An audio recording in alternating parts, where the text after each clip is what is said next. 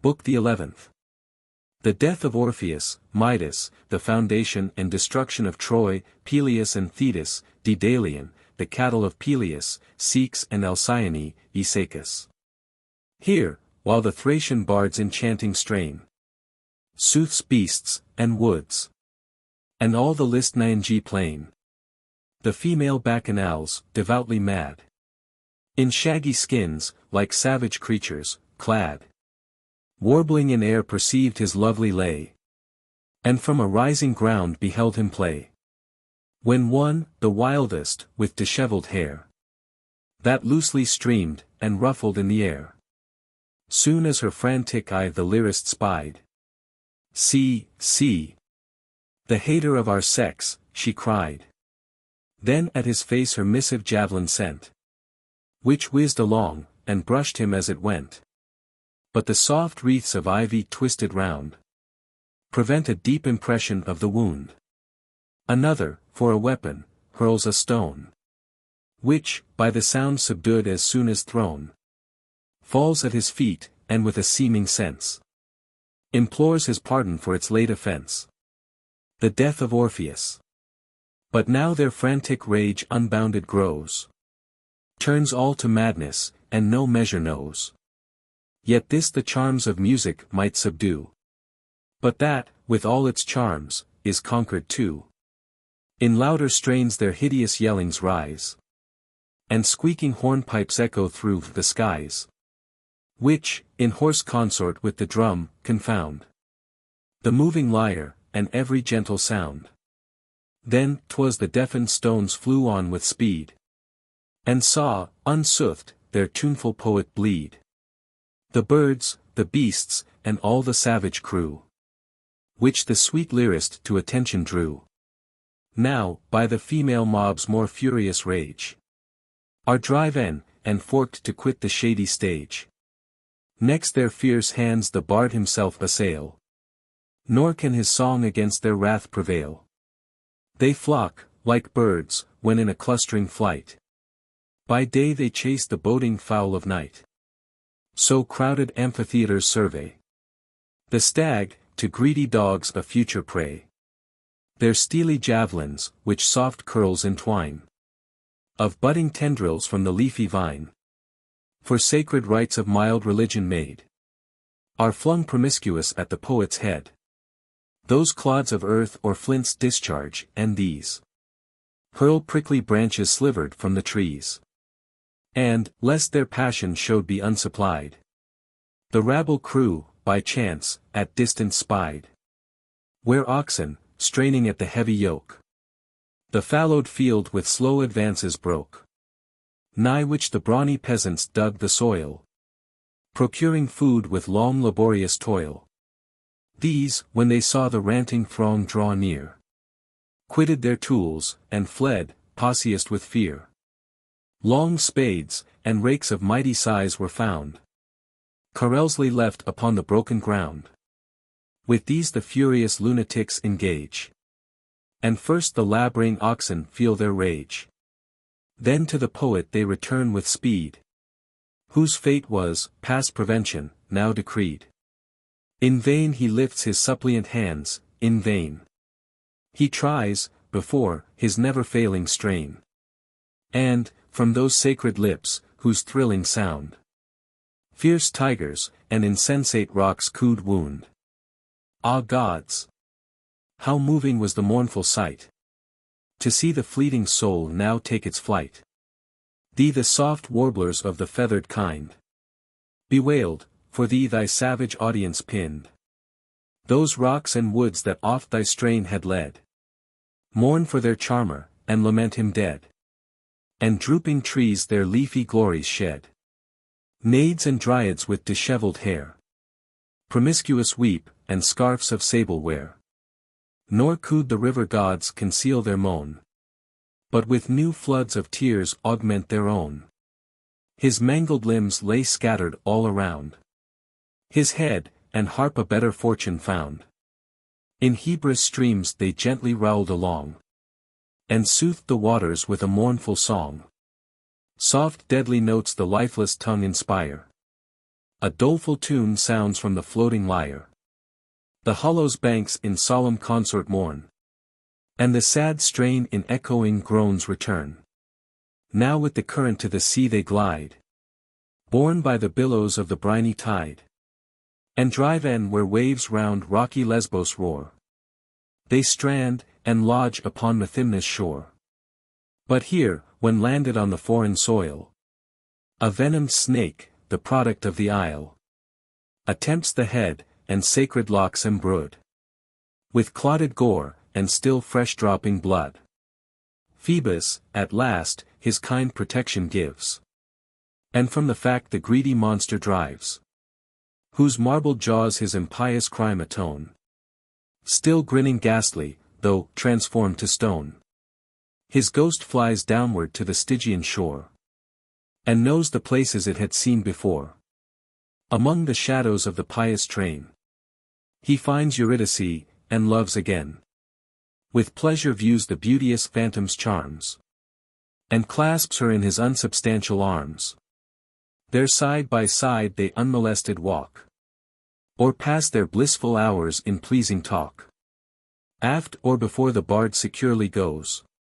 And, without danger, can review his spouse. The Thracian women transformed to trees.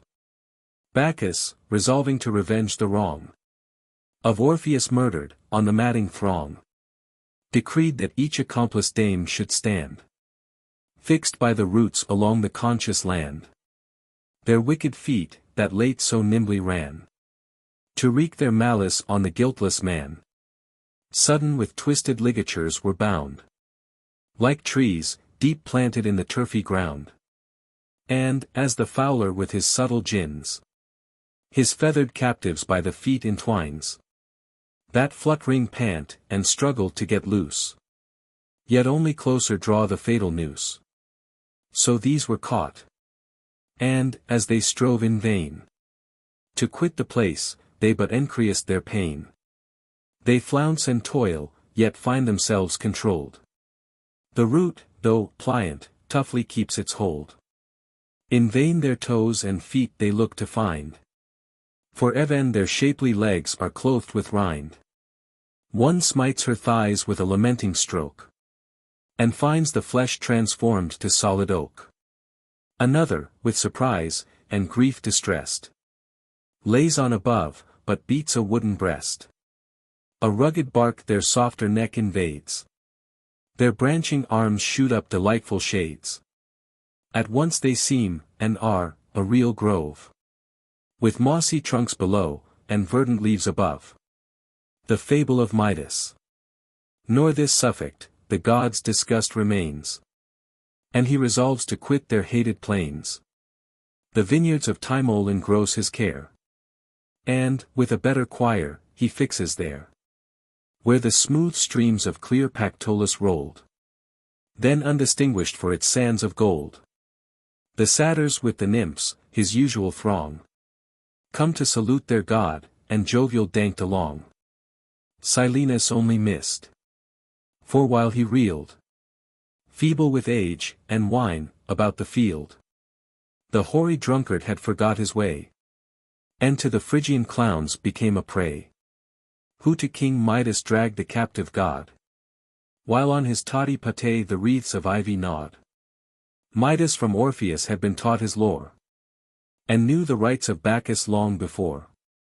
He, when he saw his venerable guest, in honor of the god ordained a feast.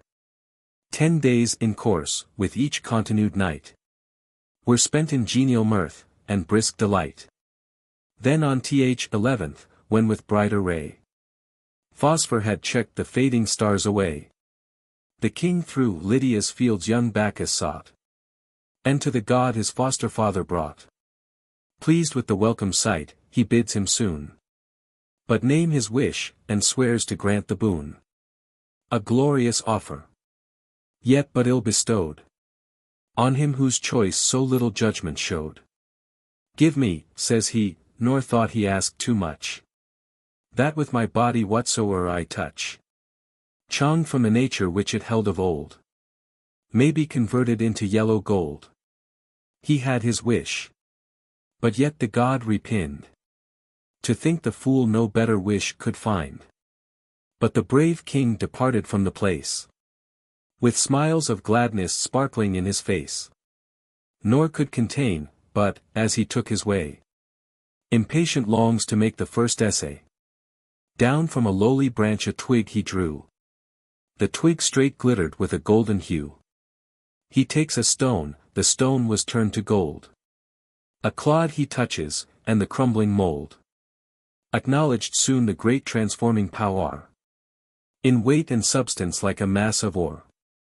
He plucked the corn, and straight his grasp appears, filled with a bending tuft of golden ears. An apple next he takes, and seems to hold the bright Hesperian vegetable gold. His hand he careless on a pillar lays. With shining gold the fluted pillars blaze. And while he washes, as the servants pour, his touch converts the stream to Danae's shore. To see these miracles so finely wrought, fires with transporting joy his giddy thought. The ready slaves prepare a sumptuous board, spread with rich dainties for their happy lord, whose powerful hands the bread no sooner hold, but its whole substance is transformed to gold. Up to his mouth he lifts the savory meat, which turns to gold as he attempts to eat. His patron's noble juice of purple hue, touched by his lips, a gilded cordial grew, unfit for drink, and wondrous to behold. It trickles from his jaws a fluid gold. The rich poor fool, confounded with surprise, starving in all his various plenty lies. Sick of his wish, he now detests the power, for which he asked so earnestly before. Amidst his gold with pinching famine cursed, and justly tortured with an equal thirst. At last his shining arms to heaven he rears, and in distress, for refuge, flies to prayers. O Father Bacchus, I have sinned, he cried, and foolishly thy gracious gift applied. Thy pity now, repenting, I implore. Oh, may I feel the golden plague no more. The hungry wretch, his folly thus confessed, touched the kind deity's good-natured breast. The gentle God annulled his first decree, and from the cruel compact set him free. But then, to cleanse him quite from further harm, and to dilute the relics of the charm, he bids him seek the stream that cuts the land, nigh where the towers of Lydian Sardis stand. Then trace the river to the fountain head, and meet it rising from its rocky bed. There, as the bubbling tide pours forth amain, to plunge his body in, and wash away the stain. The king instructed to the fount retires, but with the golden charm the stream inspires. For while this quality the man forsakes, an equal power the limpid water takes, informs with veins of gold the neighboring land, and glides along a bed of golden sand. Now loathing wealth, th occasion of his woes, far in the woods he sought a calm repose. In caves and grottos, where the nymphs resort, and keep with mountain Pan their sylvan court. Ah! Had he left his stupid soul behind, but his condition altered not his mind. For where high Molus rears his shady brow, and from his cliffs surveys the seas below, in his descent, by Sardis bounded here, by the small confines of Hypepa there, Pan to the nymphs his frolic ditties played, tuning his reeds beneath the checkered shade. The nymphs are pleased, the boasting sylvan plays, and speaks with sleight of great Apollo's lays. Molus was arbiter, the boaster still accepts the trial with unequal skill. The venerable judge was seated high on his own hill, that seemed to touch the sky. Above the whispering trees his head he rears, from their encumbering boughs to free his ears. A wreath of oak alone his temples bound, the pendant acorns loosely dangled round. In me your judge, says he, there's no delay. Then bids the goatherd god begin, and play.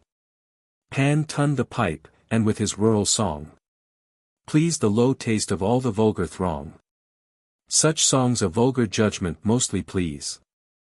Midas was there, and Midas judged with these. The mountain sire with grave deportment now to Phoebus turns his venerable brow. And, as he turns, with him the listening wood in the same posture of attention stood. The god his own Parnassian laurel crowned, and in a wreath his golden tresses bound. Graceful his purple mantle swept the ground. High on the left his four-ree lute he riced. The lute, embossed with glittering jewels, blazed. In his right hand he nicely held the quill. His easy posture spoke a master's skill. The strings he touched with more than human art, which pleased the judge's ear, and soothed his heart. Who soon judiciously the palm decreed, and to the lute postponed the squeaking reed. All, with applause, the rightful sentence heard. Midas alone dissatisfied appeared.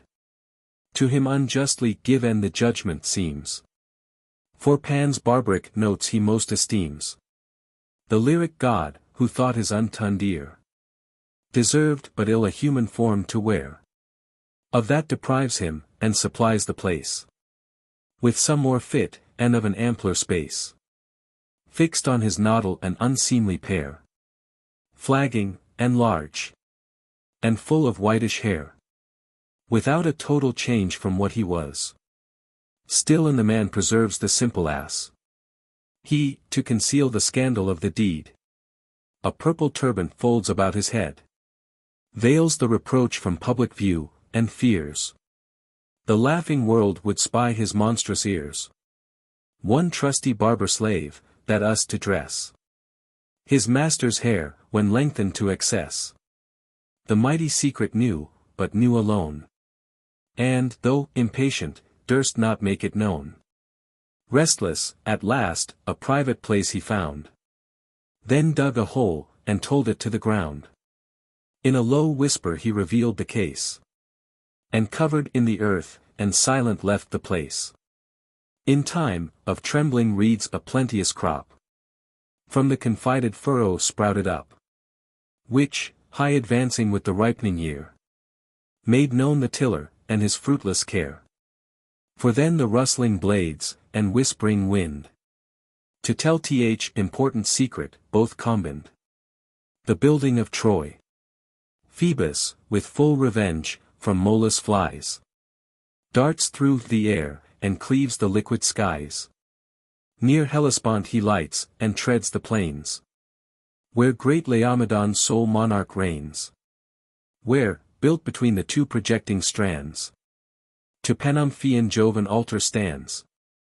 Here first aspiring thoughts the king employ, to found the lofty Toares of future Troy.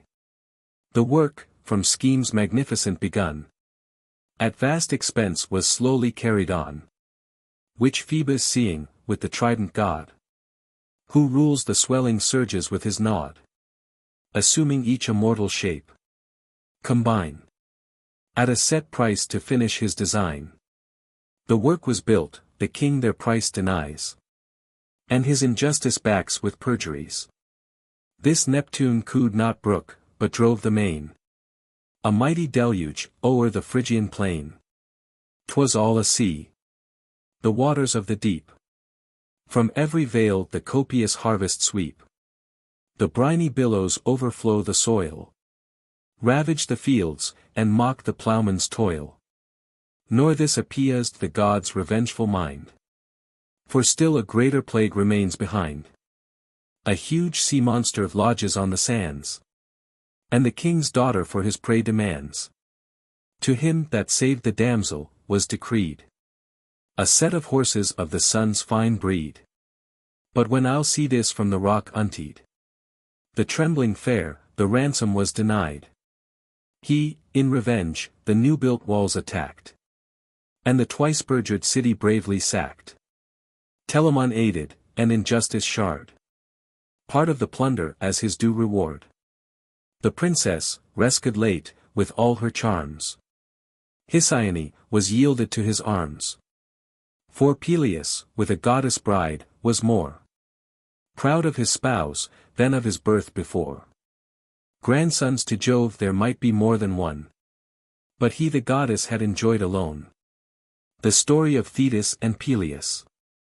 For Proteus thus to virgin Thetis said, "Fair goddess of the waves, consent to wed. And take some sprightly lover to your bed. A son you'll have, the terror of the field. To whom in fame, and power his sire shall yield. Jove, who adored the nymph with boundless love, did from his breast the dangerous flame remove. He knew the fates, nor cared to raise up one, whose fame and greatness should eclipse his own. On happy Peleus he bestowed her charms, and blessed his grandson in the goddess' arms. A silent creek Thessalia's coast can show. 2 arms project, and shape it like a bow. 'Twould make a bay, but the transparent tide does scarce the yellow gravel bottom hide. For the quick eye may through the liquid wave a firm unweedy level beach perceive. A grove of fragrant myrtle near it grows, whose boughs, though thick, a beauteous grot disclose. The well-wrought fabric, to discerning eyes, rather by art than nature seems to rise. A bridal dolphin oft fair Thetis bore to this her loved retreat, her favourite shore. Here Peleus seized her, slumbering while she lay, and urged his suit with all that love could say. But when he found her obstinately coy, resolved to force her, and command the joy. The nymph, o'erpoured, to art for succor flies, and various shapes the eager youth surprise. A bird she seems, but plies her wings in vain. His hands the fleeting substance still detain. A branchy tree high in the air she grew. About its bark his nimble arms he threw. A tiger next she glares with flaming eyes. The frightened lover quits his hold, and flies. The sea gods he with sacred rites adores. Then a libation on the ocean pours, while the fat entrails crackle in the fire, and sheets of smoke in sweet perfume aspire. Till Proteus rising from his oozy bed, thus to the poor desponding lover said, "No more in anxious thoughts your mind employ, for yet you shall possess the dear expected joy. You must once more unwary nymph surprise, as in her coolly grot she slumbering lies. Then bind her fast with unrelenting hands, and strain her tender limbs with knotted bands. Still hold her under every different shape, till tiered she tries no longer to escape." Thus he, then sunk beneath the glassy flood, and broken accents fluttered, where he stood. The transformation of Daedalian bright soul had almost now his journey done, and down the steepy western convex run, when the fair Nereid left the briny wave, and, as she retreated to her cave. He scarce had bound her fast, when she arose, and into various shapes her body throws. She went to move her arms, and found him tied. Then with a sigh, "Some god assists ye," cried, and in her proper shape stood blushing by his side. About her waist his longing arms he flung, from which embrace the great Achilles sprung. Peleus unmixed felicity enjoyed, blessed in a valiant son, and virtuous bride, till fortune did in blood his hands embrue, and his own brother by cursed chance he slew. Then driven from Thessaly, his native clime, Trachinia first gave shelter to his crime, where peaceful Sikhs mildly filled the throne, and like his sire, the morning planet, shone. But now, unlike himself, bedewed with tears, mourning a brother lost, his brow appears. First to the town with travel spent, and care, Peleus, and his small company repair.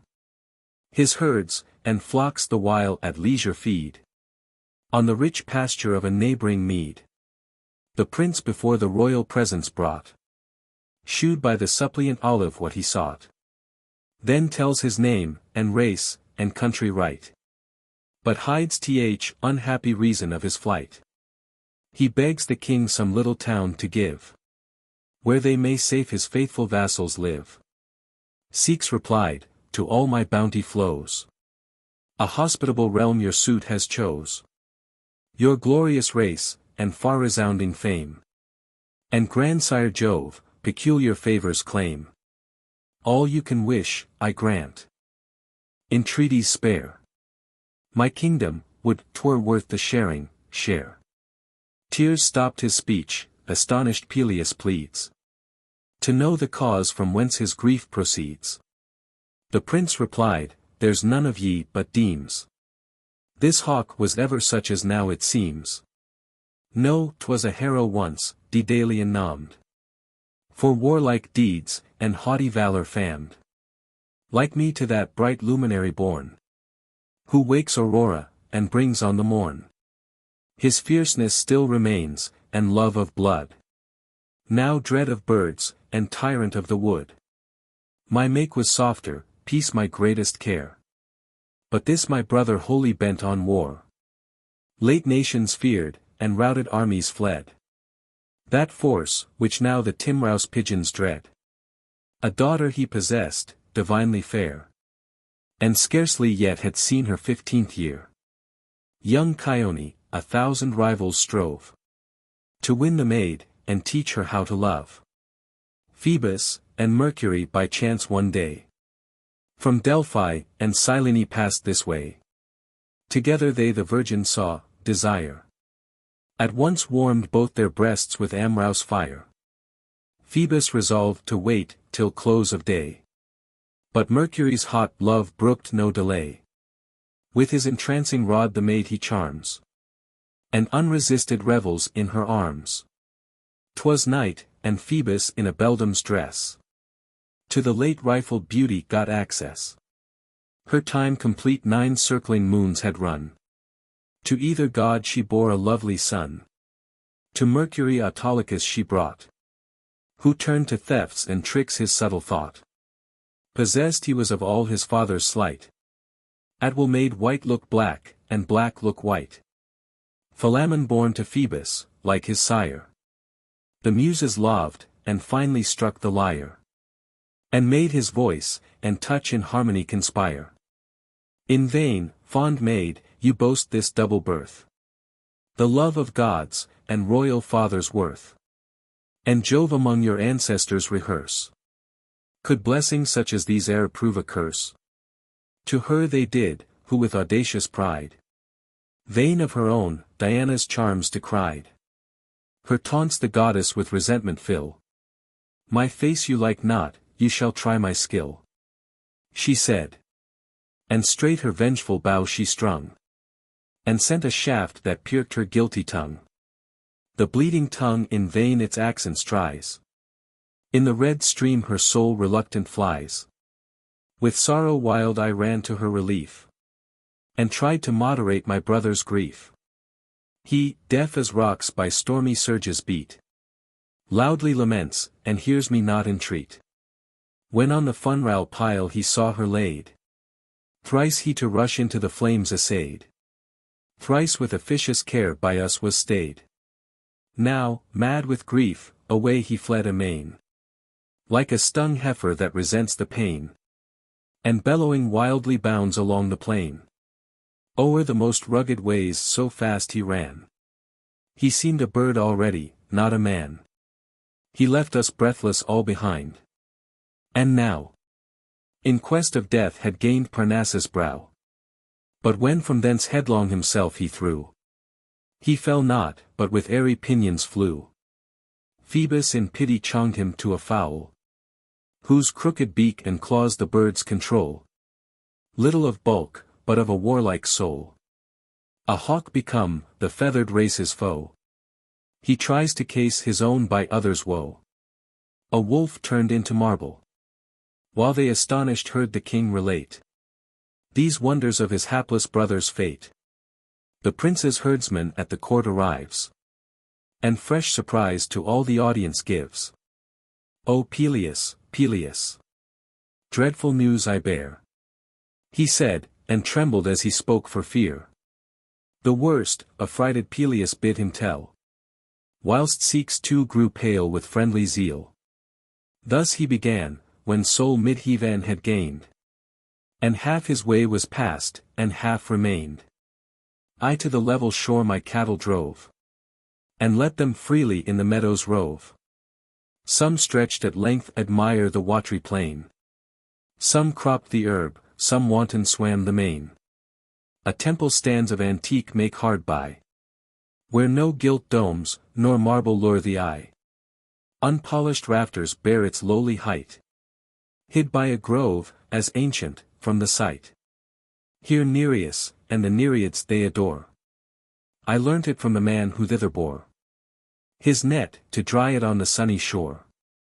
Adjoins a lake, inclosed with willows round, where swelling waves have overflowed the mound, and, muddy, stagnate on the lower ground.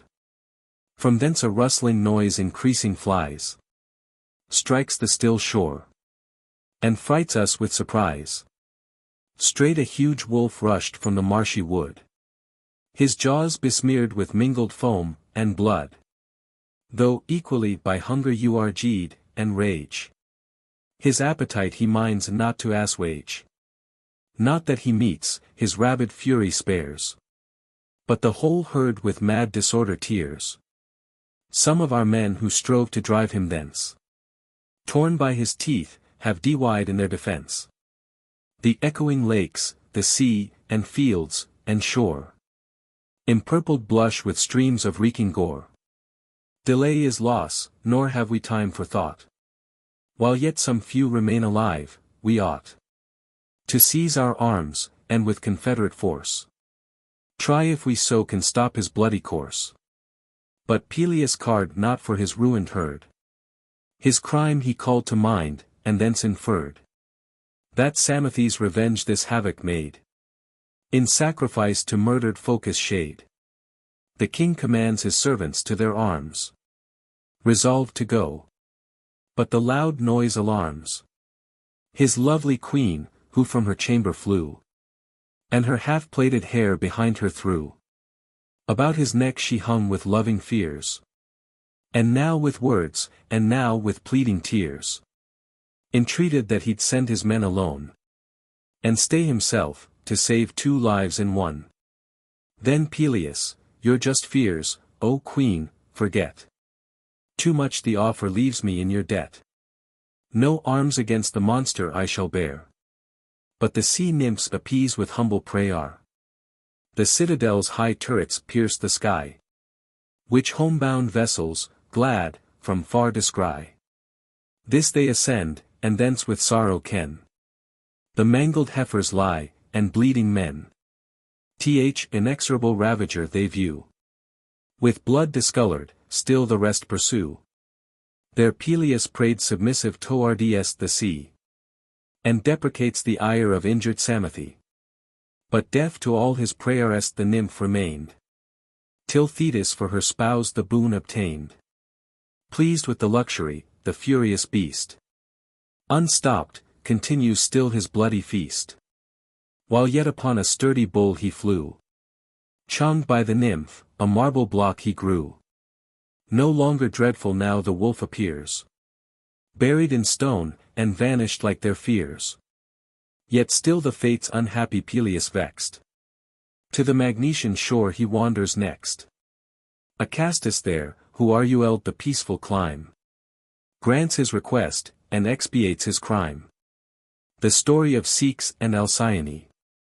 These prodigies affect the pious prince, but more perplexed with those that happened since.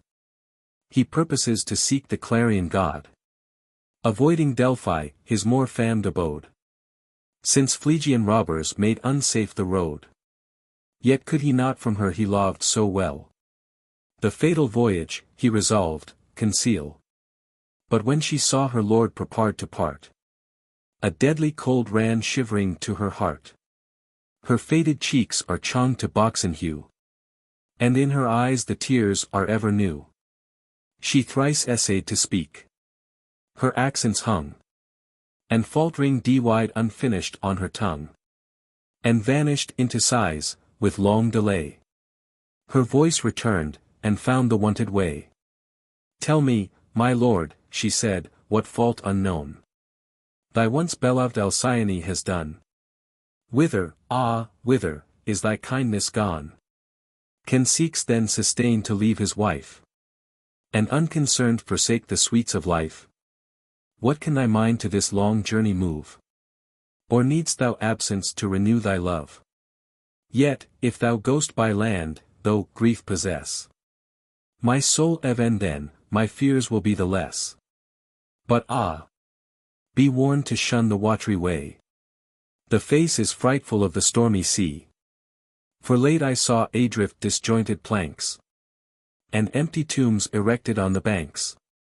Nor let false hopes to trust betray thy mind. Because my sire in caves constrains the wind, can with a breath their clamorous rage appease. They fear his whistle, and forsake the seas. Not so, for once indulged, they sweep the main. Deaf to the call, or hear in vain. But bent on mischief bear the waves before. And not content with seas, insult the shore. When ocean, air, and earth, at once engage, and rooted forests fly before their rage. At once the clashing clouds to battle move, and lightnings run across the fields above. I know them well, and mark their rude comport, while yet a child within my father's court. In times of tempest they command alone, and he but sits precarious on the throne. The more I know, the more my fears augment. And fears are oft prophetic of th event.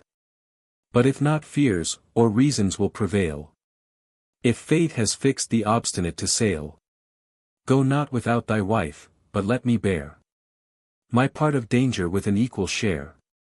And present, what I suffer only fear. Then o'er the bounding billows shall we fly, secure to live together, or to die. These reasons moved her warlike husband's heart. But still he held his purpose to depart. For as he loved her equal to his life, he would not to the seas expose his wife. Nor could be wrought his voyage to refrain, but sought by arguments to soothe her pain. Nor these availed. At length he lights on one, with which so difficult a cause he won. My love, so short an absence cease to fear. For by my father's holy flame I swear, before 2 moons their orb with light adorn, if he then allow me life, I will return. This promise of so short a stay prevails. He soon equips the ship, supplies the sails, and gives the word to launch. She trembling views this pomp of death, and parting tears renews. Last with a kiss, she took a long farewell. Sight with a sad presage, and swooning fell. While seeks delays, the lusty crew riced on their banks, their oars in order drew. To their broad breasts, the ship with fury flew. The queen recovered, rears her humid eyes, and first her husband on the poop espies, shaking his hand at distance on the main. She took the sign, and shook her hand again. Still as the ground recedes, contracts her view with sharpened sight, till she no longer knew the much-loved face, that comfort lost supplies. With less, and with the galley feeds her eyes.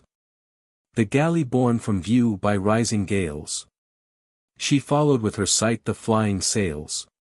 When even the flying sails were seen no more, forsaken of all sight she left the shore. Then on her bridal bed her body throws, and sought in sleep her wearied eyes to close. Her husband's pillow, and the widowed part, which once he pressed, renewed the former smart. And now a breeze from shore began to blow. The sailors shipped their oars, and ceased to row. Then hoist their yards a-trip, and all their sails let fall, to court the wind, and catch the gales. By this the vessel half her course had run. Both showers were lost to sight.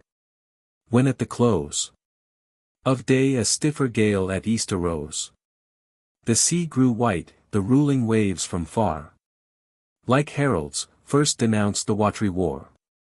This seen, the master soon began to cry, strike, strike the topsail, let the mainsheet fly. And furl your sails, the winds repel the sound. And in the speaker's mouth the speech is drowned. Yet of their own accord, as danger taught.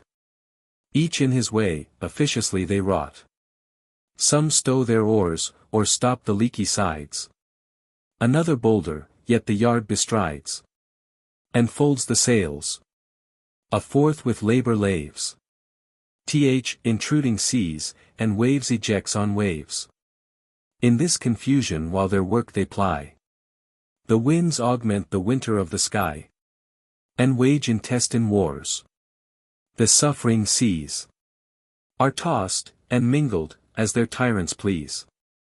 The master would command, but in despair of safety, stands amazed with stupid care. Nor what to bid, or what forbid he knows. Ungoverned tempest to such fury grows. Vain is his force, and vainer is his skill. With such a concourse comes the flood of ill. The cries of men are mixed with rattling shrouds. Seas dash on seas, and clouds encounter clouds. At once from east to west, from pole to pole. The forky lightnings flash, the roaring thunders rowl. Now waves on waves ascending scale the skies. And in the fires above the water fries. When yellow sands are sifted from below. The glittering billows give a golden show. And when the fouler bottom spews the black. The Stygian dye the tainted waters take. Then frothy white appear the flatted seas. And change their color, changing their disease. Like various fits the Trochin vessel finds. And now sublime, she rides upon the winds. As from a lofty summit looks from high. And from the clouds beholds the nether sky. Now from the depth of hell they lift their sight. And at a distance see superior light. The lashing billows make a loud report. And beat her sides, as battering rams a fort. Or as a lion bounding in his way. With force augmented, bears against his prey. Sidelong to seize. Or unapled with fear. Springs on the toils, and rushes on the spear. So seas impelled by winds, with added power. Assault the sides, and o'er the hatches towar.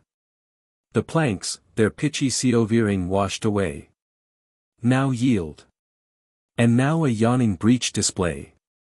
The roaring waters with a hostile tide. Rush through the ruins of her gaping side. Meantime in sheets of rain the sky descends. An ocean swelled with waters upwards tends. One rising, falling one, the heave and sea. Meet at their confines, in the middle way. The sails are drunk with shoras, and drop with rain. Sweet waters mingle with the briny main. No star appears to lend his friendly light. Darkness, and tempest make a double night. But flashing fires disclose the deep by turns. And while the lightnings blaze, the water burns. Now all the waves their scattered force unite. And as a soldier foremost in the fight. Makes way for others, and an host alone. Still presses on, and urging gains the town. So while invading billows come abreast. The hero 10th advanced before the rest. Sweeps all before him with impetuous sway. And from the walls descends upon the prey. Part following enter, part remain without. With envy hear their fellows conquering shout. And mount on others' backs, in hopes to share. The city, thus become the seat of war. An universal cry resounds aloud. The sailors run in heaps, a helpless crowd. Art fails, and courage falls, no succor near. As many waves, as many deaths appear. One weeps, and yet despairs of late relief. One cannot weep, his fears congeal his grief. But stupid, with dry eyes expects his fate. One with loud shrieks laments his lost estate. And calls those happy whom their funrals wait. This wretch with prayers and vows the gods implores. And even the skies he cannot see, adores. That other on his friends his thoughts bestows. His careful father, and his faithful spouse. The covetous worldling in his anxious mind thinks only on the wealth he left behind. All seeks his Alcyone employs. For her he grieves, yet in her absence joys. His wife he wishes, and would still be near. Not her with him, but wishes him with her. Now with last looks he seeks his native shore, which fate has destined him to see no more. He sought, but in the dark tempestuous night he knew not whither to direct his sight. So whirl the seas, such darkness blinds the sky, that the black night receives a deeper dye. The giddy ship ran round. The tempest tore her mast, and overboard the rudder bore. One billow mounts, and with a scornful brow, proud of her conquest gained, insults the waves below. Nor lighter falls, than if some giant tore Pindus and Athos with the freight they bore, and tossed on seas, pressed with the ponderous blow. Down sinks the ship within th abyss below. Down with the vessel sink into the main. The many, never more to rise again. Some few on scattered planks, with fruitless care, lay hold, and swim. But while they swim, despair. Even he who late a scepter did command, now grasps a floating fragment in his hand. And while he struggles on the stormy main, invokes his father, and his wife's, in vain. But yet his consort is his greatest care. Alcyone he names amidst his prayer. Names as a charm against the waves and wind. Most in his mouth, and ever in his mind. Tiered with his toil, all hopes of safety past. From prayers to wishes he descends at last. That his dead body, wafted to the sands, might have its burial from her friendly hands. As oft as he can catch a gulp of air, and peep above the seas, he names the fair. And even when plunged beneath, on her he raves, murmuring Alcyone below the waves. At last a falling billow stops his breath, breaks o'er his head, and whelms him underneath. That night, his heathen ly form obscured with tears. And since he was forbid to leave the skies, he muffled with a cloud his mournful eyes. Meantime Alcyone, his fate unknown, computes how many nights he had been gone. Observes the waning moon with hourly view, numbers her age, and wishes for a new. Against the promised time provides with care, and hastens in the woof the robes he was to wear. And for herself employs another loom, new dress to meet her lord returning home, flattering her heart with joys that never were to come. She fummed the temples with an odorous flame, and oft before the sacred altars came, to pray for him, who was an empty name. All powers implored, but far above the rest. To Juno she her pious vows addressed, her much-loved lord from perils to protect, and safe o'er seas his voyage to direct. Then prayed, that she might still possess his heart, and no pretending rival share a part. This last petition heard of all her prayer. The rest, dispersed by winds, were lost in air. But she, the goddess of the nuptial bed, teared with her vain devotions for the dead, resolved the tainted hand should be repelled, which incense offered, and her altar held. Then Iris thus bespoke, thou faithful maid, by whom thy queen's commands are well conveyed, haste to the house of sleep, and bid the god, who rules the night by visions with a nod, prepare a dream, in figure, and in form, resembling him, who perished in the storm. This form before Alcyone present, to make her certain of the sad event. Endued with robes of various hue she flies, and flying draws an arch, a segment of the skies. Then leaves her bending bow, and from the steep descends, to search the silent house of sleep. The house of sleep, near the Cimmerians, in his dark abode, deep in a cavern, dwells the drowsy god, whose gloomy mansion nor the rising sun, nor setting, visits, nor the lightsome noon. But lazy vapors round the region fly. Perpetual twilight, and a doubtful sky. No crowing cock does there his wings display. Nor with his horny bill provoke the day. Nor watchful dogs, nor the more wakeful geese. Disturb with nightly noise the sacred peace. Nor beast of nature, nor the tame are nigh. Nor trees with tempests rocked, nor human cry. But safe repose without an air of breath. Dwells here, and a dumb quiet next to death. An arm of Lethe, with a gentle flow. Arising upwards from the rock below. The palace moats, and o'er the pebbles creeps. And with soft murmurs calls the coming sleeps. Around its entry nodding poppies grow. And all cool simples that sweet rest bestow. Night from the plants their sleepy virtue drains. And passing, sheds it on the silent plains. No door there was unguarded house to keep. On creaking hinges turned, to break his sleep. But in the gloomy court was riced a bed. Stuffed with black plumes, and on an ebon stead. Black was the sea veering too, where lay the god. And slept supine, his limbs displayed abroad. About his head fantastic visions fly. Which various images of things supply. And mock their forms. The leaves on trees not more. Nor bearded ears in fields, nor sands upon the shore. The virgin entering bright, indulged the day. To the brown cave, and brushed the dreams away. The god disturbed with this new glare of light. Cast sudden on his face, unsealed his sight. And riced his tardy head, which sunk again. And sinking, on his bosom knocked his chin. At length shook off himself, and asked the dame. And asking yawned, for what intent she came.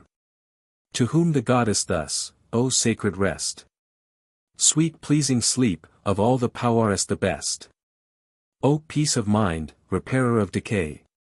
Whose balms renew the limbs to labors of the day. Care shuns thy soft approach, and sullen flies away.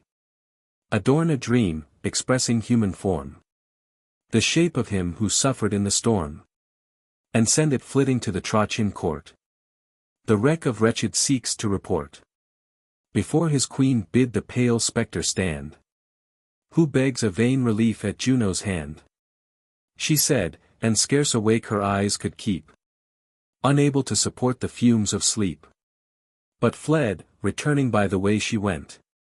And swerved along her bow with swift ascent. The god, uneasy, till he slept again. Resolved at once to rid himself of pain. And, though, against his custom, called aloud. Exciting Morpheus from the sleepy crowd. Morpheus, of all his numerous train, expressed. The shape of man, and imitated best. The walk, the words, the gesture could supply. The habit mimic, and the main belly. Plays well, but all his action is confined. Extending not beyond our human kind. Another, birds, and beasts, and dragons apes. And dreadful images, and monster shapes. This demon, Iselos, in Heaven's high hall. The gods have nommed, but men folk recall. A third is Phantasis, whose actions rowl. On meaner thoughts, and things devoid of soul. Earth, fruits, and flowers he represents in dreams. And solid rocks unmoved, and running streams. These three to kings, and chiefs their scenes display. The rest before ignoble commons play. Of these the chosen Morpheus is dispatched. Which done, the lazy monarch, overwatched. Down from his propping elbow drops his head. Dissolved in sleep, and shrinks within his bed. Darkling the demon glides, for flight prepared. So soft, that scarce his fanning wings are heard. To Trachin, swift as thought, the flitting shade. Through air his momentary journey made. Then lays aside the steerage of his wings. Forsakes his proper form, assumes the king's. And pale, as death, despoiled of his array. Into the queen's apartment takes his way. And stands before the bed at dawn of day. Unmoved his eyes, and wet his beard appears. And shedding vain, but seeming real tears. The briny waters dropping from his hairs. Then staring on her with a ghastly look. And hollow voice, he thus the queen bespoke. Know'st thou not me? Not yet, unhappy wife. Or are my features perished with my life? Look once again, and for thy husband lost. Lo, all that's left of him, thy husband's ghost. Thy vows for my return were all in vain. The stormy south o'ertook us in the main. And never shalt thou see thy living lord again. Bear witness, heathen, I called on thee in death. And while I called, a billow stopped my breath. Think not, that flying fame reports my fate. I present, I appear, and my own wreck relate. Rise, wretched widow, rise. Nor undeplored. Permit my soul to pass the Stygian ford. But rise, prepared in black, to mourn thy perished lord. Thus said the player god. And adding art of voice and gesture, so performed his part. She thought, so like her love the shade appears. That Seeks spake the words, and Seeks shed the tears. She groaned, her inward soul with grief oppressed. She sighed, she wept, and sleeping beat her breast. Then stretched her arms to embrace his body bare. Her clasping arms enclose but empty air. At this, not yet awake, she cried, "Oh stay! One is our fate, and common is our way." So dreadful was the dream, so loud she spoke, that starting sudden up, the slumber broke. Then cast her eyes around, in hope to view her vanished lord, and find the vision true. For now the maids, who waited her commands, ran in with lighted tapers in their hands. Teared with the search, not finding what she seeks. With cruel blows she pounds her blubber cheeks. Then from her beaten breast the linen tear. And cut the golden caul that bound her hair. Her nurse demands the cause. With louder cries. She prosecutes her griefs, and thus replies. No more Alcyone. She suffered death.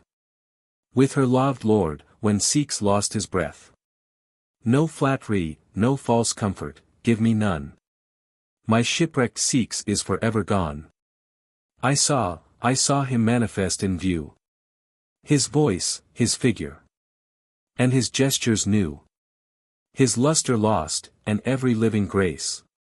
Yet I retained the features of his face. Though, with pale cheeks, wet beard, and dropping hair.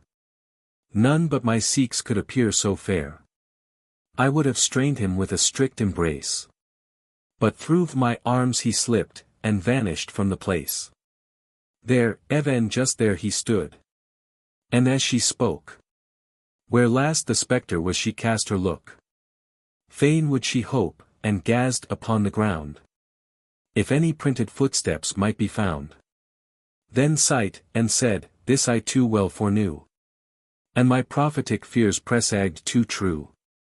'Twas what I begged, when with a bleeding heart I took my leave, and suffered thee to part. Or I to go along, or thou to stay. Never, never to divide our way. Happier for me, that all our hours assigned. Together we had lived, even not in death disjoined. So had my Seeks still been living here. Or with my Seeks I had perished there. Now I die absent, in the vast profound. And me, without myself, the seas have drowned. The storms were not so cruel, should I strive to lengthen life, and such a grief survive. But neither will I strive, nor wretched thee in death forsake, but keep thee company. If not one common sepulchre contains our bodies, or one urn our last remains. Yet Seeks and Alcyone shall join. Their names remembered in one common line.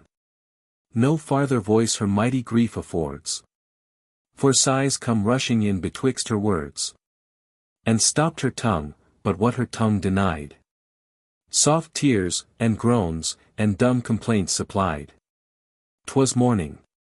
To the port she takes her way. and stands upon the margin of the sea. That place, that very spot of ground she sought, or thither by her destiny was brought, where last he stood, and while she sadly said, "'Twas here he left me, lingering here delayed his parting kiss, and there his anchors wait." Thus speaking, while her thoughts past actions trace, and call to mind, admonished by the place, sharp at her utmost can she cast her eyes, and somewhat floating from afar descries. It seems a core adrift to distant sight, but at a distance who could judge aright? It wafted nearer yet, and then she knew that what before she but surmised, was true. A core it was, but whose it was, unknown. Yet Ovídio, how, she made the cause her own. Took the bad omen of a shipwrecked man, as for a stranger wept, and thus began. "Poor wretch, on stormy seas to lose thy life. Unhappy thou, but more thy widowed wife." At this she paused, for now the flowing tide had brought the body nearer to the side. The more she looks, the more her fears increase, at nearer sight. And she's herself the less now driven ashore, and at her feet it lies. She knows too much in knowing whom she sees. Her husband's core, at this she loudly shrieks. "'Tis he," she cries, and tears her cheeks, her hair, and vest. And stooping to the sands, about his neck she cast her trembling hands. "And is it thus, O dearer than my life? Thus return'st thou to thy longing wife?" She said, and to the neighboring mole she strode. Rice there to break incursions of the flood. Headlong from hence to plunge herself she springs, but shoots along, supported on her wings. A bird new made, about the banks she plies, not far from shore, and short excursions tries. Nor seeks in air her humble flight to raise, content to skim the surface of the seas. Her bill though slender, sends a creaking noise, and imitates a lamentable voice. Now lighting where the bloodless body lies, she with a funral note renews her cries. At all her stretch, her little wings she spread, and with her feathered arms embraced the dead. Then flickering to his pallid lips, she strove to print a kiss, the last essay of love. Whether the vital touch revived the dead, or that the moving waters riced his head, to meet the kiss, the vulgar doubt alone. For sure a present miracle was shown. The gods their shapes to winter birds translate, but both obnoxious to their former fate. Their conjugal affection still is tied, and still the mournful race is multiplied. They bill, they tread, Alcyone compressed. 7 days sits brooding on her floating nest. A wintry queen, her sire at length is kind, calms every storm, and hushes every wind. Prepares his empire for his daughter's ease, and for his hatching nephews smooths the seas. Aeacus transformed into a cormorant, these some old man sees wanton in the air, and praises the unhappy constant pair. Then to his friend the long-necked cormorant shows the former tale reviving others' woes. That sable bird, he cries, which cuts the flood, with slender legs, was once of royal blood. His ancestors from mighty Tros proceed, the brave Laomedon, and Ganymede, whose beauty tempted Jove to steal the boy, and Priam, hapless prince, who fell with Troy. Himself was Hector's brother, and, had fate but given this hopeful youth a longer date, perhaps had rivaled warlike Hector's worth, though, on the mother's side of meaner birth. Fair Alexotho, a country maid, bare Aeacus by stealth in Ida's shade. He fled the noisy town, and pompous court, loved the lone hills, and simple rural sport, and seldom to the city would resort. Yet he no rustic clownishness professed, nor was soft love a stranger to his breast. The youth had long the nymph Hespere wooed, Oft through the thicket, or the mead pursued.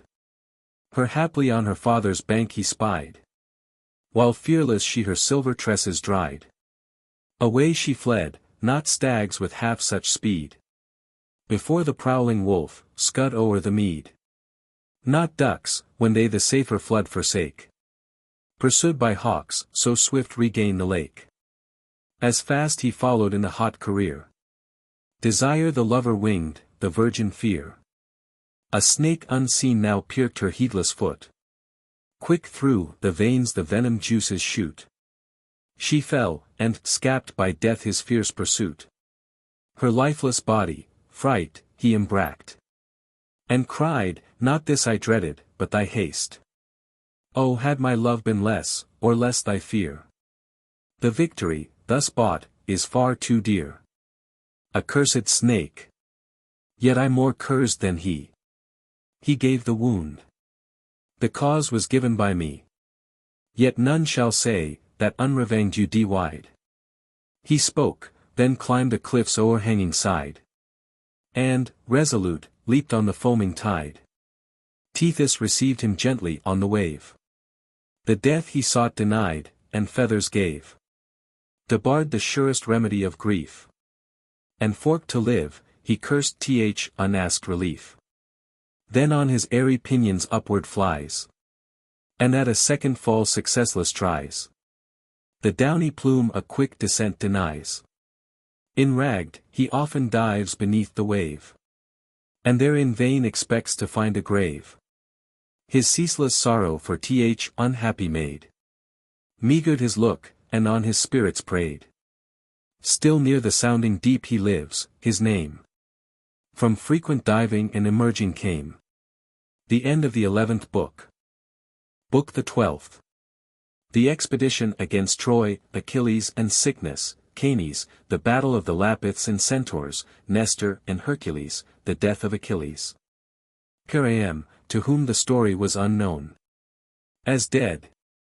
Deplored his metamorphosed son. A cenotaph his name, and title kept. And Hector round the tomb, with all his brothers, wept. This pious office Paris did not share. Absent alone, and author of the war. Which, for the Spartan queen, the Grecians drew. Avenged the rape, and Asia to subdue. The Trojan War. 1,000 ships were manned, to sail the sea. Nor had their just resentments found delay. Had not the winds, and waves opposed their way. At Aulis, with united powers they meet. But there, cross winds or calms detained the fleet. Now, while they raise an altar on the shore. And Jove with solemn sacrifice adore. A boding sign the priests and people see. A snake of size immense ascends a tree. And, in the leafy summit, spied a nest. Which o'er her callow young, a sparrow pressed. 8 were the birds unfledged. Their mother flew. And hovered round her care, but still in view. Till the fierce reptile first devoured the brood. Then seized the fluttering dam, and drunk her blood. This dire ostent, the fearful people view. Calchas alone, by Phoebus taught, foreknew. What he then decreed. And with a smiling glance. Thus gratulates to Greece her happy chance. O Argives, we shall conquer, Troy is ours. But long delays shall first afflict our powers. 9 years of labor, the 9 birds portend. The 10th shall in the town's destruction end. The serpent, who his maw obscene had filled. The branches in his curled embraces held. But, as in spires he stood, he turned to stone. The stony snake retained the figure still his own. Yet, not for this, the wind-bound navy wait. Slack were their sails, and Neptune disobeyed. Some thought him loath the town should be destroyed. Whose building had his hands divine employed. Not so the seer. Who knew, and known foreshowed. The virgin Phoebe, with a virgin's blood. Must first be reconciled, the common cause. Prevailed, and pity yielding to the laws. Fair Iphigenia the devoted maid. was, by the weeping priests, in linen robes arrayed. All mourn her fate, but no relief appeared. The royal victim bound, the knife already reared. When that offended power, who cowsed their woe, relenting eased her wrath, and stopped the coming blow. A mist before the ministers she cast. And, in the virgin's room, a hind she placked. Oblation slain, and Phoebe, reconciled. The storm was hushed, and dimpled ocean smilled. A favorable gale arose from shore, which to the port desert, the Grecian galleys bore. The house of fame. Full in the midst of this created space. Betwixt heaven, earth, and skies, there stands a place.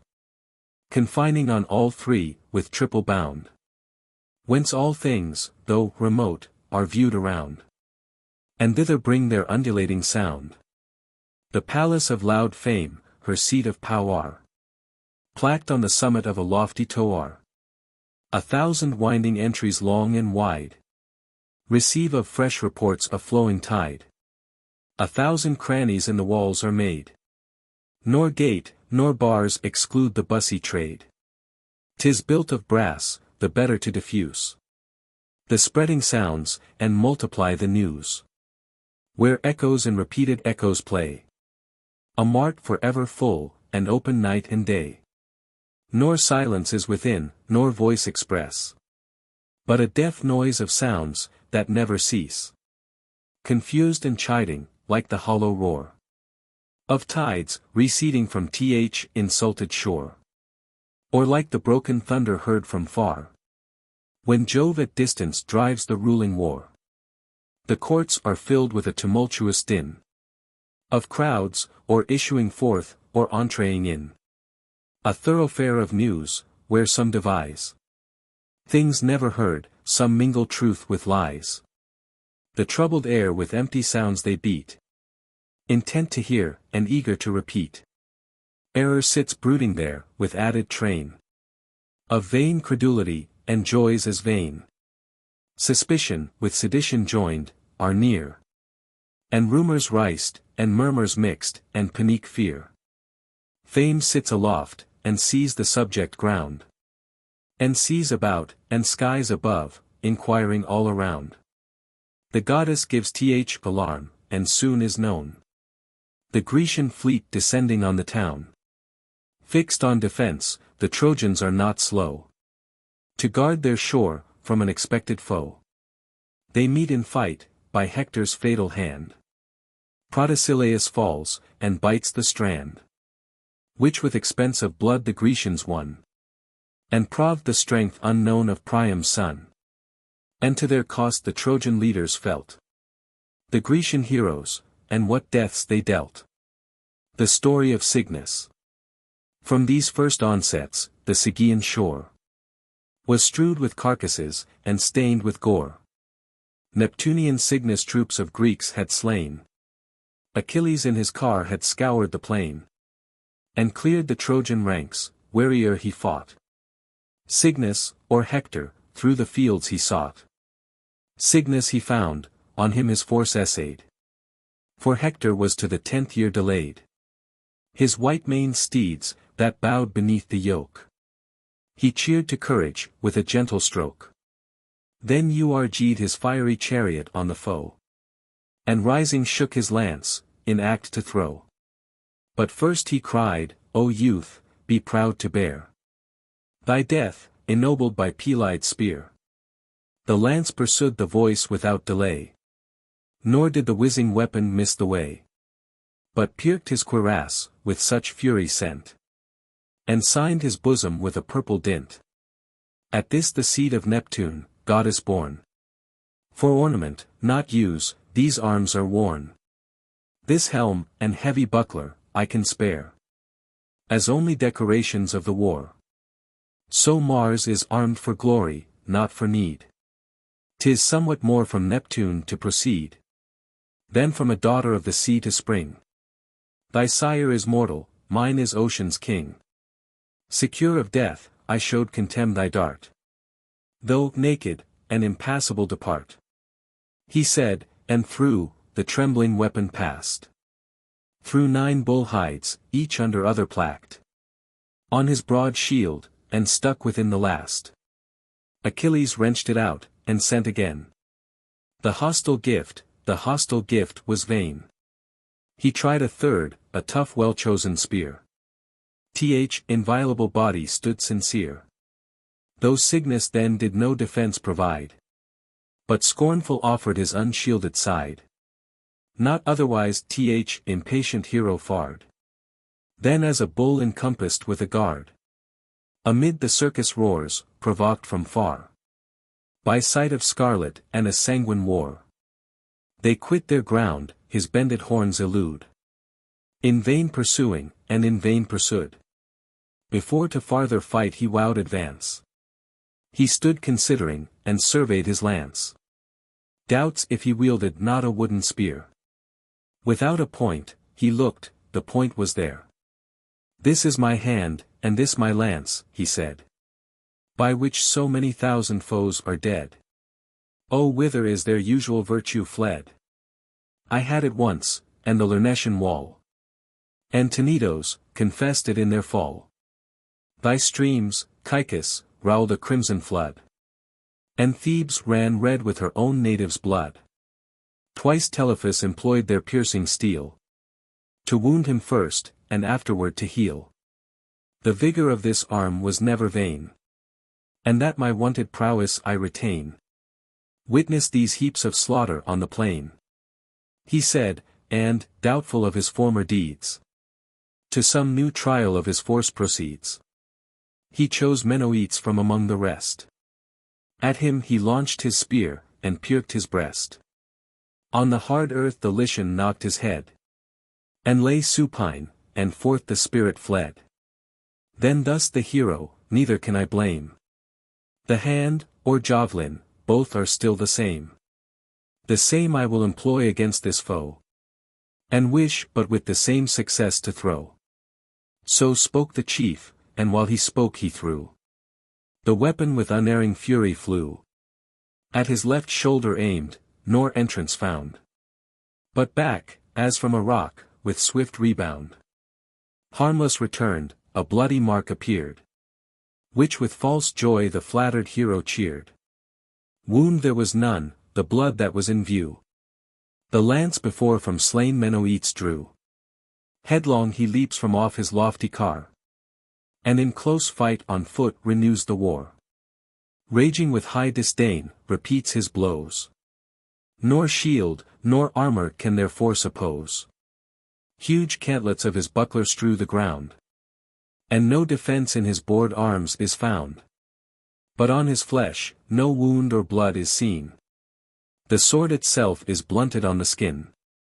This vain attempt the chief no longer bears, but round his hollow temples and his ears. His buckler beats, the son of Neptune, stunned. With these repeated buffets, quits his ground.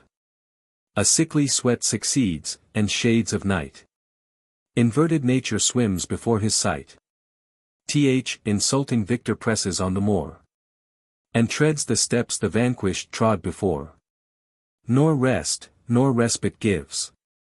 A stone there lay behind his trembling foe, and stopped his way. Achilles took advantage which he found. O'erturned and pushed him backward on the ground. His buckler held him under, while he pressed with both his knees above his panting breast. Unlacked his helm, about his chin the twist he tied, and soon the strangled soul dismissed. With eager haste he went to strip the dead. The vanished body from his arms was fled. His sea-god sire, immortalize his frame, had turned it to a bird that bears his name. A truce succeeds the labors of this day, and arms suspended with a long delay, while Trojan walls are kept with watch and ward. The Greeks before their trenches mount the guard.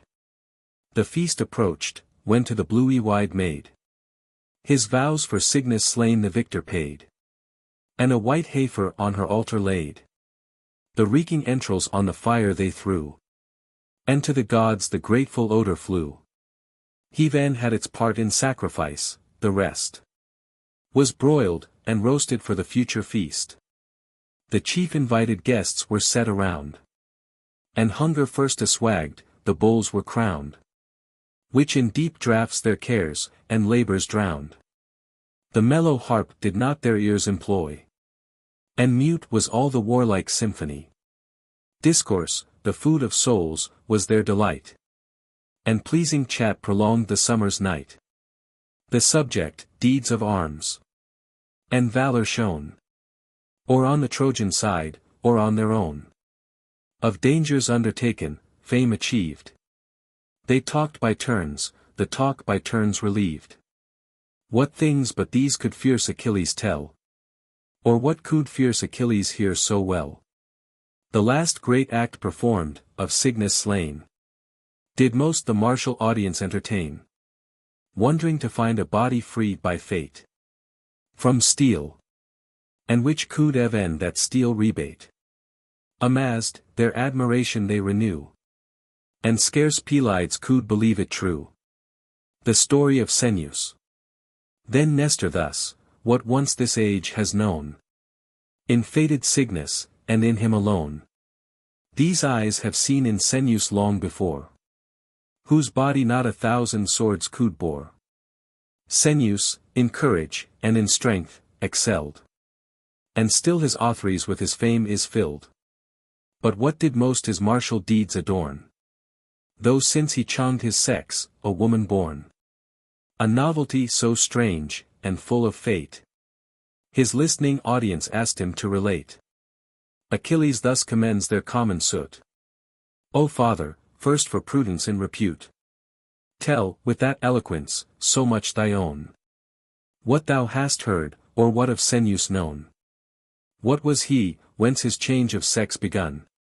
What trophies, joined in wars with thee, he won? Who conquered him, and in what fatal strife? The youth, without a wound, could lose his life. Neleids then, though tardy age, and time, have shrunk my sinews, and decayed my prime. Though much I have forgotten of my store, yet not exhausted, I remember more. Of all that arms achieved, or peace designed, that action still is fresher in my mind than aught beside. If reverend age can give to faith a sanction, in my third I live. 'Twas in my second century, I surveyed young Canes, then a fair Thessalian maid. Canes the bright, was born to high command, a princess, and a native of thy land. Divine Achilles, every tongue proclaimed her beauty, and her eyes all hearts inflamed. Peleus, thy sire, perhaps had sought her bed among the rest, but he had either led thy mother then, or was by promise tied. But she to him, and all, alike her love denied. It was her fortune once to take her way along the sandy margin of the sea. The power of ocean viewed her as she passed, and, loved as soon as seen, by force embracked. So fame reports. Her virgin treasure seized, and his new joys, the ravisher so pleased, that thus, transported, to the nymph he cried, ask what thou wilt, no prayer shall be denied. This also fame relates, the haughty fair, who not the rape even of a god could bear. This answer, proud, returned, to mighty wrongs. A mighty recompense, of right, belongs. Give me no more to suffer such a shame, but change the woman, for a better name. One gift for all, she said, and while she spoke, a stern, majestic, manly tone she took. A man she was, and as the Godhead swore, to Ceneus turned, who Canes was before. To this the lover adds, without request, no force of steel showed violate his breast. Glad of the gift, the new-made warrior goes, and arms among the Greeks, and longs for equal foes. The skirmish between the Centaurs and Lapithites. Now brave Perithous, bold Ixion's son, the love of fair Hippodame had won. The cloud-begotten race, half man, half beast, invited, came to grace the nuptial feast. In a cool cave's recess the treat was made, whose entrance, trees with spreading boughs o'ershade. They sate, and summoned by the bridegroom, came to mix with those, the Lapithian name.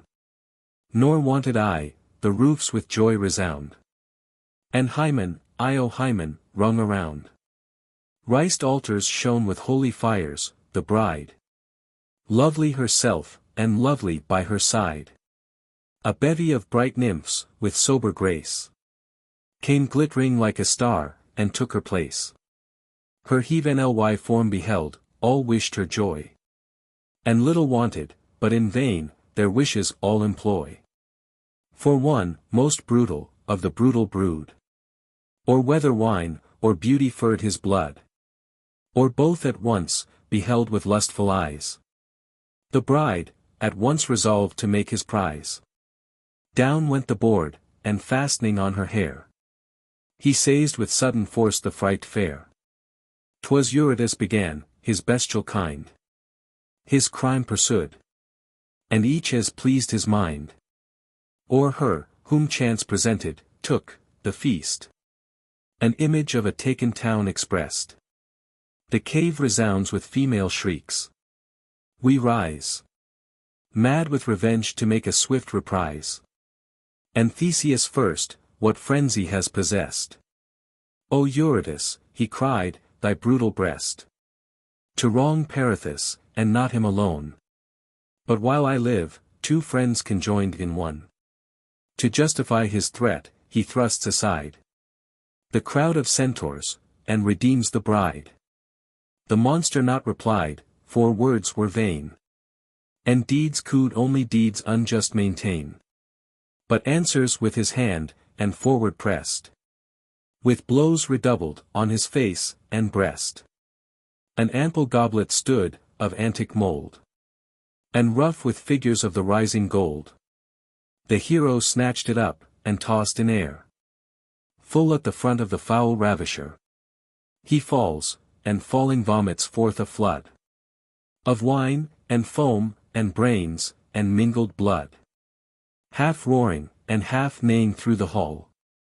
Arms, arms, the double formed with fury call, to wreak their brother's death, a medley flight of bowls, and jars, at first supply the fight.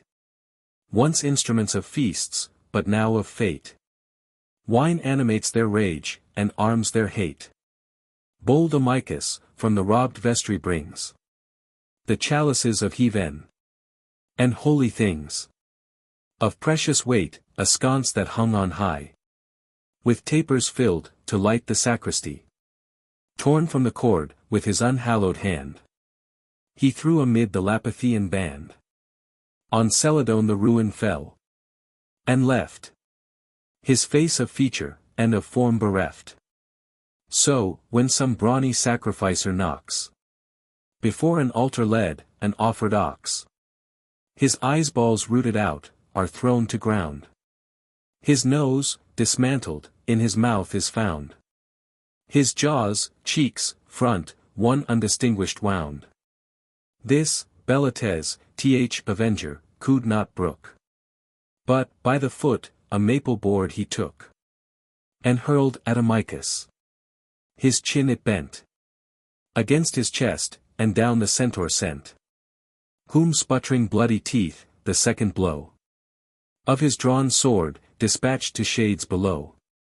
Gryneus was near, and cast a furious look on the side altar, censed with sacred smoke, and bright with flaming fires. The gods, he cried, have with their holy trade our hand supplied.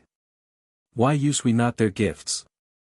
Then from the floor an altar stone he heaved, with all the load it bore. Altar, and altar's freight together slew, where thickest thronged the Lapithian crew. And, at once, Brotes and Aureus flew. Aureus' mother, Mycale, was known down from her sphere to draw the labyrinth moon. Exadius cried, unpunished shall not go this fact, if arms are found against the foe. He looked about, where on a pine were spread the votive horns of a stag's branching head. At Gryneus these he throws, so just they fly, that the sharp antlers stuck in either eye.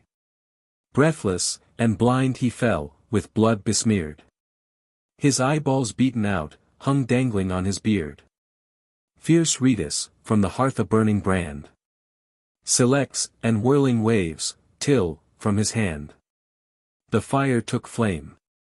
Then dashed it from the right on fair Carax's temples, near the site. The whistling pest came on, and pierced the bone, and caught the yellow hair, that shriveled while it shone. Caught, like dry stubble furred, or like sear wood. Yet from the wound ensued no purple flood, but looked a bubbling mass of frying blood. His blazing lock sent forth a crackling sound, and hissed, like red-hot iron within the smithy drowned. The wounded warrior shook his flaming hair. Then, what a team of horse could hardly rear. He heaves the threshold stone, but could not throw. The weight itself forbade the threatened blow, which dropping from his lifted arms, came down full on Comet's head, and crushed his crown. Nor Rhoetus then retained his joy, but said, so by their fellows may our foes be sped. Then, with redoubled strokes he plies his head. The burning lever not deludes his pains, but drives the battered skull within the brains. Thus flushed, the conqueror, with force renewed, Evagris, Dryas, Corythus, pursued. First, Corythus, with downy cheeks, he slew, whose fall, when fierce Evagris had in view, he cried, what palm is from a beardless prey? Rhoetus prevents what more he had to say, and drove within his mouth the fiery death, which entered hissing in, and choked his breath. At Dryas next he flew, but weary chance no longer wowed the same success advance. For while he whirled in fiery circles round the brand, a sharpened stake strong Dryas found, and in the shoulder's joint inflicts the wound. The weapon stuck, which, roaring out with pain, he drew, nor longer durst the fight maintain, but turned his back, for fear, and fled amain. With him fled Orneus, with like dread possessed, Thaumas, and Medon wounded in the breast, and Mermeros, in the late race renowned, now limping ran, and tardy with his wound. Pholus, and Melaneus from fight withdrew, and Abas maimed, who boars encountering slew, and Augur Aspelos, whose art in vain from fight dissuaded the four-footed train, now beat the hoof with Nessus on the plain, but to his fellow cried, be safely slow. Thy death deferred is due to great Alcides' bow. Meantime strong Dryas urged his chance so well, that Lycidas, Areos, Imbrius fell, all, one by one, and fighting face to face. Crinius fled, to fall with more disgrace. For, fearful, while he looked behind, he bore betwixt his nose, and front, the blow before. Amid the noise, and tumult of the fray, snoring, and drunk with wine, Aphidas lay. Even then the bowl within his hand he kept, and on a bear's rough hide securely slept. Him Phorbas with his flying dart transfixed. Take thy next draught, with Stygian waters mixed, and sleep thy fill, insulting victor cried. Surprised with death unfelt, the centaur de-wide the ruddy vomit, as he breathed his soul, repassed his throat, and filled his empty bowl. I saw Patrius' arms employed around a well-grown oak, to root it from the ground. This way, and that, he wrenched the fibrous bands. The trunk was like a sapling, in his hands, and still obeyed the bent, while thus he stood. Perithous' dart drove on, and nailed him to the wood. Lycus, and Chromis fell, by him oppressed. Helops, and Dictys added to the rest. A nobler palm, Helops, through either ear, transfixed, received the penetrating spear. This Dictys saw, and, seized with sudden fright, leapt headlong from the hill of steepy height, and crushed an ash beneath, that could not bear his weight. The shattered tree receives his fall, and strikes within his full-blown paunch, the sharpened spikes. Strong Apharius had heaved a mighty stone, the fragment of a rock, and would have thrown. But Theseus, with a club of hardened oak, the cubit bone of the bold centaur broke, and left him maimed, nor seconded the stroke. Then leapt on tall Björn's back, who bore no mortal burden but his own, before pressed with his knees his sides, the double man. His speed with spurs increased, unwilling ran. One hand the hero fastened on his locks, his other plied him with repeated strokes. The club rung round his ears, and battered brows. He falls, and lashing up his heels, his rider throws the same Herculean arms, Needimnus wound, and lay by him Lycotas on the ground, and Hippasus, whose beard his breast invades, and Ripheus, haunter of the woodland shades, and Darius, used with mountain bears to strive, and from their dens to draw indignant beasts alive. Demoleon could not bear this hateful sight, or the long fortune of Athenian knight, but pulled with all his force, to disengage from earth a pine, the product of an age. The root stuck fast, the broken trunk he sent at Theseus. Theseus frustrates his intent, and leaps aside, by Pallas warned, the blow to shun, for so he said, and we believed it so. Yet not in vain enormous weight was cast, which Crantor's body sundered at the waist. Thy father's squire, Achilles, and his care, whom conquered in the Polypian war, their king, his present ruin to prevent, a pledge of peace implored, to Peleus sent. Thy sire, with grieving eyes, beheld his fate, and cried, not long, loved Crantor, shalt thou wait thy vowed revenge. At once he said, and threw his ashen spear, which quivered, as it flew, with all his force, and all his soul applied. The sharp point entered in the centaur's side. Both hands, to wrench it out, the monster joined, and wrenched it out, but left the steel behind. Stuck in his lungs it stood, enragged he rears his hoofs, and down to ground thy father bears. Thus trampled under foot, his shield defends his head, his other hand the lance portends. Even while he lay extended on the dust, he sped the centaur, with one single thrust. Two more his lance before transfixed from far, and two, his sword had slain, in closer war. To these was added Dorylas, who spread a bull's two goring horns around his head. With these he pushed, in blood already de-wide, him fearless, I approached, and thus defied. Now, monster, now, by proof it shall appear, whether thy horns are sharper, or my spear. At this, I threw, for want of other ward. He lifted up his hand, his front to guard. His hand it passed, and fixed it to his brow. Loud shouts of ours attend the lucky blow. Him Peleus finished, with a second wound, which through the navel pierced, he reeled around, and dragged his dangling bowels on the ground.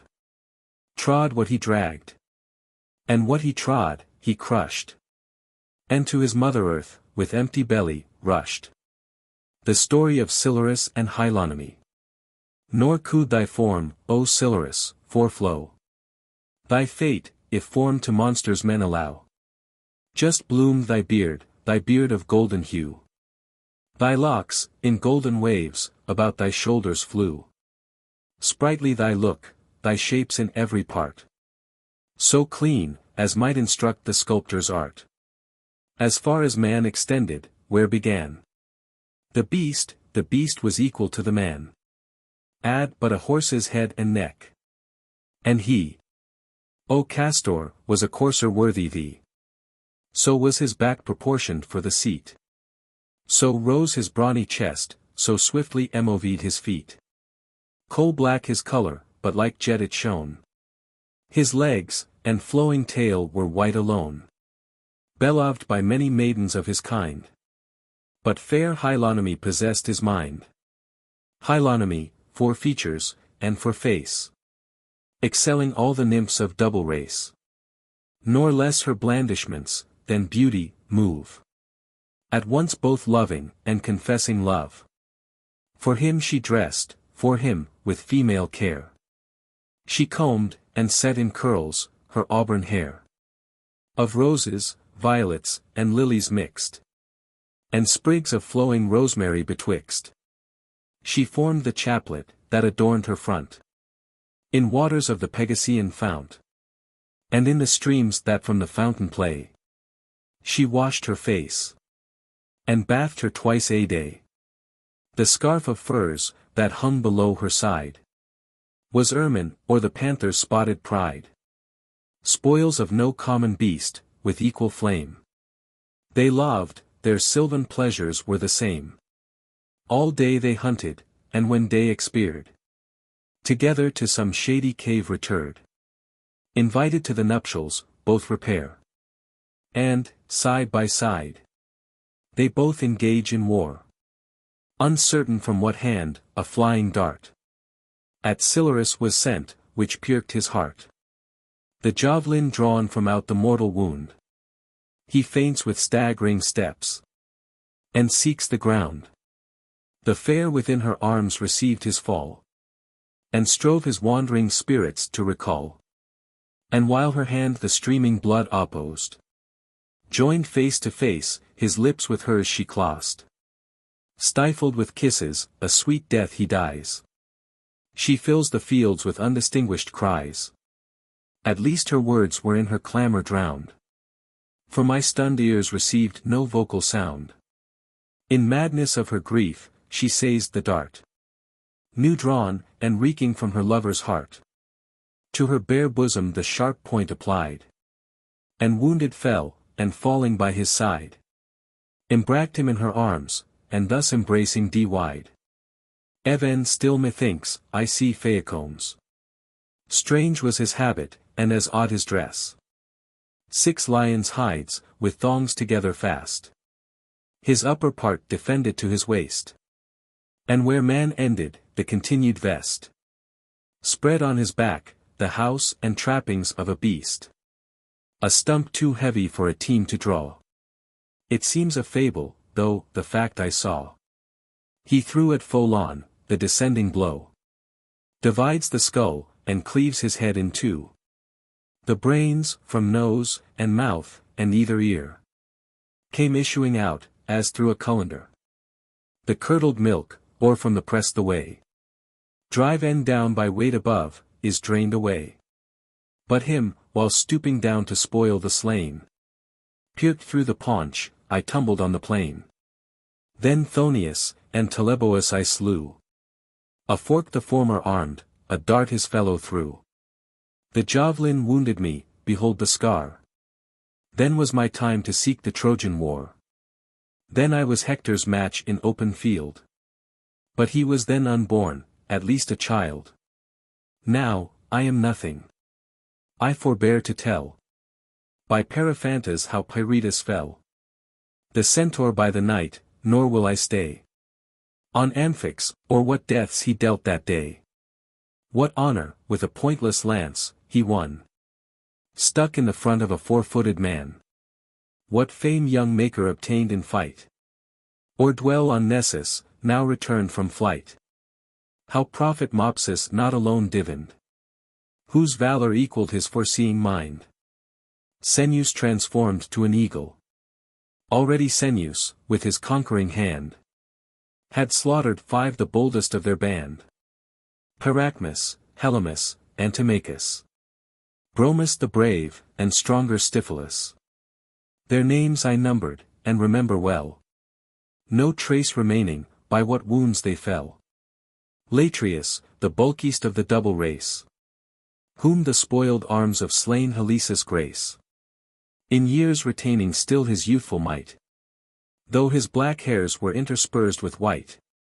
Betwixt embattled ranks began to prance, proud of his helm, and Macedonian lance.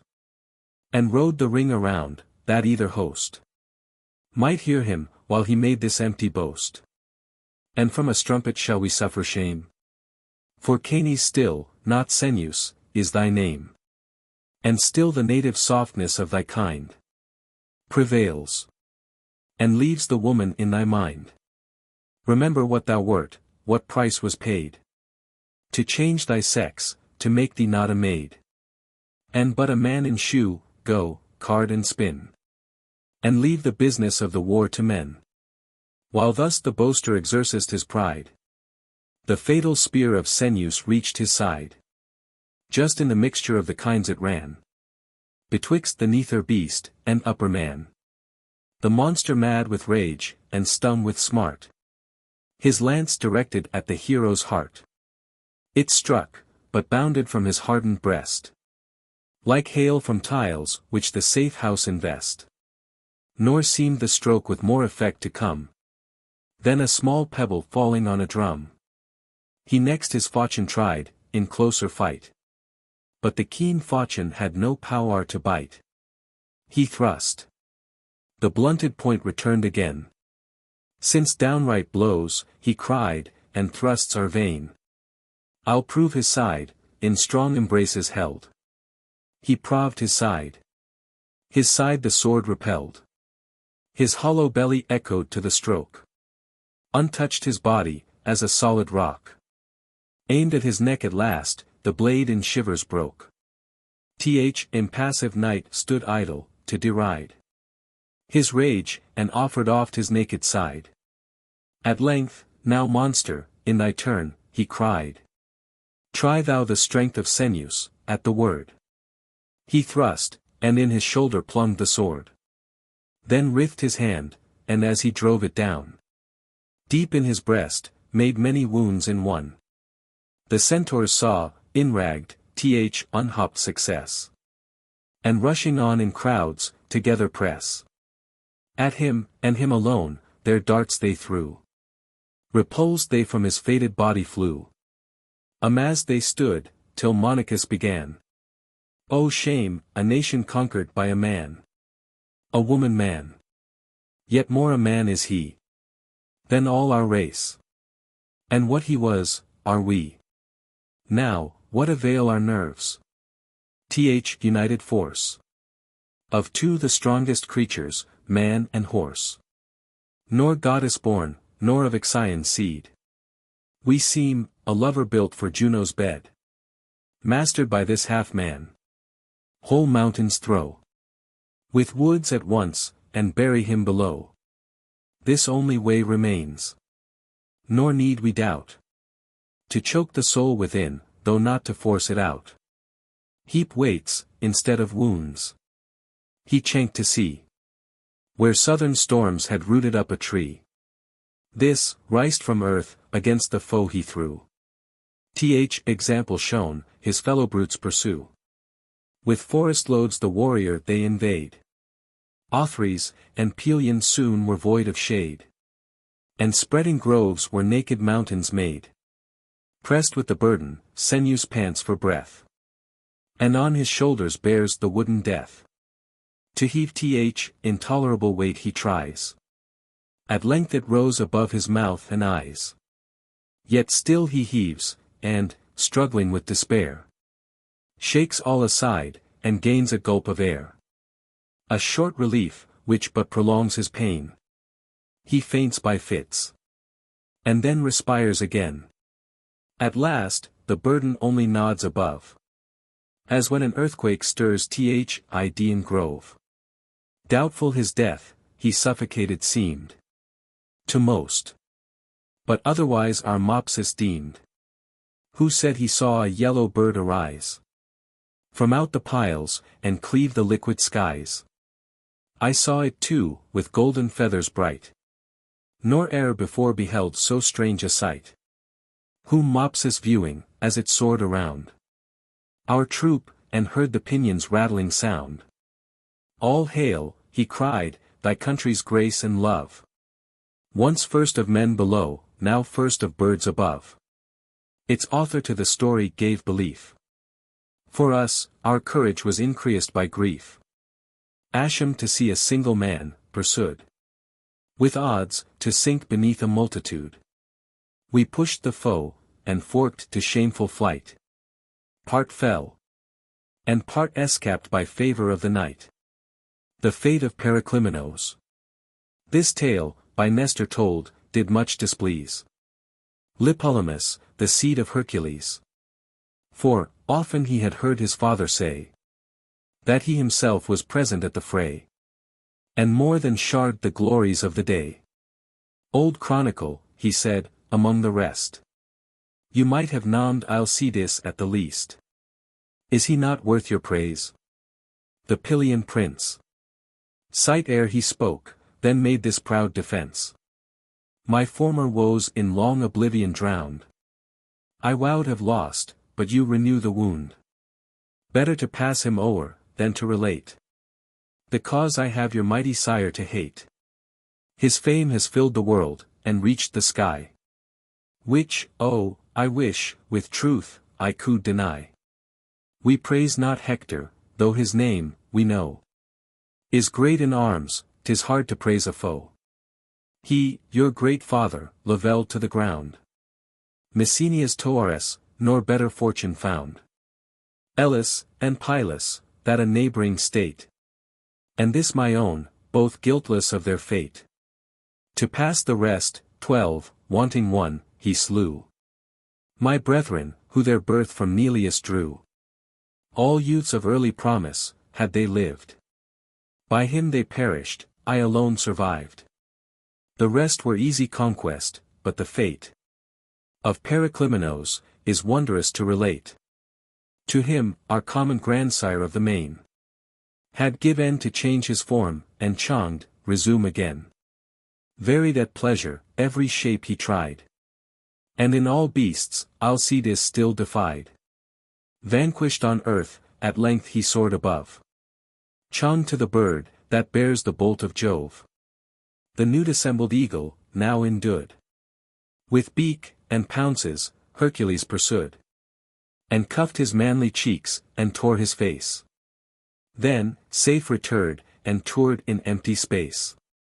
Alcides bore not long his flying foe.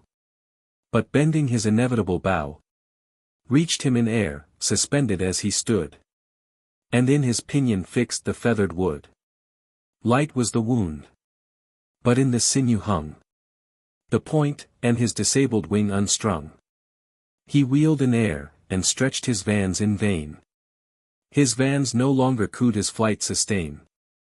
For while one gathered wind, one unsupplied, hung drooping down, nor poised his other side. He fell, the shaft that slightly was impressed, now from his heavy fall with weight increased, drove through his neck, aslant, he spurns the ground. And the soul issues through the weazen's wound. Now, brave commander of the Rhodian seas, what praise is due from me, to Hercules? Silence is all the vengeance I decree. For my slain brothers, but 'tis peace with thee. Thus with a flowing tongue old Nestor spoke. Then, to full bowls each other they provoke. At length, with weariness, and wine oppressed, they rise from table, and withdraw to rest. The death of Achilles, the sire of Cygnus, monarch of the main, meantime, laments his son, in battle slain. And vows the victor's death, nor vows in vain. For 9 long years the smothered pain he bore. Achilles was not ripe for fate before. Then when he saw the promised hour was near, he thus bespoke the god, that guides the year. Immortal offspring of my brother Jove, my brightest nephew, and whom best I love, whose hands were joined with mine, to raise the wall of tottering Troy, now nodding to her fall. Dost thou not mourn our power employed in vain, and the defenders of our city slain? To pass the rest, could noble Hector lie unpitied, dragged around his native Troy. And yet the murderer lives, himself by far. A greater plague, than all the wasteful war. He lives. The proud Pelides lives, to boast. Our town destroyed, our common labor lost. Oh, could I meet him? But I wish too late. To prove my trident is not in his fate. But let him try, for that's allowed, thy dart. And pierce his only penetrable part. Apollo bows to the superior throne. And to his uncle's anger, adds his own. Then in a cloud involved, he takes his flight. Where Greeks and Trojans mixed in mortal fight. And found out Paris, lurking where he stood. And stained his arrows with plebeian blood. Phoebus to him alone the god confessed. Then to the recreant knight, he thus addressed. Dost thou not blush, to spend thy shafts in vain? On a degenerate, and ignoble train? If fame, or better vengeance be thy care. There aim, and, with one arrow, end the war. He said. And shewed from far the blazing shield. And sword, which, but Achilles, none could wield. And how he moved a god, and mowed the standing field. The deity himself directs aright. Envenomed shaft, and wings the fatal flight. Thus fell the foremost of the Grecian name.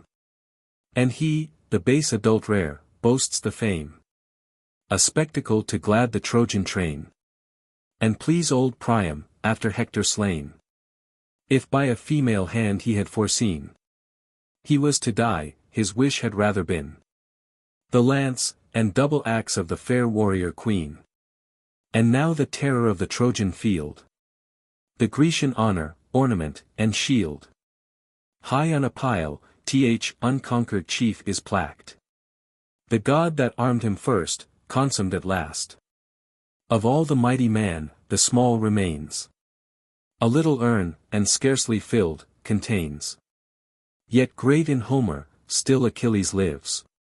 And equal to himself survives. His buckler owns its former lord. And brings new cause of strife, betwixt contending kings. Who worthiest after him, his sword to wield? Or wear his armor, or sustain his shield? Even Diomed sat mute, with downcast eyes. Conscious of wanted worth to win the prize. Nor Menelaus presumed these arms to claim. Nor he the king of men, a greater name. Two rivals only rose, Laertes' son. And the vast bulk of Ajax Telamon.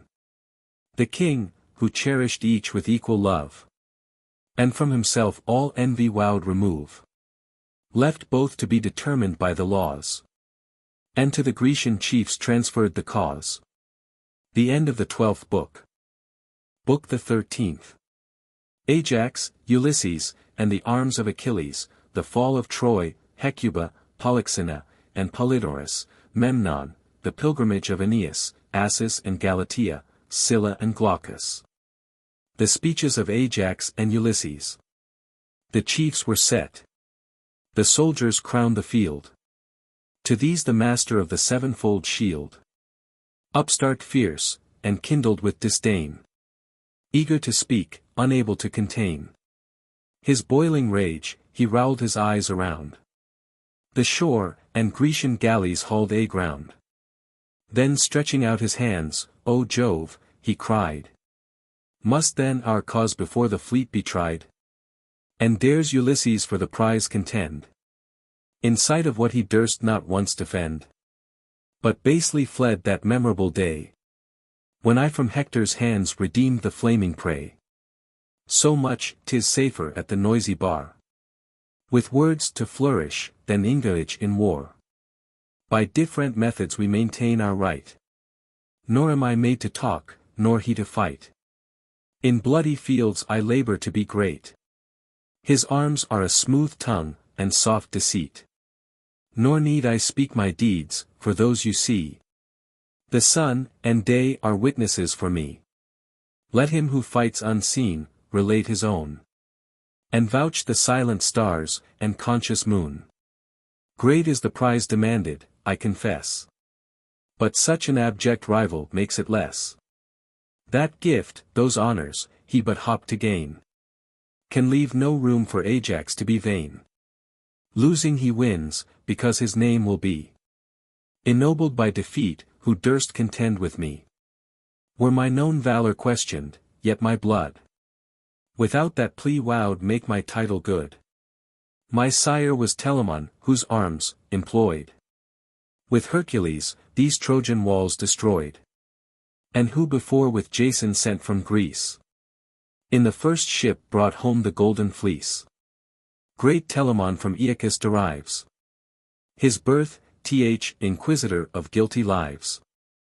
In shades below, where Sisyphus, whose son this thief is thought, rowls up the restless heavy stone. Just Aeacus, the king of gods above, begot, thus Ajax is the third from Jove. Nor showed I seek advantage from my line, unless, Achilles, it was mixed with thine. As next of kin, Achilles' arms I claim. This fellow wowed in graft a foreign name upon our stock, and the Sisyphean seed. By fraud, and theft asserts his father's breed. Then must I lose these arms, because I came to fight uncalled, a voluntary name. Nor shunned the cause, but offered you my aid. While he long lurking was to war betrayed. Forked to the field he came, but in the rear. And feigned distraction to conceal his fear. Till one more cunning caught him in the snare. Ill for himself, and dragged him into war. Now let a hero's arms a coward vest. And he who shunned all honors, gain the best. And let me stand excluded from my right. Robbed of my kinsman's arms, who first appeared in fight. Better for us, at home had he remained. Had it been true the madness which he feigned. Or so believed. The less had been our shame. The less his counselled crime, which brands the Grecian name. Nor Philoctetes had been left inclosed in a bare isle, to wants and pains exposed. Where to the rocks, with solitary groans, his sufferings, and our baseness he bemoans. And wishes, so may Heaven his wish fulfill. The due reward to him who cowsed his ill. Now he, with us to Troy's destruction sworn. Our brother of the war, by whom are born Alcides arrows, pent in narrow bounds. With cold and hunger pinched, and pained with wounds. To find him food and clothing. Must employ. Against the birds the shafts due to the fate of Troy. Yet still he lives, and lives from treason free. Because he left Ulysses' company. Poor Palamede might wish, so void of aid. Rather to have been left, than so to death betrayed. The coward bore the man immortal spite. Who shammed him out of madness into fight. Nor daring otherwise to vent his hate. Accused him first of treason to the state. And then for proof product the golden store. Himself had hidden in his tent before. Thus of two champions he deprived our host. By exile won, and one by treason lost. Thus fights Ulysses, thus his fame extends. A formidable man, but to his friends. Great, for what greatness is in words, and sound. Even faithful Nestor less in both is found. But that he might without a rival reign. He left this faithful Nestor on the plain. Forsook his friend Even at his utmost need. Who teared, and tardy with his wounded steed. Cried out for aid, and called him by his name. But cowardice has neither ears nor shame. Thus fled the good old man, bereft of aid. And, forasmuch as lay in him, betrayed. That this is not a fable forged by me. Like one of his, an Ulyssean lie. I vouch Even Diomed, who though his friend, cannot that act excuse. Much less defend. He called him back aloud, and taxed his fear. And sure enough he heard, but durst not hear. The gods with equal eyes on mortal look. He justly was forsaken, who forsook. Wanted that succor, he Rufus to lend. Found every fellow such another friend. No wonder, if he roared that all might hear. His elocution was increased by fear. I heard, I ran, I found him out of breath. Pale, trembling, and half dead with fear of death. Though he had judged himself by his own laws, and stood condemned, I helped the common cause. With my broad buckler hid him from the foe. Even the shield trembled as he lay below.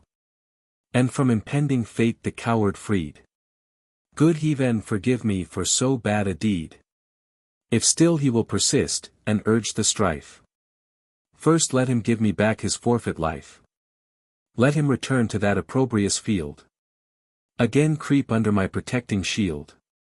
Let him lie wounded, let the foe be near. And let his quivering heart confess his fear. There put him in the very jaws of fate. And let him plead his cause in that estate. And yet when snatched from death, when from below, my lifted shield I loosed, and let him go. Good Heaven, how light he rose, with what a bound. He sprung from earth, forgetful of his wound. How fresh, how eager then his feet to ply. Who had not strength to stand, had speed to fly. Hector came on, and brought the gods along. Fear seized alike the feeble, and the strong. Each Greek was in Ulysses. Such a dread.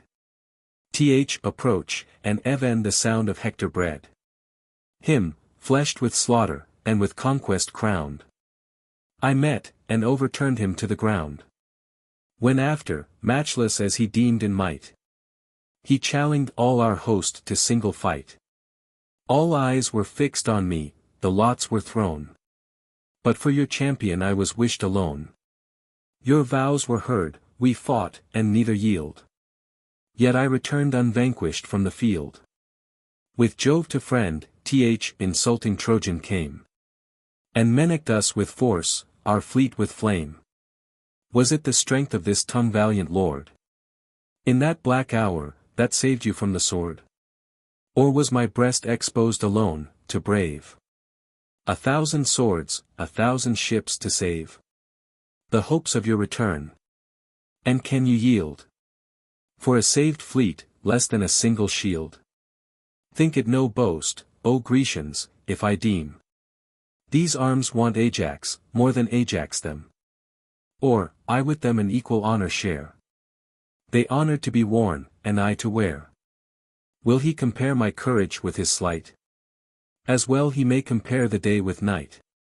Night is indeed the province of his reign. Yet all his dark exploits no more contain than a spy taken, and a sleeper slain. A priest made Prina, Pallas made a prey. But none of all these actions done by day. Nor aught of these was done, and Diomed away. If on such petty merits you confer so vast a prize, let each his portion share.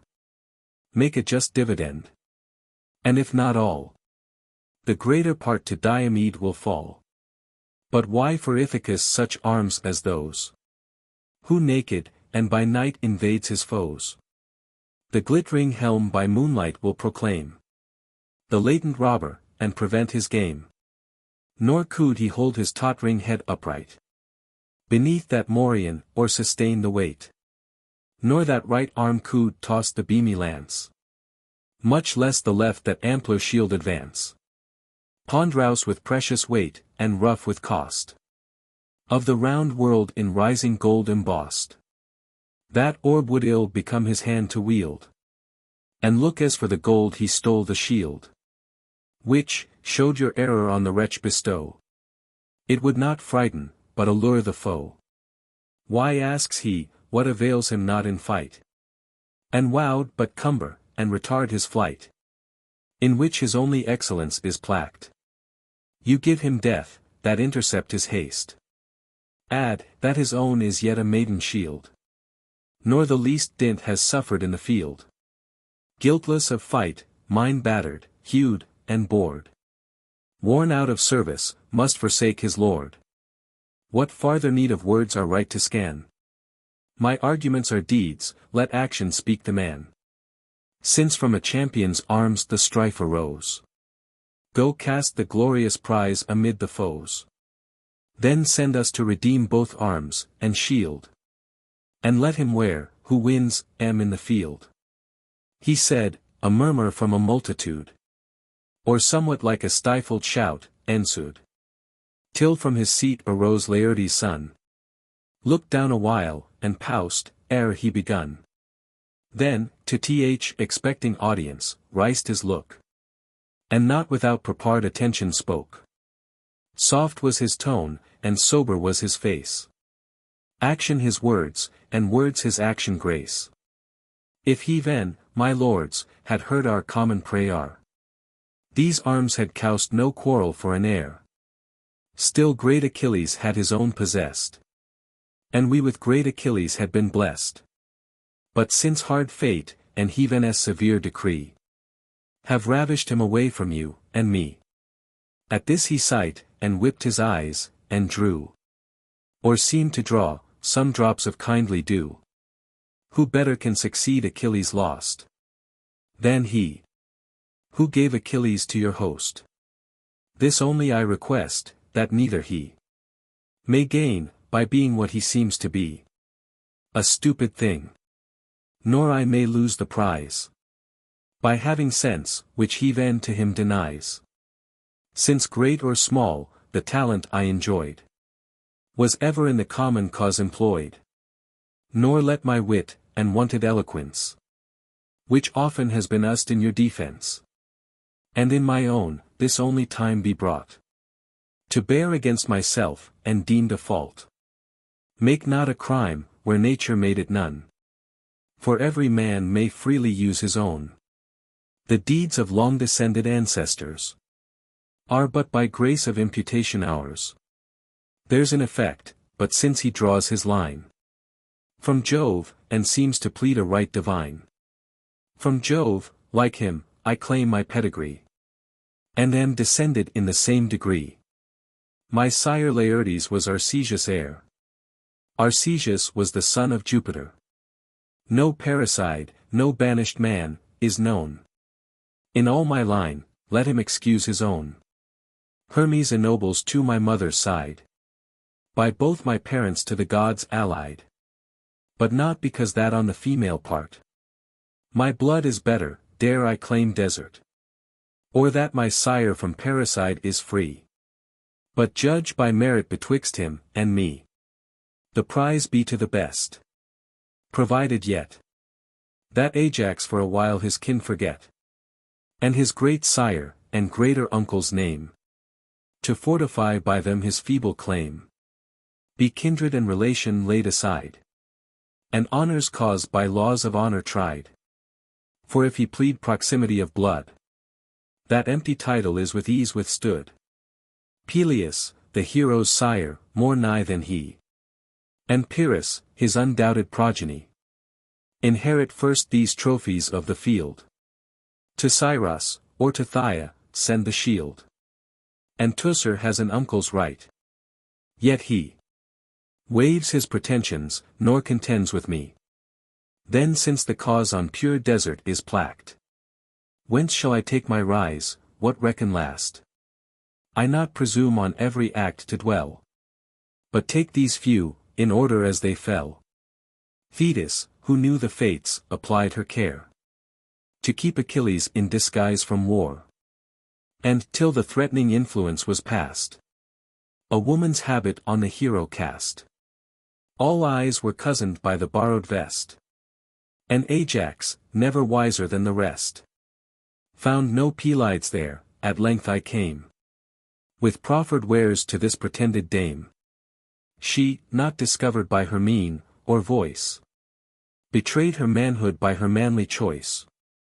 And while on female toys her fellows look, grasped in her warlike hand, a javelin shook. Whom, by this act revealed, I thus bespoke. O goddess born! Resist not heaven's decree. The fall of Ilium is reserved for thee. Then seized him, and product in open light, sent blushing to the field the fatal night. Mine then are all his actions of the war. Great Telephus was conquered by my spear, and after curd, to me the Thebans owe Lesbos, and Tenedos, their overthrow. Scyros and Scylla, not on all to dwell. By me Lyrnesus, and strong Chrysa fell.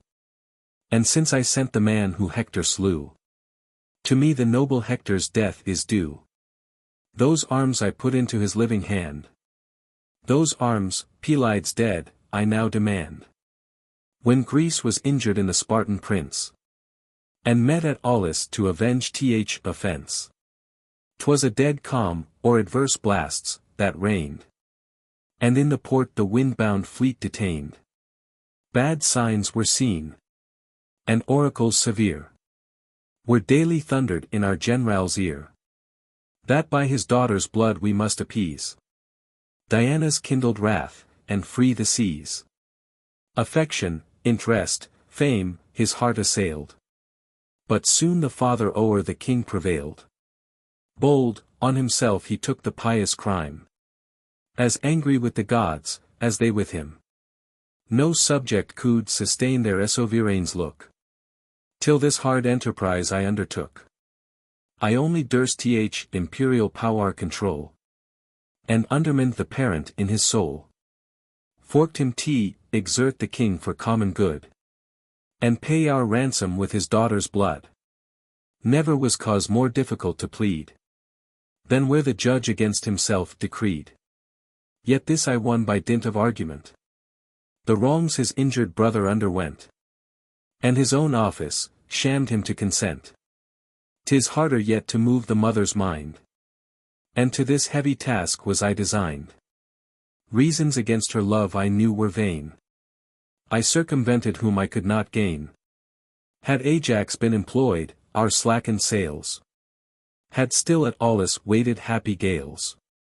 Arrived at Troy, your choice was fixed on me. A fearless envoy, fit for a bold embassy. Secure, I entered through the hostile court, glittering with steel, and crowded with resort. There, in the midst of arms, I plead our cause. Urged the foul rape, and violated laws. Accuse the foes, as authors of the strife. Reproach the ravisher, demand the wife. Priam, Antenor, and the wiser few. I am Ovídio, but Paris, and his lawless crew, scarce held their hands, and lifted swords, but stood in act to quench their impious thirst of blood. This Menelaus knows, exposed to share with me the rough preludium of the war. Endless it were to tell, what I have done, in arms, or council, since the siege begun. The first encounters past, the foe repelled. They skulked within the town, we kept the field. War seemed asleep for 9 long years. At length, both sides resolved to push, we tried our strength. Now what did Ajax, while our arms took breath? Varied only in the gross mechanic trade of death. If you require my deeds, with ambushed arms, I trapped the foe, or tiered with false alarms. Secured the ships, drew lines along the plain.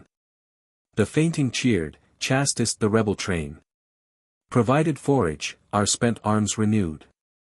Employed at home, or sent abroad, the common cause pursued.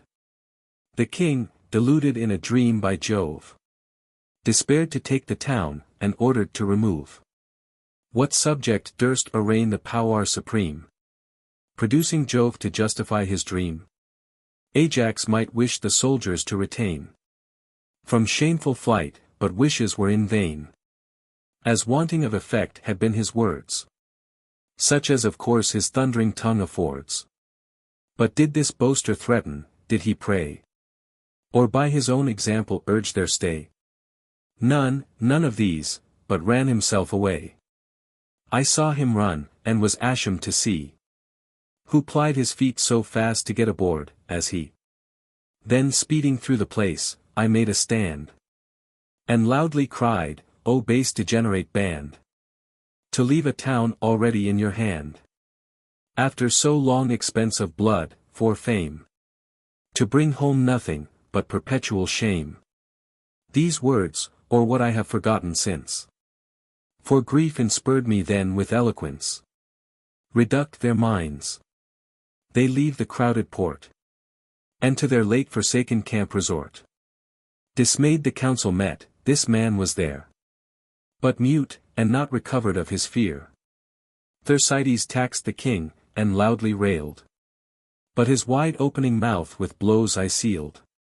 Then, rising, I excite their souls to fame, and kindle sleeping virtue into flame. From thence, whatever he performed in fight, is justly mine, who drew him back from flight. Which of the Grecian chiefs consorts with thee? But Diomed desires my company, and still communicates his praise with me. As guided by a god, secure he goes, armed with my fellowship, amid the foes. And sure no little merit I may boast, whom such a man selects from such an host. Unforked by lots I went without affright, to dare with him the dangers of the night. On the same errand sent, we met the spy of Hector, double Tomgood, and us to lie. Him I dispatched, but not till undermined. I drew him first to tell, what treacherous Troy designed. My task performed, with praise I had returned. But not content with this, to greater praise aspurred. Invaded Rhesus, and his Thracian crew. And him, and his, in their own strength I slew. Returned a victor, all my vows complete. With the king's chariot, in his royal seat. Refuse me now his arms, whose fiery steeds were promised to the spy for his nocturnal deeds. Yet let dull Ajax bear away my right, when all his days outbalance this one night. Nor fought I darkling still, the sun beheld, with slaughtered Lycians when I strewed the field. You saw, and counted as I passed along, Alastor, Chromius, Serranos the strong, Alcander, Prytanes, and Halius, Nomon, Charopes, and Enemus, Coon, Chersodamas, and 5 beside. Men of obscure descent, but courage tried. All these this hand laid breathless on the ground. Nor won I proofs of many a manly wound. All honest, all before, believe not me. Words may deceive, but credit what you see. At this he bared his breast, and showed his scars, as of a furrowed field, well ploughed with wars. Nor is this part unexorcised, said he. That giant bulk of his from wounds is free. Safe in his shield he fears no foe to try, and better manages his blood, than I. But this avails me not. Our boaster strove, not with our foes alone, but partial Jove, to save the fleet. This I confess is true. Nor will I take from any man his due. But thus assuming all, he robs from you. Some part of honor to your share will fall. He did the best indeed, but did not all. Patroclus in Achilles' arms, and thought the chief he seemed, with equal ardor fought. Preserved the fleet, repelled the raging fire, and forked the fearful Trojans to retire. But Ajax boasts, that he was only thought a match for Hector, who the combat sought. Sure he forgets the king, the chiefs, and me. All were as eager for the fight, as he. He but the 9th, and not by public voice, or ours preferred, was only fortune's choice. They fought. Nor can our hero boast th event. For Hector from the field unwounded went. Why am I forked to name that fatal day, that snatched the prop and pride of Greece away? I saw Pelides sink, with pious grief, and ran in vain, alas, to his relief. For the brave soul was fled, full of my friend. I rushed amid the war, his relics to defend. Nor ceased my toil, till I redeemed the prey, and, loaded with Achilles, marched away. Those arms, which on these shoulders then I bore, 'tis just you to these shoulders should restore. You see I want not nerves, who could sustain the ponderous ruins of so great a man. Or if in others equal force you find, none is endued with a more grateful mind. Did Thetis then, ambitious in her care, These arms thus labored for her son prepare. That Ajax after him the heaven gift showed where. For that dull soul to stare with stupid eyes on the learned unintelligible prize. What are to him the sculptures of the shield? Heaven's planets, earth, and ocean's watery field. The Pleiads, Hyads, less, and greater bear. Undipped in seas, Orion's angry star.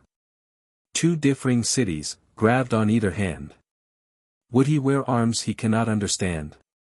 Beside, what wise objections he prepares against my late accession to the wars.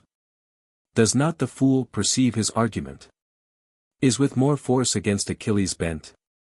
For if dissembling be so great a crime, the fault is common, and the same in him. And if he taxes both of long delay, my guilt is less, who sooner came away. His pious mother, anxious for his life, detained her son, and me, my pious wife. To them the blossoms of our youth were due. Our riper manhood we reserved for you. But grant me guilty, 'tis not much my care, when with so great a man my guilt I share. My wit to war the matchless hero brought, but by this fool I never had been caught. Nor need I wonder, that on me he threw such foul aspersions, when he spares not you. If Palamede unjustly fell by me, your honor suffered in th unjust decree. I but accused, you doomed, and yet he d-wide, convinced of treason, and was fairly tried. You heard not he was false. Your eyes beheld the traitor manifest, the bribe revealed. That Philoctetes is on Lemnos left, wounded, forlorn, of human aid bereft.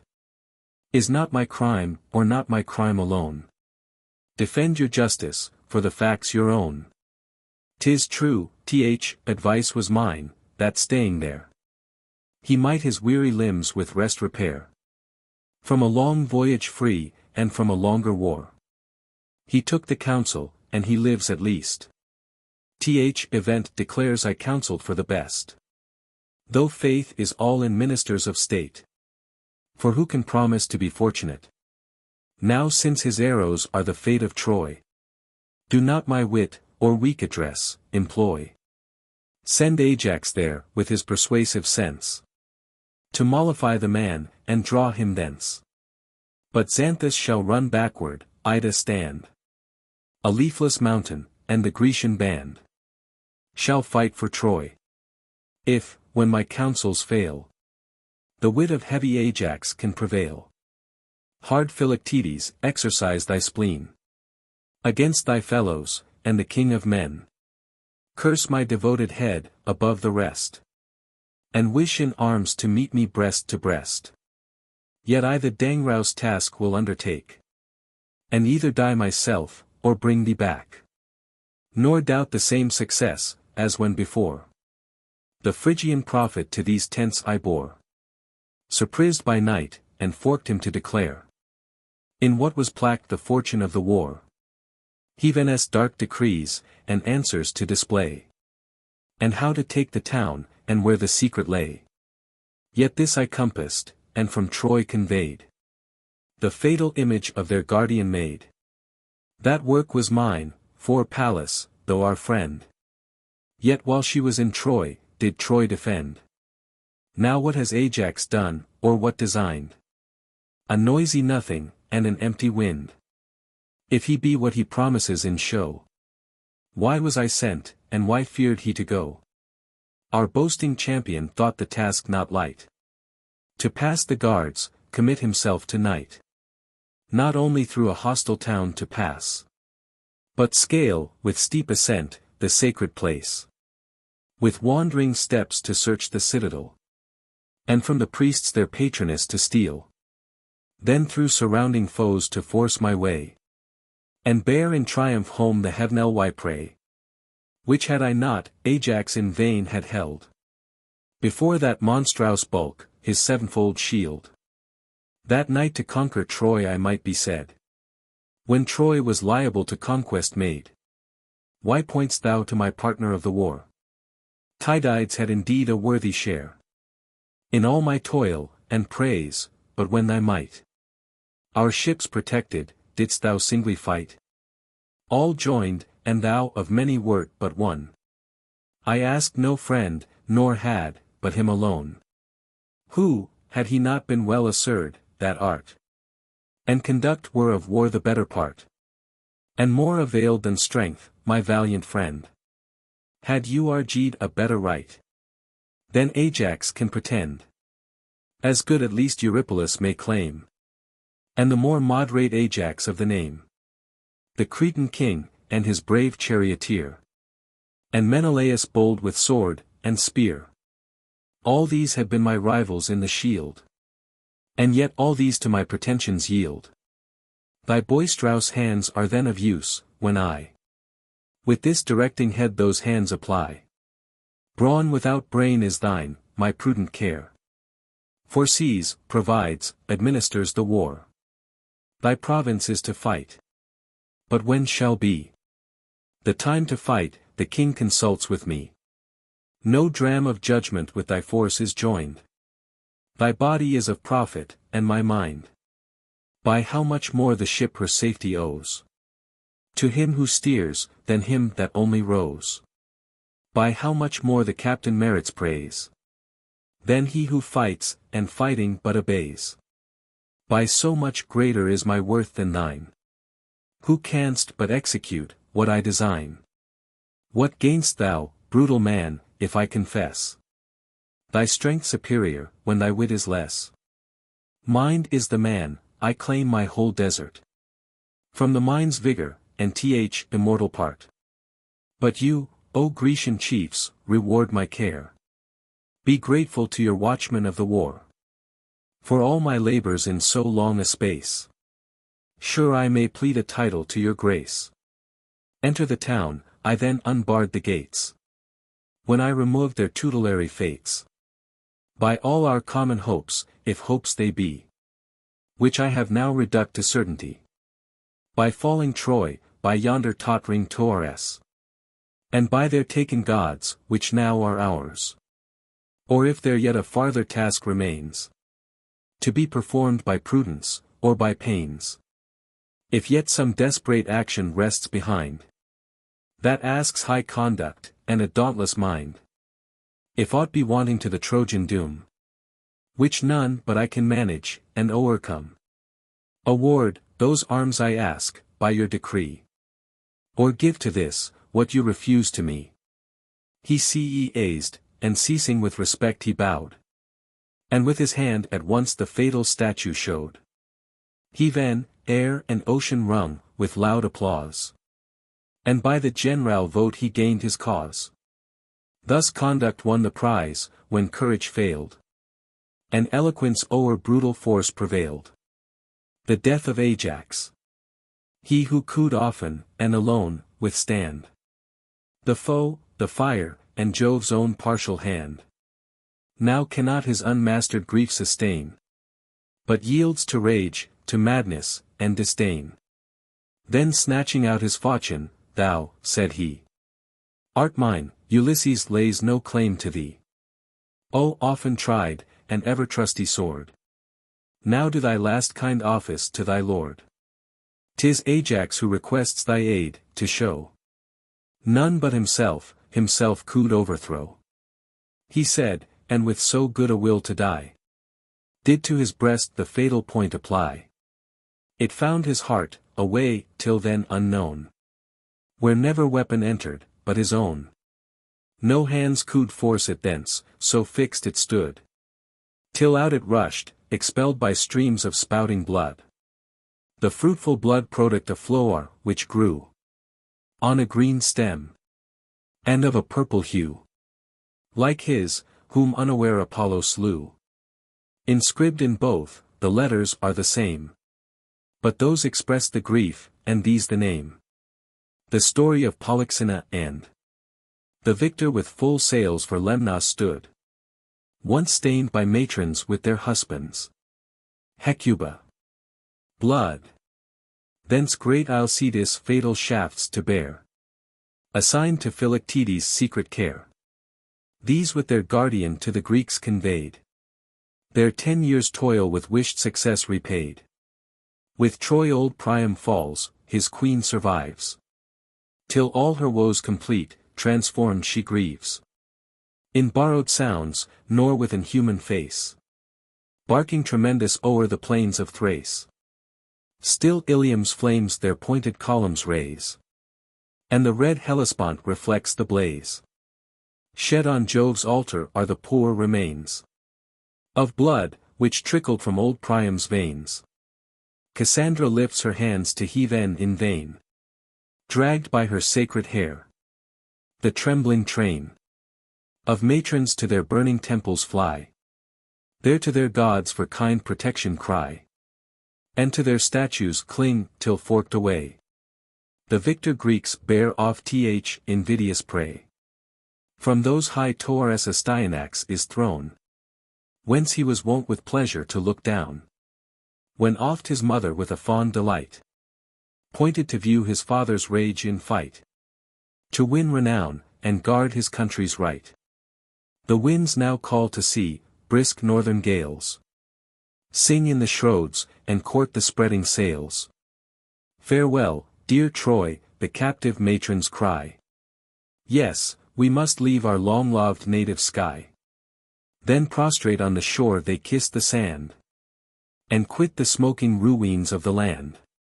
Last Hecuba on board, sad sight. Appears. Found weeping o'er her children's sepulchres. Dragged by Ulysses from her slaughtered sons. Whilst yet she grasped their tombs, and kissed their mouldering bones. Yet Hector's ashes from his urn she bore. And in her bosom the sad relic wore. Then scattered on his tomb her hoary hairs. A poor oblation mingled with her tears. Opposed to Ilium lie the Thracian plains. Where Polymestor safe in plenty reigns. King Priam to his care commits his son. Young Polydore, the chance of war to shun. A wise precaution. Had not gold, consigned. For the child's use, debauched the tyrant's mind. When sinking Troy to its last period drew. With impious hands his royal charge he slew. Then in the sea the lifeless corse is thrown. As with the body he the guilt could drown. The Greeks now riding on the Thracian shore. Till kinder gales invite, their vessels moor. Here the wide-opening earth to sudden view. Disclosed Achilles, great as when he drew. The vital air, but fierce with proud disdain. As when he sought Briseis to regain. When stern debate, and rash injurious strife. Unsheathed his sword, to reach Atrides' life. And will ye go? He said. Is then the name of the once great Achilles lost to fame? Yet stay, ungrateful Greeks. Nor let me sue in vain for honors to my manes due. For this just end, Polyxena I doom. With victim rites to grace my slighted tomb. The phantom spoke. The ready Greeks obeyed. And to the tomb led the devoted maid. Snatched from her mother, who with pious care cherished this last relief of her despair. Superior to her sex, the fearless maid approached the altar, and around surveyed the cruel rites, and consecrated knife, which Pyrrhus pointed at her guiltless life. Then as with stern amaze intent he stood. Now strike, she said. Now spill my generous blood. Deep in my breast, or throat, your dagger sheath. Whilst thus I stand prepared to meet my death. For life on terms of slavery I despise. Yet sure no god approves this sacrifice. Oh, could I but conceal this dire event. From my sad mother, I should die content. Yet should she not with tears my death deplore. Since her own wretched life demands them more. But let not the rude touch of man pollute a virgin victim. 'Tis a modest suit. It best will please, whoe'er demands my blood, that I untainted reach the Stygian flood. Yet let one short, last, dying prayer be heard. To Priam's daughter pay this last regard. 'Tis Priam's daughter, not a captive, sues. Do not the rights of sepulture refuse. To my afflicted mother, I implore. Free without ransom my dead corpse restore. Nor barter me for gain, when I am cold. But be her tears the price, if I am sold. Time was she could have ransomed me with gold. Thus as she prayed, one common shower of tears burst forth, and streamed from every eye but hers. Even the priest wept, and with a rude remorse plumbed in her heart the steel's resistless force. Her slackened limbs sunk gently to the ground. Dauntless her looks, unaltered by the wound. And as she fell, she strove with decent pride to hide, what suits a virgin's care to hide. The Trojan matrons the pale corpse receive, and the whole slaughtered race of Priam grieve. Sad they recount the long disastrous tale. Then with fresh tears, thee, royal maid, bewail. Thy widowed mother too, who flourished late. The royal pride of Asia's happier state. A captive lot now to Ulysses born. Whom yet the victor would reject with scorn. Were she not Hector's mother, Hector's fame scarce can a master for his mother claim. With strict embrace the lifeless corse she viewed. And her fresh grief that flood of tears renewed. With which she lately mourned so many dead. Tears for her country, sons, and husband shed. With the thick gushing stream she bathed the wound. Kissed her pale lips. Then weltering on the ground. With wonted rage her frantic bosom tore. Sweeping her hair amidst the clotted gore. Whilst her sad accents thus her loss deplore. Behold a mother's last dear pledge of woe. Yes, 'tis the last I have to suffer now.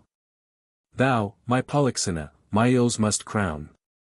Already in thy fate, I feel my own. 'Tis thus, lest haply of my numerous seed one should unslaughtered fall, even thou must bleed. And yet I hopped thy sex had been thy guard. But neither has thy tender sex been sparred. The same Achilles, by whose deadly hate thy brothers fell, urged thy untimely fate. The same Achilles, whose destructive rage laid waste my realms, has robbed my childless age. When Paris shafts with Phoebus' certain aid at length had pierced this dreaded chief, I said. Secure of future ills, he can no more.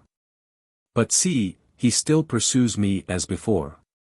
With rage rekindled his dead ashes burn. And his yet murdering ghost my wretched house must mourn.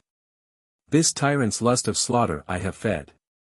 With large supplies from my too fruitful bed. Troy's towers lie waste, and the wide ruin ends. The public woe, but me fresh woe attends. Troy still survives to me, to none but me. And from its ills I never must be free. I, who so late had power, and wealth, and ease. Blessed with my husband, and a large increase. Must now in poverty and exile mourn. Even from the tombs of my dead offspring torn. Give end to Penelope, who proud of spoil. Allots me to the loom's ungrateful toil. Points to her dames, and cries with scorning mien. See Hector's mother, and great Priam's queen. And thou, my child, sole hope of all that's lost. Thou now art slain, to suit this hostile ghost. Yes, my child falls an offering to my foe. Then what am I, who still survive this woe? Say, cruel gods. For what new scenes of death must a poor aged wretch prolong this hated breath? Troy Phalin, to whom could Priam happy seem? Yet was he so, and happy must I deem his death, for oh, my child, he saw not thine, when he his life did with his Troy resign. Yet sure do obsequies thy tomb might grace, and thou shalt sleep amidst thy kingly race. Alas! My child, such fortune does not wait our suffering house in this abandoned state.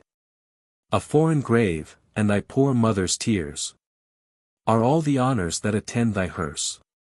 All now is lost. Yet no. one comfort more of life remains, my much-loved Polydore. My youngest hope, here on this coast he lives. Nursed by the guardian king, he still survives. Then let me hasten to the cleansing flood, and wash away these stains of guiltless blood. Straight to the shore her feeble steps repair, with limping pace, and torn dishevelled hair, silvered with age. Give me an urn, she cried, to bear back water from this swelling tide. When on the banks her son in ghastly hue, transfixed with Thracian arrows strikes her view. The matron shrieked, her big swoln grief surpassed the power of utterance. She stood aghast. She had nor speech, nor tears to give relief. Excess of woe suppressed the rising grief. Lifeless as stone, on earth she fixed her eyes, and then looked up to heaven with wild surprise. Now she contemplates o'er with sad delight her son's pale visage. Then her aching sight dwells on his wounds, she varies thus by turns. Wild as the mother lion, when among the haunts of prey she seeks her ravished young. Swift flies the ravisher, she marks his trace, and by the print directs her anxious chase. So Hecuba with mingled grief and rage pursues the king, regardless of her age. She greets the murderer with dissembled joy of secret treasure hoarded for her boy. The specious tale th unwary king betrayed, furred with the hopes of prey. Give quick, he said, with soft enticing speech, the promised store. Whatever you give to Polydore. Your son, by the immortal gods I swear, shall this with all your former bounty share. She stands attentive to his soothing lies, and darts avenging horror from her eyes. Then full resentment fires her boiling blood. She springs upon him, midst the captive crowd. Her thirst of vengeance want of strength supplies. Fastens her forky fingers in his eyes. Tears out the rooted balls. Her rage pursues, and in the hollow orbs her hand embroils. The Thracians, furred, at this inhuman scene, with darts and stones assail the frantic queen. She snarls, and growls, nor in inhuman tone. Then bites impatient at the bounding stone. Extends her jaws, as she her voice would raise to keen invectives in her wonted phrase. But barks, and thence the yelping brute betrays. Still a sad monument the place remains, and from this monstrous change its name obtains. Where she, in long remembrance of her ills, with plaintive howlings the wide desert fills. Greeks, Trojans, friends, and foes, and gods above. Her numberous wrongs to just compassion move. Even Juno's self forgets her ancient hate, and owns, she had deserved a milder fate. The funeral of Memnon. Yet bright Aurora, partial as she was to Troy, and those that loved the Trojan cause. Nor Troy, nor Hecuba can now bemoan, but weeps a sad misfortune, more her own. Her offspring Memnon, by Achilles slain, she saw extended on the Phrygian plain. She saw, and straight the purple beams, that grace the rosy morning, vanished from her face. A deadly pale her wonted bloom invades, and veils the lowering skies with mournful shades. But when his limbs upon the pile were laid, the last kind duty that by friends is paid, his mother to the skies directs her flight. Nor could sustain to view the doleful sight, but frantic, with her loose neglected hair, hastens to Jove, and falls a suppliant there. O King of Heaven, O Father of the skies, the weeping goddess passionately cries. Though I the meanest of immortals am, and fewest temples celebrate my fame, yet still a goddess I presume to come within the verge of your ethereal dome. Yet still may plead some merit, if my light with purple dawn controls the powers of night. If from a female hand that virtue springs, which to the gods, and men such pleasure brings. Yet I nor honours seek, nor rights divine. Nor for more altars, or more fanes repine. Oh! that such trifles were the only cause, from whence Aurora's mind its anguish draws. For Memnon lost, my dearest only child. With weightier grief my heavy heart is filled. My warrior son, that lived but half his time, nipped in the bud, and blasted in his prime, who for his uncle early took the field, and by Achilles' fatal spear was killed. To whom but Jove should I for succor come? For Jove alone could fix his cruel doom. O sovereign of the gods, accept my prayer. Grant my request, and sooth a mother's care. On the deceased some solemn boon bestow, to expiate the loss, and ease my woe. Jove, with a nod, complied with her desire. Around the body flammed the funeral fire. The pile decreased, that lately seemed so high, and sheets of smoke rolled upward to the sky, as humid vapors from a marshy bog rise by degrees, condensing into fog, that intercept the sun's enlivening ray, and with a cloud infect the cheerful day. The sooty ashes wafted by the air whirl round, and thicken in a body there, then take a form, which their own heat, and fire, with active life, and energy inspire. Its lightness makes it seem to fly, and soon it schemes on real wings, that are its own. A real bird, it beats the breezy wind, mixed with 1,000 sisters of the kind, that, from the same formation newly sprung, upborne aloft on plumy pinions hung. Thrice round the pile advanced the circling throng. Thrice, with their wings, a whizzing consort rung. In the fourth flight their squadron they divide, ranked in 2 different troops, on either side. Then 2, and 2, inspurred with martial rage, from either troop in equal pairs engage. Each combatant with beak, and pounces pressed, in wrathful ire, his adversary's breast. Each falls a victim, to preserve the fame of that great hero, whence their being came. From him their courage, and their name they take. And, as they lived, they die for Memnon's sake. Punctual to time, with each revolving year, in fresh array the champion birds appear. Again, prepared with vengeful minds, they come to bleed, in honor of the soldier's tomb. Therefore in others it appeared not strange to grieve for Hecuba's unhappy change. But poor Aurora had enough to do with her own loss, to mind another's woe, who still in tears, her tender nature shews, besprinkling all the world with pearly dews. The voyage of Aeneas. Troy thus destroyed, 'twas still denied by fate. The hopes of Troy should perish with the state. His sire, the son of Cytherea bore, and household gods from burning Ilium's shore. The pious prince, a double duty paid, each sacred burthen through the flames conveyed. With young Ascanius, and this only prize of heaps of wealth, he from Antandros flies. But struck with horror, left the Thracian shore, stained with the blood of murdered Polydore. The Delian isle receives the banished train, driven by kind gales, and favored by the main. Here pious Aeneas, priest, and monarch reigned, and either charge, with equal care sustained.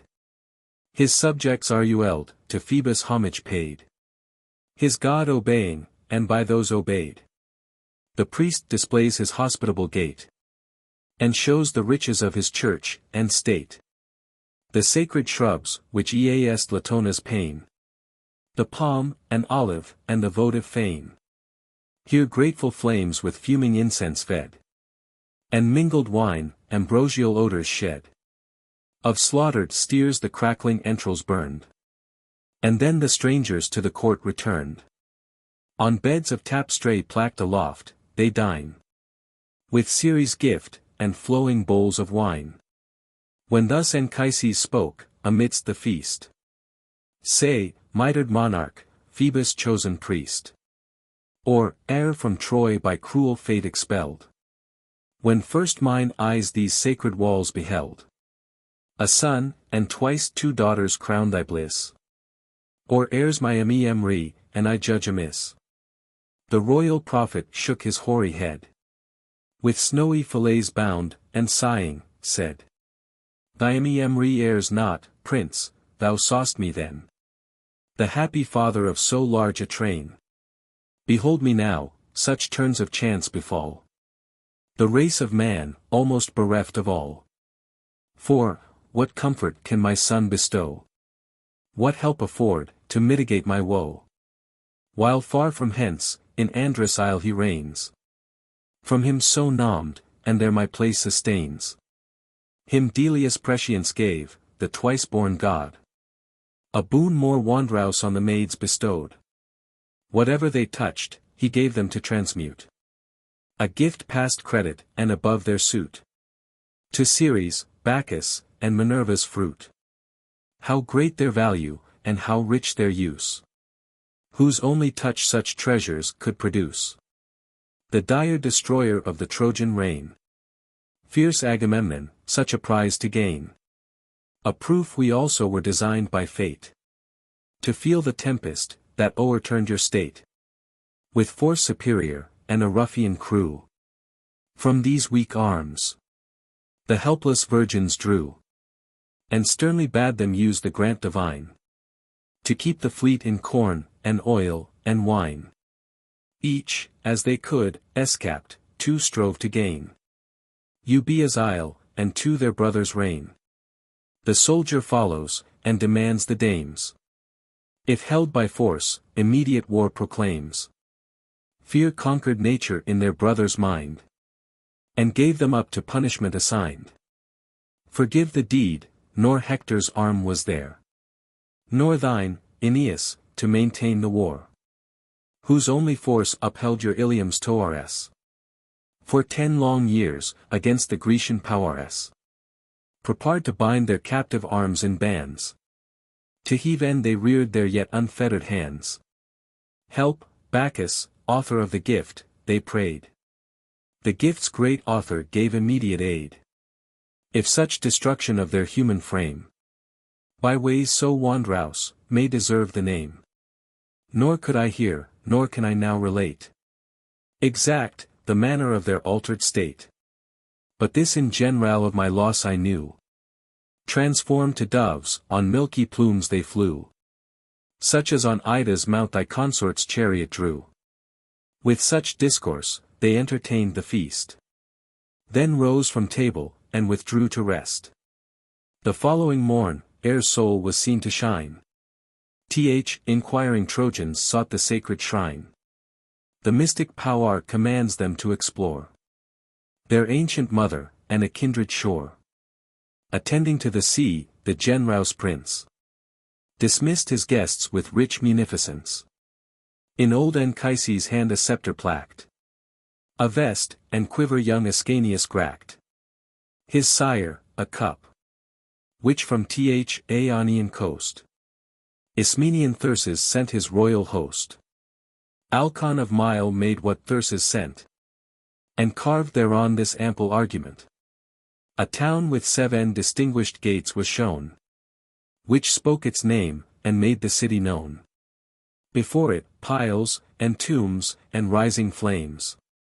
The rites of death, and choirs of mourning dames. Who bared their breasts, and gave their hair to flow. The signs of grief, and marks of public woe. Their fountains dried, the weeping naiads mourned. The trees stood bare, with searing cankers burned. No herbage clothed the ground, a ragged flock. Of goats half famished, licked the naked rock. Of manly courage, and with mind serene. Orion's daughters in the town were seen. One heaved her chest to meet the lifted knife. One plunged the poignard through the seat of life. Their country's victims, mourns the rescued state. The bodies burns, and celebrates their fate. To save the failure of illustrious line. From the pale ashes rose, of form divine. Two generous youths, these, fame Coroni calls, who join the pomp, and mourn their mother's falls. These burnished figures formed of antique mold, shone on the brass, with rising sculpture bold. A wreath of gilt acanthus round the brim was rolled.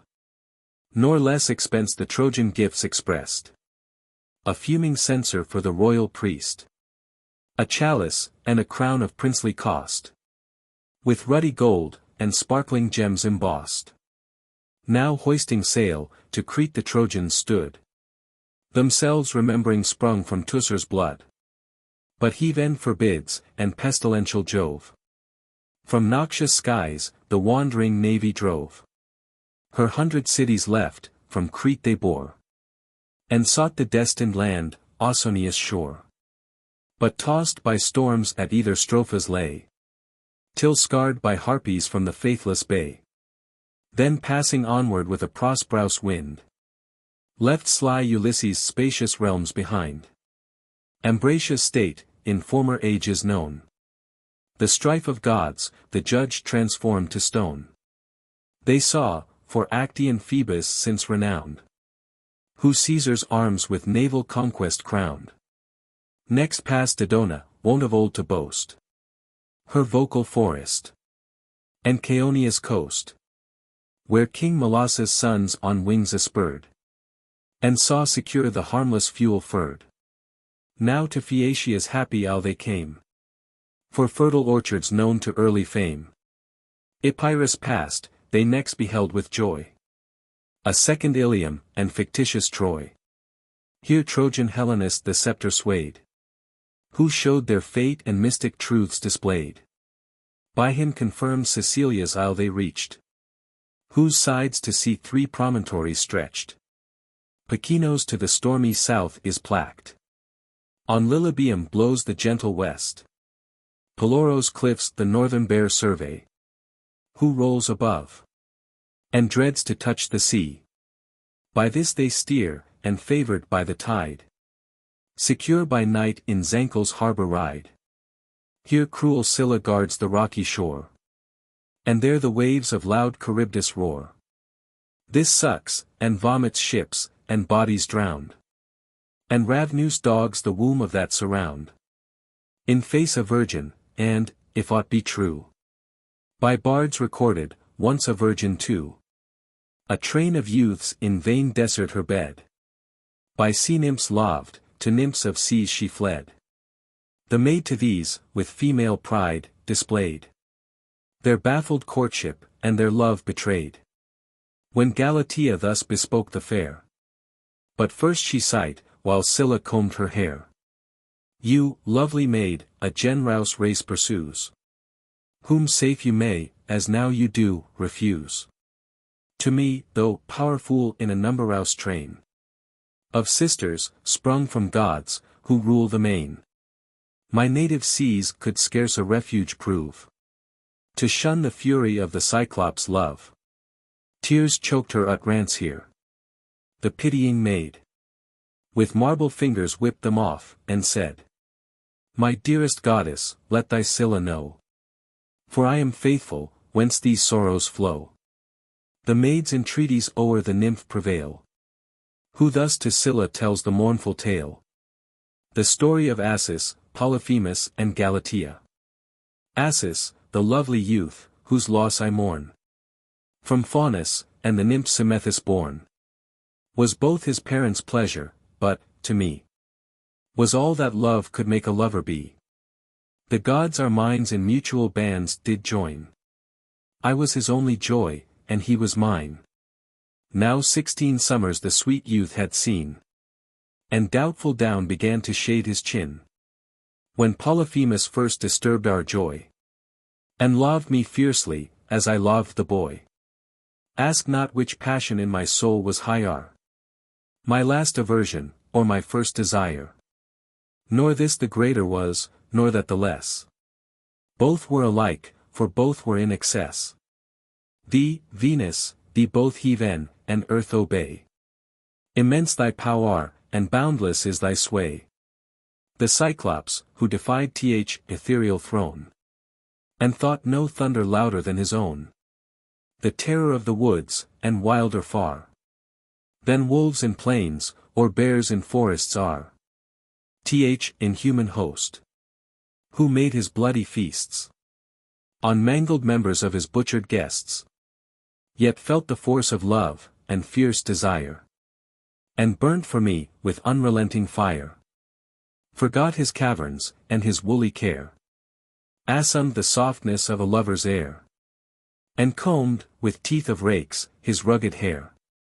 Now with a crooked scythe his beard he sleeks. And mows the stubborn stubble of his cheeks.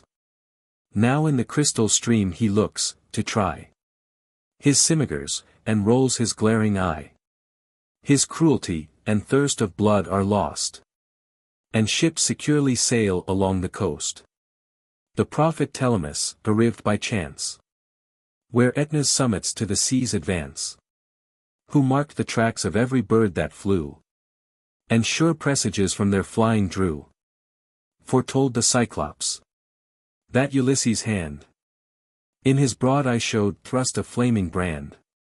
The giant, with a scornful grin, replied. Vain augur, thou hast falsely prophesied.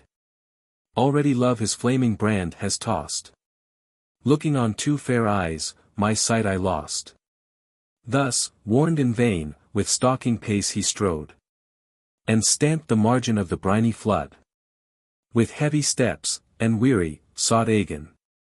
The cool retirement of his gloomy den.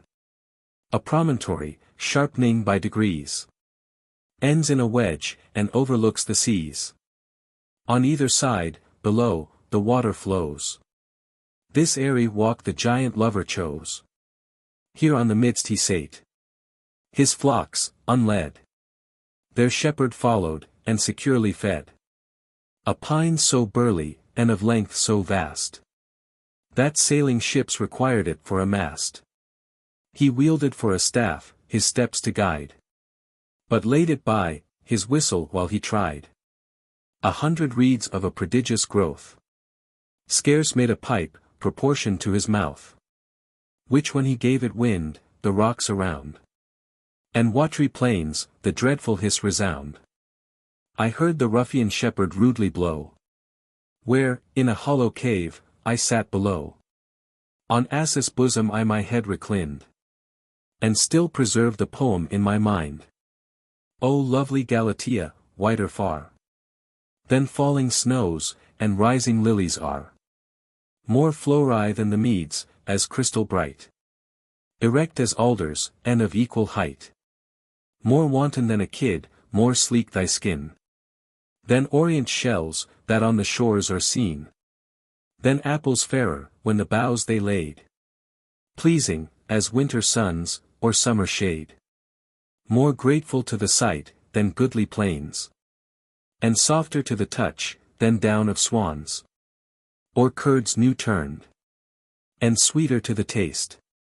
Than swelling grapes, that to the vintage haste. More clear than ice, or running streams, that stray through garden plots, but more swift than they. Yet, Galatea, harder to be broke than bullocks, unreclaimed, to bear the yoke. And far more stubborn, than the knotted oak. Like sliding streams, impossible to hold. Like them, fallacious, like their fountains, cold. More warping, than the willow, to decline. My warm embrace, more brittle, than the vine. Immovable, and fixed in thy disdain. Tough, as these rocks, and of a harder grain. More violent, than is the rising flood. And the praised peacock is not half so proud. Fierce, as the fire, and sharp, as thistles are. And more outrageous, than a mother bear. Deaf, as the billows to the vows I make. And more revengeful, than a trodden snake. In swiftness fleeter, than the flying hind. Or driven tempests, or the driving wind. All other faults, with patience I can bear. But swiftness is the vice I only fear. Yet if you knew me well, you would not shun my love, but to my wished embraces run. Wowed languish in your turn, and court my stay. And much repent of your unwise delay. My palace, in the living rock, is made by nature's hand. A spacious pleasing shade, which neither heat can pierce, nor cold invade. My garden filled with fruits you may behold, and grapes in clusters, imitating gold. Some blushing bunches of a purple hue. And these, and those, are all reserved for you. Red strawberries, in shades, expecting stand. Proud to be gathered by so white a hand. Autumnal cornels latter fruit provide. And plums, to tempt you, turn their glossy side. Not those of common kinds, but such alone as in Phaeacian orchards might have grown. Nor chestnuts shall be wanting to your food. Nor garden fruits, nor wildings of the wood. The laden boughs for you alone shall bear. And yours shall be the product of the year. The flocks you see, are all my own, beside the rest that woods, and winding valleys hide. And those that folded in the caves abide. Ask not the numbers of my growing store. Who knows how many, knows he has no more. Nor will I praise my cattle, trust not me. But judge yourself, and pass your own decree. Behold their swelling dugs. The sweepy weight of ewes, that sink beneath the milky freight. In the warm folds their tender lambkins lie. Apart from kids, that call with human cry. New milk in nut-brown bowls is duly served. For daily drink. The rest for cheese reserved. Nor are these household dainties all my store. The fields, and forests will afford us more. The deer, the hare, the goat, the savage boar. All sorts of venison, and of birds the best. A pair of turtles taken from the nest. I walked the mountains, and 2 cubs I found. Whose dam had left them on the naked ground. So like, that no distinction could be seen. So pretty, they were presents for a queen. And so they shall. I took them both away. And keep, to be companions of your play. O raise, fair nymph, your beauteous face above the waves, nor scorn my presence, and my love. Come, Galatea, come, and view my face. I late beheld it, in the watery glass. And found it lovelier, than I feared it was. Survey my towering stature, and my size. Not Jove, the Jove you dream, that rules the skies. Bears such a bulk, or is so largely spread. My locks, the plenteous harvest of my head, hang o'er my manly face. And dangling down, as with a shady grove, my shoulders crown. Nor think, because my limbs and body bear a thick-set underwood of bristling hair. My shape deformed, what fouler sight can be than the bald branches of a leafless tree? Foul is the steed without a flowing mane. And birds, without their feathers, and their train. Wool decks the sheep, and man receives a grace from bushy limbs, and from a bearded face. My forehead with a single eye is filled, round, as a ball, and ample, as a shield. The glorious lamp of heaven, the radiant sun, is nature's eye, and she's content with one. Add, that my father sways your seas, and I, like you, am of the watery family. I make you his, in making you my own. You I adore, and kneel to you alone. Jove, with his fabled thunder, I despise, and only fear the lightning of your eyes. Frown not, fair nymph, yet I could bear to be disdained, if others were disdained with me. But to repulse the Cyclops, and prefer the love of Assis, Heaveness, I cannot bear. But let the stripling please himself. Nay more.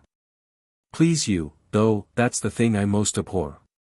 The boy shall find, if e'er we cope in fight, these giant limbs, endued with giant might. His living bowels from his belly torn, and scattered limbs shall on the flood be borne. Thy flood, ungrateful nymph, and fate shall find that way for thee, and Asses to be joined.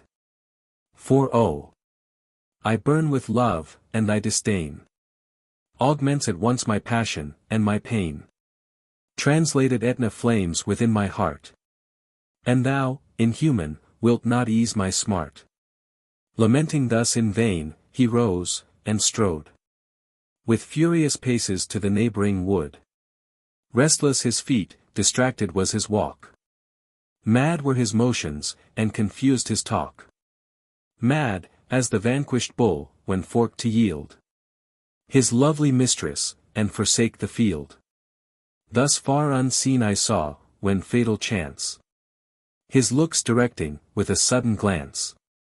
Assis and I were to his sight betrayed. Where, not suspecting, we securely played. From his wide mouth a bellowing cry he cast.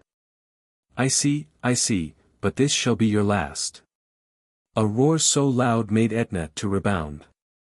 And all the Cyclops labored in the sound. Affrighted with his monstrous voice, I fled.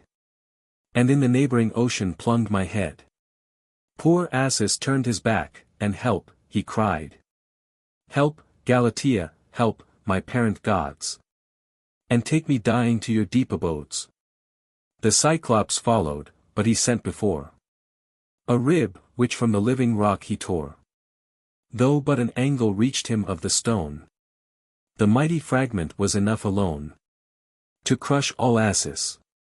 'Twas too late to save. But what the fates allowed to give, I gave. That Assis to his lineage should return.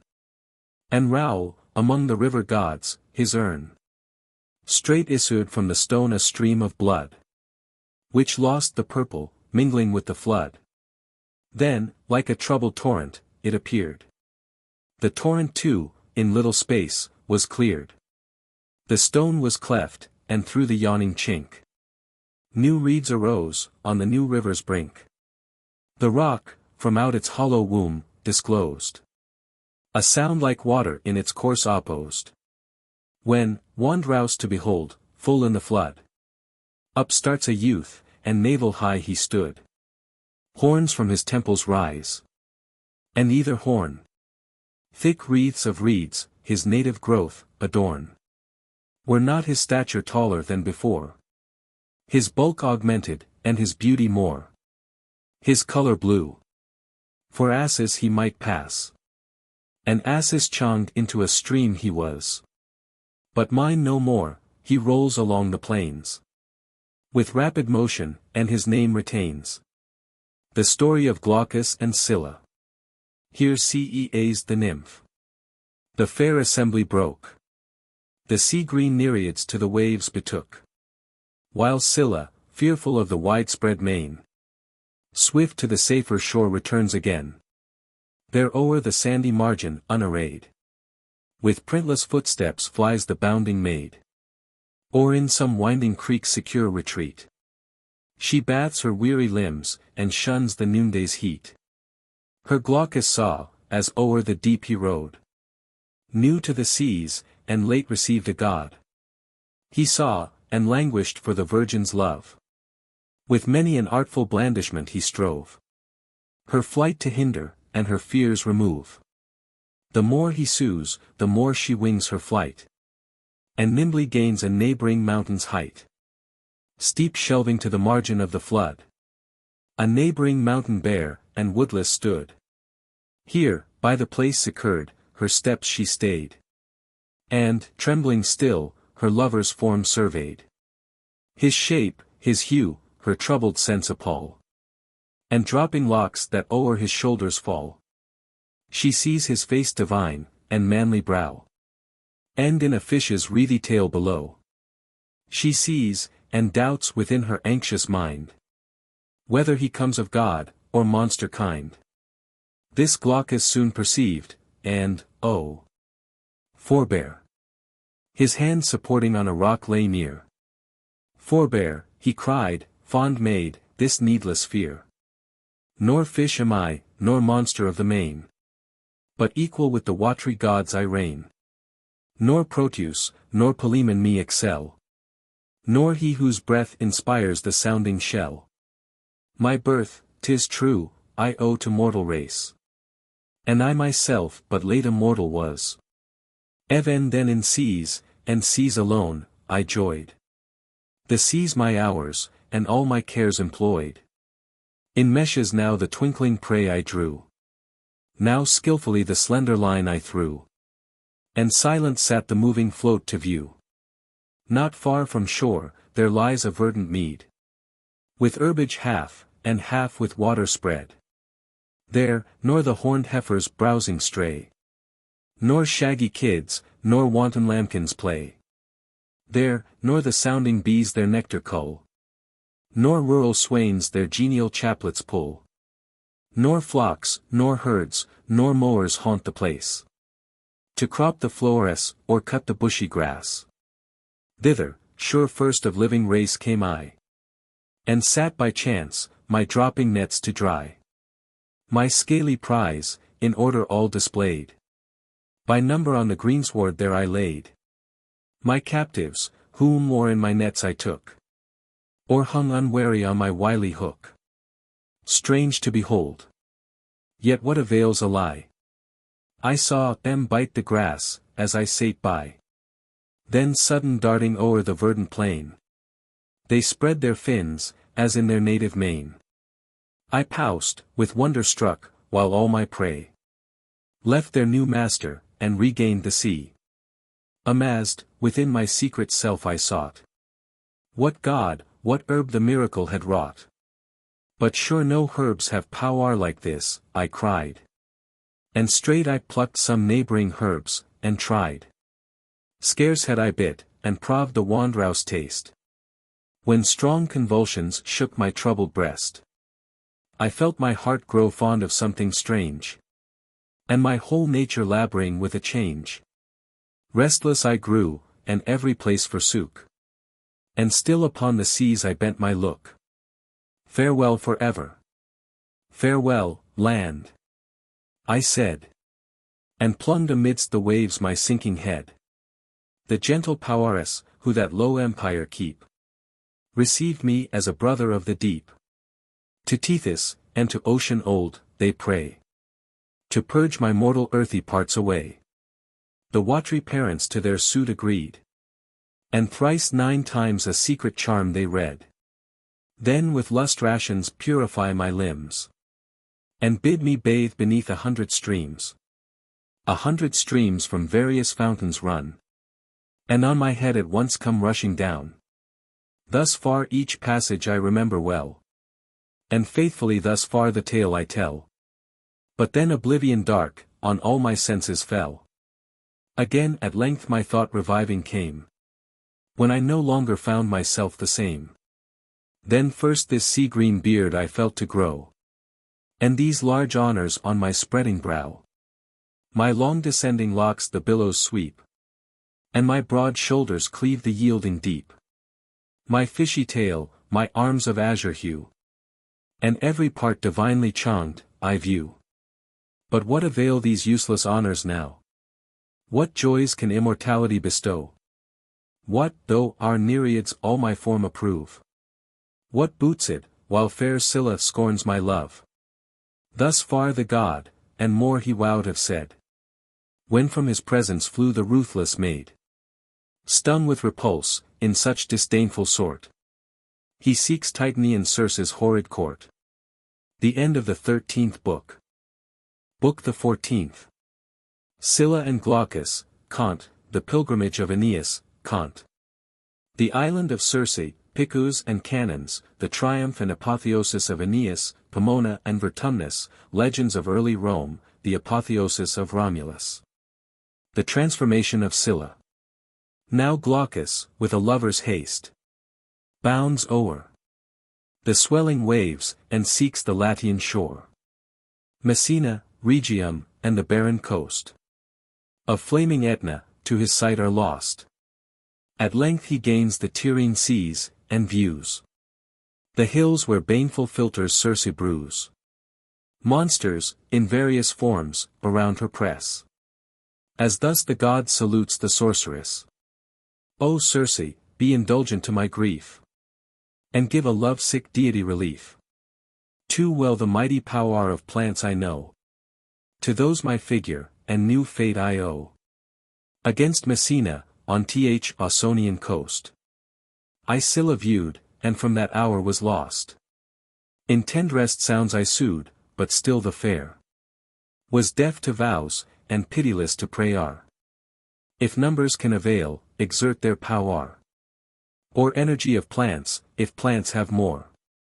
I ask no cure, let but the virgin pine, with dying pangs, or agonies, like mine. No longer Circe could her flame disguise, but to the suppliant god marine, replies. When maids are coy, have manlier aims in view. Leave those that fly, but those that like, pursue. If love can be by kind compliance won, see, at your feet, the daughter of the sun. Sooner, said Glaucus, shall the ash remove from mountains, and the swelling surges love, or humble seaweed to the hills repair, ere I think any but my Scylla fair. Straight Circe reddens with a guilty shame, and vows revenge for her rejected flame. Fierce liking oft a spite as fierce creates, for love refused, without aversion, hates. To hurt her hapless rival she proceeds, and, by the fall of Scylla, Glaucus bleeds. Some fascinating beverage now she brews, compassed of deadly drugs, and baneful juice. At Rhegium she arrives, the ocean braves, and treads with unwet feet the boiling waves. Upon the beach a winding bay there lies, sheltered from seas, and shaded from the skies. This station Scylla chose, a soft retreat from chilling winds, and raging Cancer's heat. The vengeful sorceress visits this recess. Her charm infuses, and infects the place. Soon as the nymph wades in, her nether parts turn into dogs, then at herself she starts. A ghastly horror in her eyes appears, but yet she knows not, who it is she fears. In vain she offers from herself to run, and drags about her what she strives to shun. Oppressed with grief the pitying god appears, and swells the rising surges with his tears. From the detested sorceress he flies, her art reviles, and her address denies. Whilst hapless Scylla, chained to rocks, decrees destruction to those barks, that beat the seas. Here bulged the pride of famed Ulysses' fleet, but good Aeneas scapt the fate he met. As to the Latian shore the Trojan stood, and cut with well-timed oars the foaming flood. He weathered fell Charybdis, but ere long the skies were darkened, and the tempest strong. Then to the Libyan coast he stretches o'er, and makes at length the Carthaginian shore. Here Dido, with an hospitable care, into her heart receives the wanderer. From her kind arms ungrateful hero flies. The injured queen looks on with dying eyes.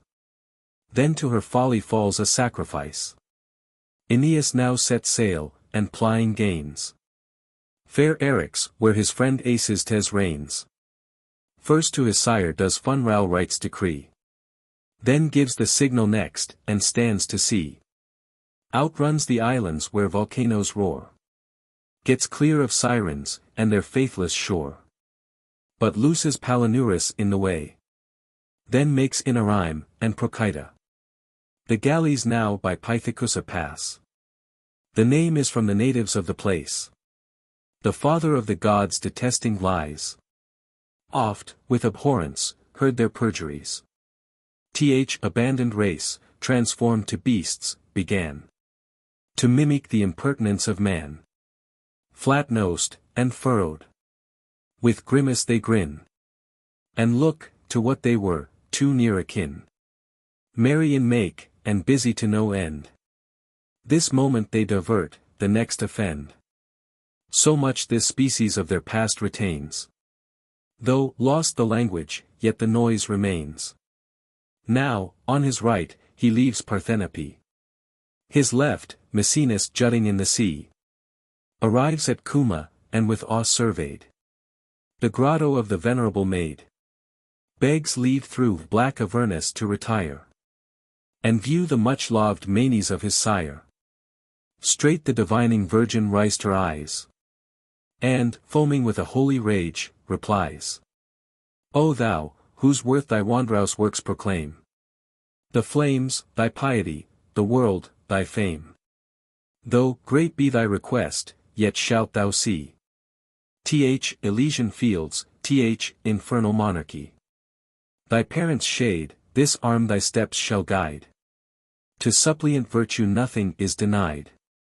She spoke, and pointing to the golden bough, which in Avernian grove refulgent grew, sees that, she bids, he listens to the maid. Then views the mournful mansions of the dead, the shade of great Anchises, and the place, by fates determined to the Trojan race. As back to upper light the hero came, he thus salutes the visionary dame. Oh, whether some propitious deity, or loved by those bright rulers of the sky, with grateful incense I shall style you one, and deem no godhead greater than your own.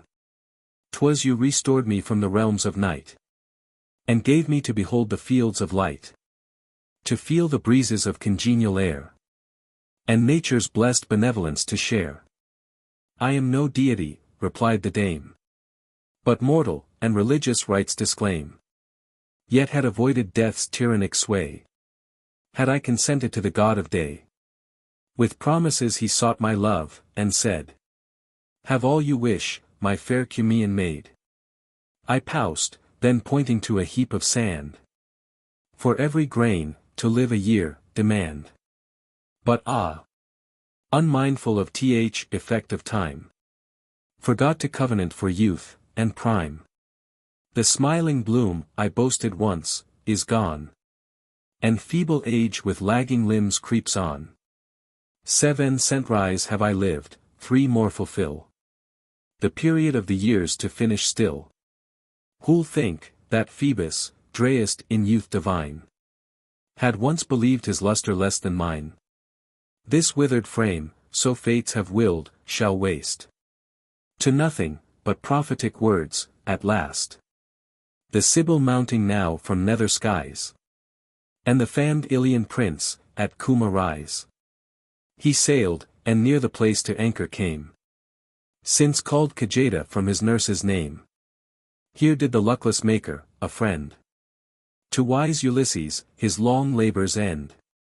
Here, wandering, Achaemenides he meets, and, sudden, thus his late associate, greets. Whence came you here, O friend, and whither bound? All gave you lost on far Cyclopean ground. A Greeks at last aboard a Trojan found.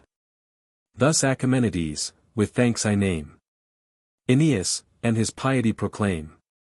I scapt the Cyclops through the hero's aid, else in his maw my mangled limbs had laid. When first your navy under sail he found, he raved, till Aetna labored with the sound. Raging, he stalked along the mountain's side, and vented clouds of breath at every stride. His staff a mountain ash, and in the clouds, oft, as he walks, his grisly front he shrouds. Eyeless he groped about with vengeful haste, and just led promontories, as he passed. Then heaved a rock's high summit to the main, and bellowed, like some bursting hurricane. Oh! Could I seize Ulysses in his flight? How unlamented were my loss of sight! These jaws should piecemeal tear each panting vein, grind every crackling bone, and pound his brain. As thus he raved, my joints with horror shook. The tide of blood my chilling heart forsook. I saw him once disgorge huge morsels, raw, of wretches undigested in his maw. From the pale breathless trunk's whole limbs he tore, his beard all clotted with o'erflowing gore. My anxious hours I passed in caves, my food was forest fruits, and wildings of the wood. At length a sail I wafted, and aboard my fortune found an hospitable lord. Now, in return, your own adventures tell. And what, since first you put to sea, befell? Then Maker, there reigned a prince of fame. O'er Tuscan seas, and Aeolus his name. A largest to Ulysses he consigned. And in a steer's tough hide enclosed a wind. 9 days before the swelling gale we ran. The 10th, to make the meeting land, began. When now the merry mariners, to find imagined wealth within, the bag unbind.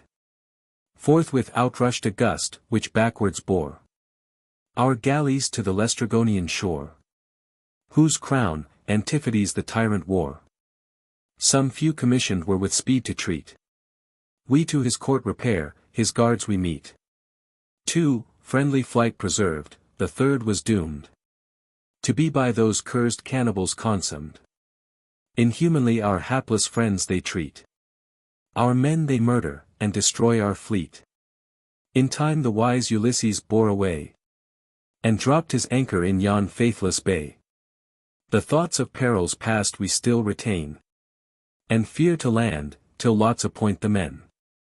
Polites true, Elpenor give end to wine. Eurylochus, myself, the lots assign. Designed for dangers, and resolved to dare. To Circe's fatal palace we repair. Before the spacious front, a herd we find. Of beasts, the fiercest of the savage kind. Our trembling steps with blandishments they meet. And fawn, unlike their species, at our feet. Within upon a sumptuous throne of state. On golden columns rised, enchantress sate. Rich was her robe, and amiable her mien. Her aspect awful, and she looked a queen. Her maids not mind the loom, nor household care. Nor wage in needlework a Scythian war. But cull in canisters disastrous flowers. And plants from haunted heaths, and fairy bowers. With brazen sickles reaped at planetary hours. Each dose the goddess weighs with watchful eye. So nice her art in impious pharmacy. Entreing she greets us with a gracious look. And airs, that future amity bespoke. Her ready nymphs serve up a rich repast. The bowl she dashes first, then gives to taste. Quick, to our own undoing, we comply. Her power we prove, and shew the sorcery. Soon, in a length of face, our head extends. Our chine stiff bristles bears, and forward bends. A breadth of brawn new burnishes our neck. Anon we grunt, as we begin to speak.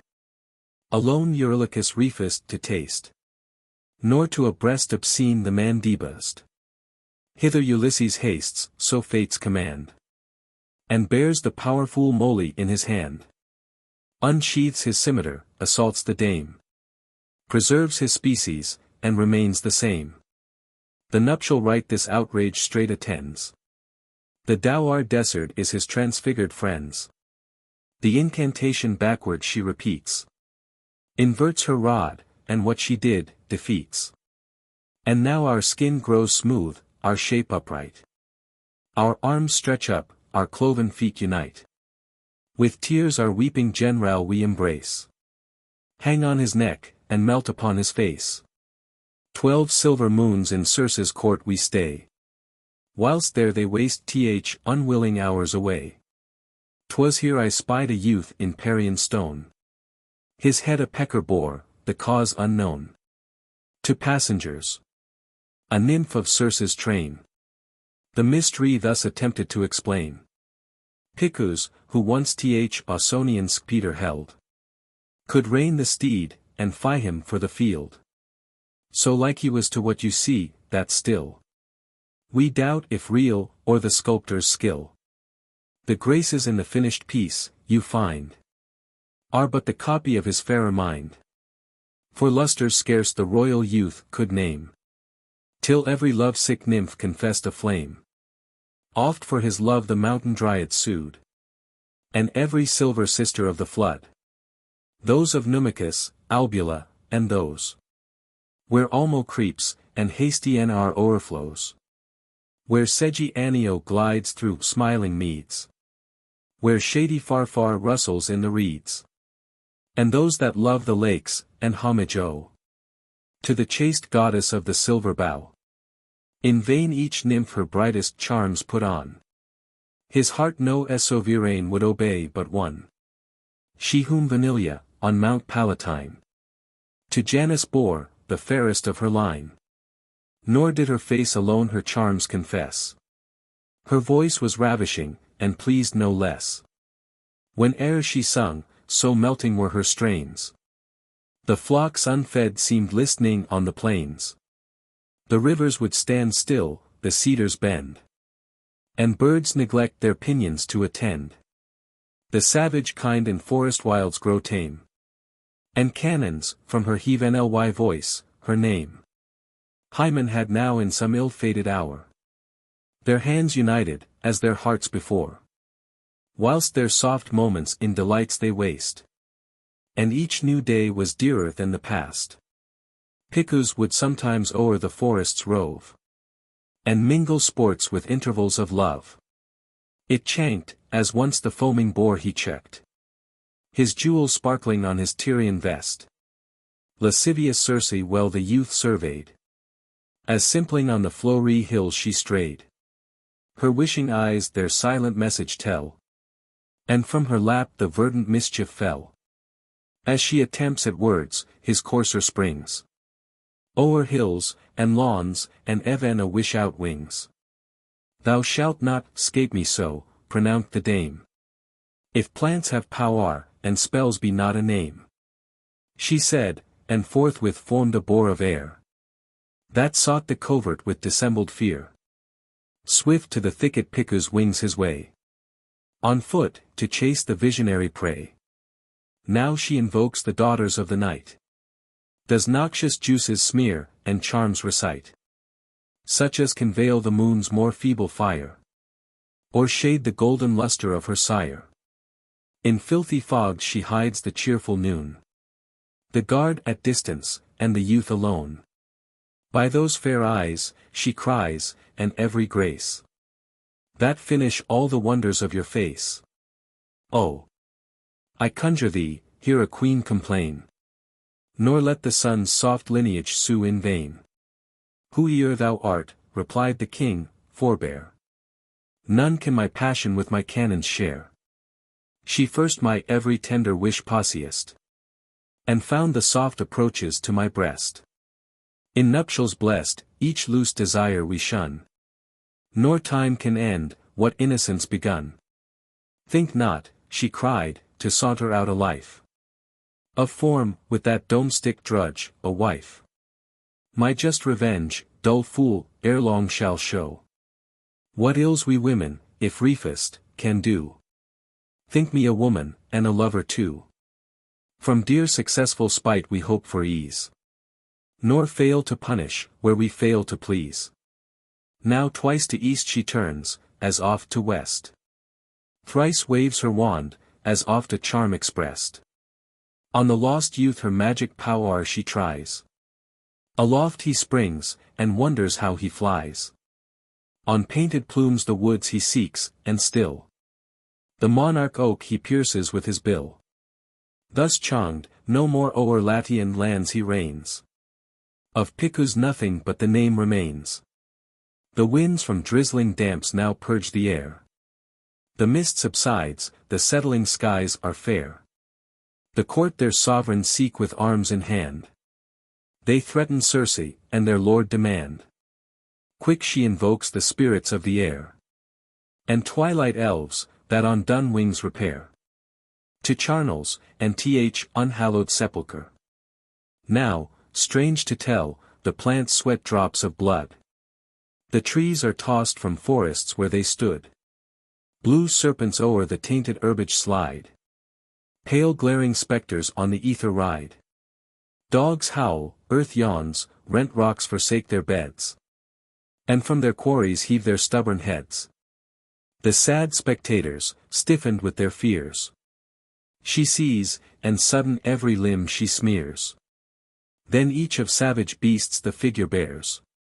The sun did now to western waves retire. In tides to temper his bright world of fire. Cannons laments her royal husband's stay. Ill suits fond love with absence, or delay. Where she commands, her ready people run. She wills, retracts, bids, and forbids anon. Restless in mind, and dying with despair.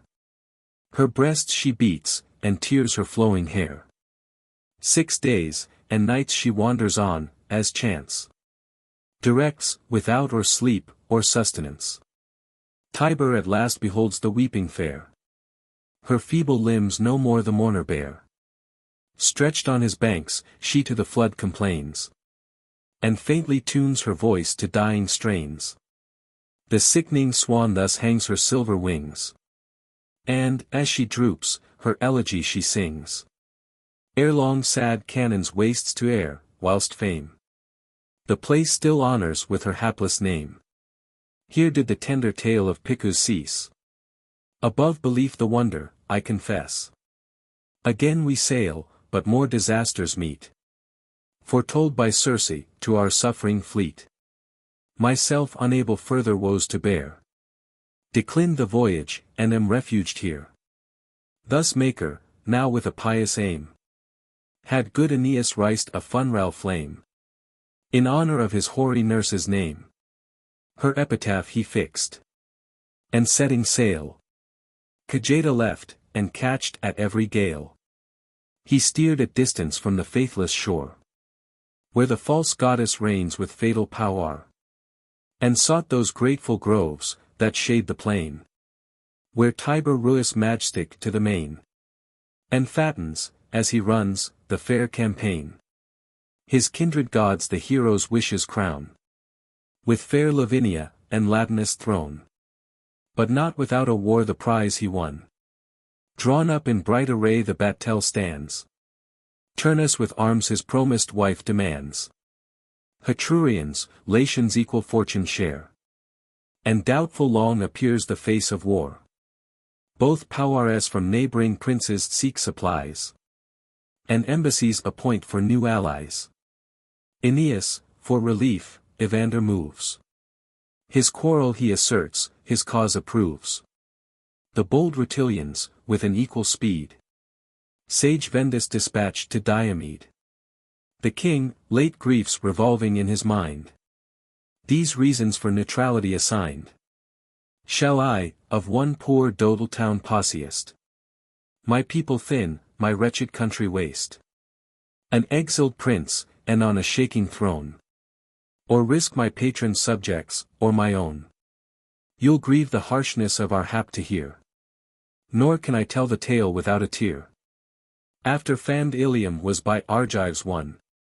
And flames had finished, what the sword begun. Pallas, incensed, pursued us to the main. In vengeance of her violated fane. Alone Oileus forked the Trojan maid. Yet all were punished for the brutal deed. A storm begins, the raging waves run high. The clouds look heavy, and benight the sky. Red sheets of lightning o'er the seas are spread. Our tackling yields, and wrecks at last succeed. 'Tis tedious our disastrous state to tell. Even Priam would have pitied, what befell. Yet Pallas saved me from the swallowing main. At home new wrongs to meet, as fates ordain. Checked from my country, I once more repeat. All suffering seas could give, or war complete. For Venus, mindful of her wound, decreed. Still new calamities should past succeed. Agmon, impatient through successive ills. With fury, love's bright goddess thus reviles. These plagues in spite to Diomed are sent. The crime is his, but ours the punishment.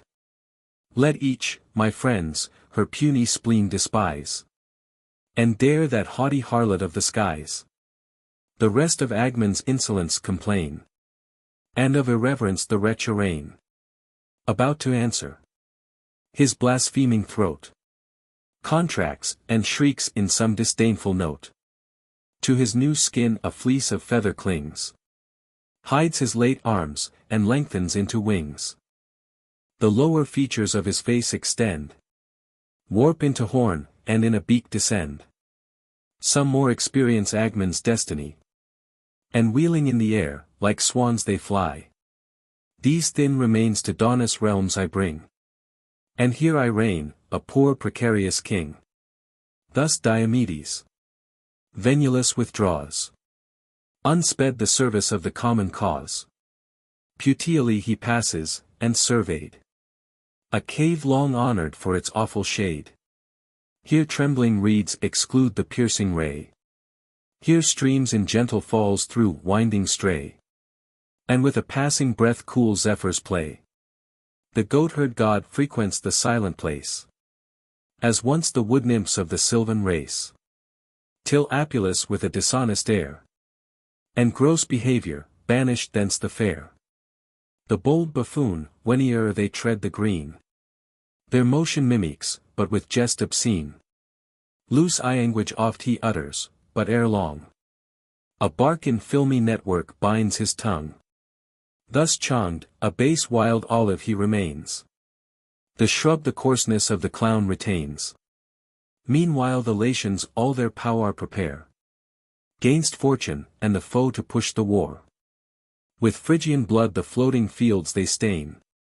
But, short of succors, still contend in vain. Turnus remarks the Trojan fleet ill-manned. Unguarded, and at anchor near the strand. He thought, and straight a lighted brand he bore. And fire invades, what scapt the waves before. The billows from the kindling prow retire.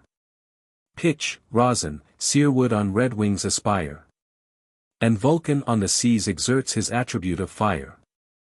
This when the mother of the gods beheld. Her tory crown she shook, and stood revealed. Her brindled lions reigned, unveiled her head. And hovering o'er her favored fleet, she said. Cease Turnus, and the heathen ly powers respect. Nor dare to violate, what I protect. These galleys, once fair trees on Ida stood. And gave their shade to each descending god. Nor shall consume, irrevocable fate. Allots there being no determined date. Straight peals of thunder heaven's high arches rend. The hailstones leap, the showers in spouts descend. The winds with widened throats the signal give. The cables break, the smoking vessels drive. Now, wondrous, as they beat the foaming flood. The timber softens into flesh, and blood. The yards, and oars new arms, and legs design. A trunk the hull, the slender keel, a spine. The prow a female face. And by degrees. The galleys rise green daughters of the seas. Sometimes on coral beds they sit in state. Or wanton on the waves they feared of late. The barks, that beat the seas are still their care. Themselves remembering what of late they were. To save a Trojan sail in throngs they press. But smile to see Alcinous in distress. Unable were those wonders to deter the Latians from their unsuccessful war. Both sides for doubtful victory contend. And on their courage, and their gods depend. Nor bright Lavinia, nor Latinus' crown. Warm their great soul to war, like fair renown. Venus at last beholds her godlike son. Triumphant, and the field of battle won. Brave Turnus slain, strong Ardea but a name. And buried in fierce deluges of flame. Her Toares, that boasted once a sovereign sway. The fate of fancied grandeur now betray. A famished heron from the ashes springs. And beats the ruin with disastrous wings. Calamities of towns distressed she feigns. And oft, with woeful shrieks, of war complains. Now had Aeneas, as ordained by fate, survived the period of Saturnia's hate. And by a sure irrevocable doom, fixed the immortal majesty of Rome. Fit for the station of his kindred stars. His mother goddess thus her suit prefers. Almighty arbiter, whose powerful nod shakes distant earth, and bows our own abode. To thy great progeny indulgent be. And rank the goddess born a deity. Already has he viewed, with mortal eyes, thy brother's kingdoms of the nether skies. Forthwith a conclave of the Godhead meets, where Juno in the shining senate sits. Remorse for past revenge the goddess feels. Then thundering Jove almighty mandate seals. Allots the prince of his celestial line an apotheosis, and rites divine. The crystal mansions echo with applause. And, with her graces, love's bright queen withdraws. Shoots in a blaze of light along the skies. And, borne by turtles, to Laurentum flies. Alights, where through the reeds Nemesis strays. And to the seas his watery tribute pays. The god she supplicates to wash away the parts more gross, and subject to decay. And cleanse the goddess born from seminal allay. The horned flood with glad attention stands. Then bids his streams obey their sire's commands. His better parts by lustral waves refined. More pure, and nearer to ethereal mind. With gums of fragrant scent the goddess strews. And on his features breathes ambrosial dews. Thus deified, new honors Rome decrees. Shrines, festivals. And styles him indiges. Ascanius now the Latian scepter sways. The Alban nation, Silvius, next obeys. Then young Latinus, next in Alba came. The grace, and guardian of the Alban name. Then Epitus, then gentle Capys reigned. Then Captis the regal power sustained. Next he who perished on the Tuscan flood. And honored with his name the river god. Now haughty Remulus begun his reign. Who fell by thunder he aspired to fame. Meek Acrota succeeded to the crown. From peace endeavoring, more than arms, renown. To Aventinus well resigned his throne. The mount on which he ruelled, preserves his name. And Procas wore the regal diadem. A Hamadryad flourished in these days. Her name Pomona, from her woodland race. In garden culture none could so excel. Or form the pliant souls of plants so well. Or to the fruit more generous flavors lend. Or teach the trees with nobler loads to bend. The nymph frequented not the flattering stream. Nor meads, the subject of a virgin's dream. But to such joys her misery did prefer. Alone to tend her vegetable care. A pruning hook she carried in her hand. And taught the stragglers to obey command. Lest the licentious, and unthrifty bough. The too indulgent parent should undo. She shows, how stocks invite to their embrace. A graft, and naturalize a foreign race. To mend the salvage taint, and in its stead. Adopt new nature, and a nobler breed. Now hourly she observes her growing care. And guards their nonage from the bleaker air. Then opes her streaming sluices, to supply. With flowing draughts her thirsty family. Long had she labored to continue free. From chains of love, and nuptial tyranny. And in her orchard small extent immured. Her vowed virginity she still secured. Oft would loose Pan, and all the lustful train. Of satyrs, tempt her innocence in vain. Silenus, that old dotard, owned a flame. And he, that frights the thieves with stratagem. Of sword, and something else too gross to name. Vertumnus too pursued the maid no less. But, with his rivals, shard a like success. To gain access 1,000 ways he tries. Oft, in the hind, the lover would disguise. The heedless lout comes shambling on, and seems just sweating from the labor of his teams. Then, from the harvest, oft the mimic swain seems bending with a load of bearded grain. Sometimes a dresser of the vine he feigns, and lawless tendrils to their bounds restrains. Sometimes his sword a soldier shews, his rod an angler, still so various is the god. Now, in a forehead cloth, some crone he seems. A staff supplying the defect of limbs. Admittance thus he gains, admires the store. Of fairest fruit, the fair possessor more. Then greets her with a kiss, unpracticed dame. Admired a grand dame kissed with such a flame.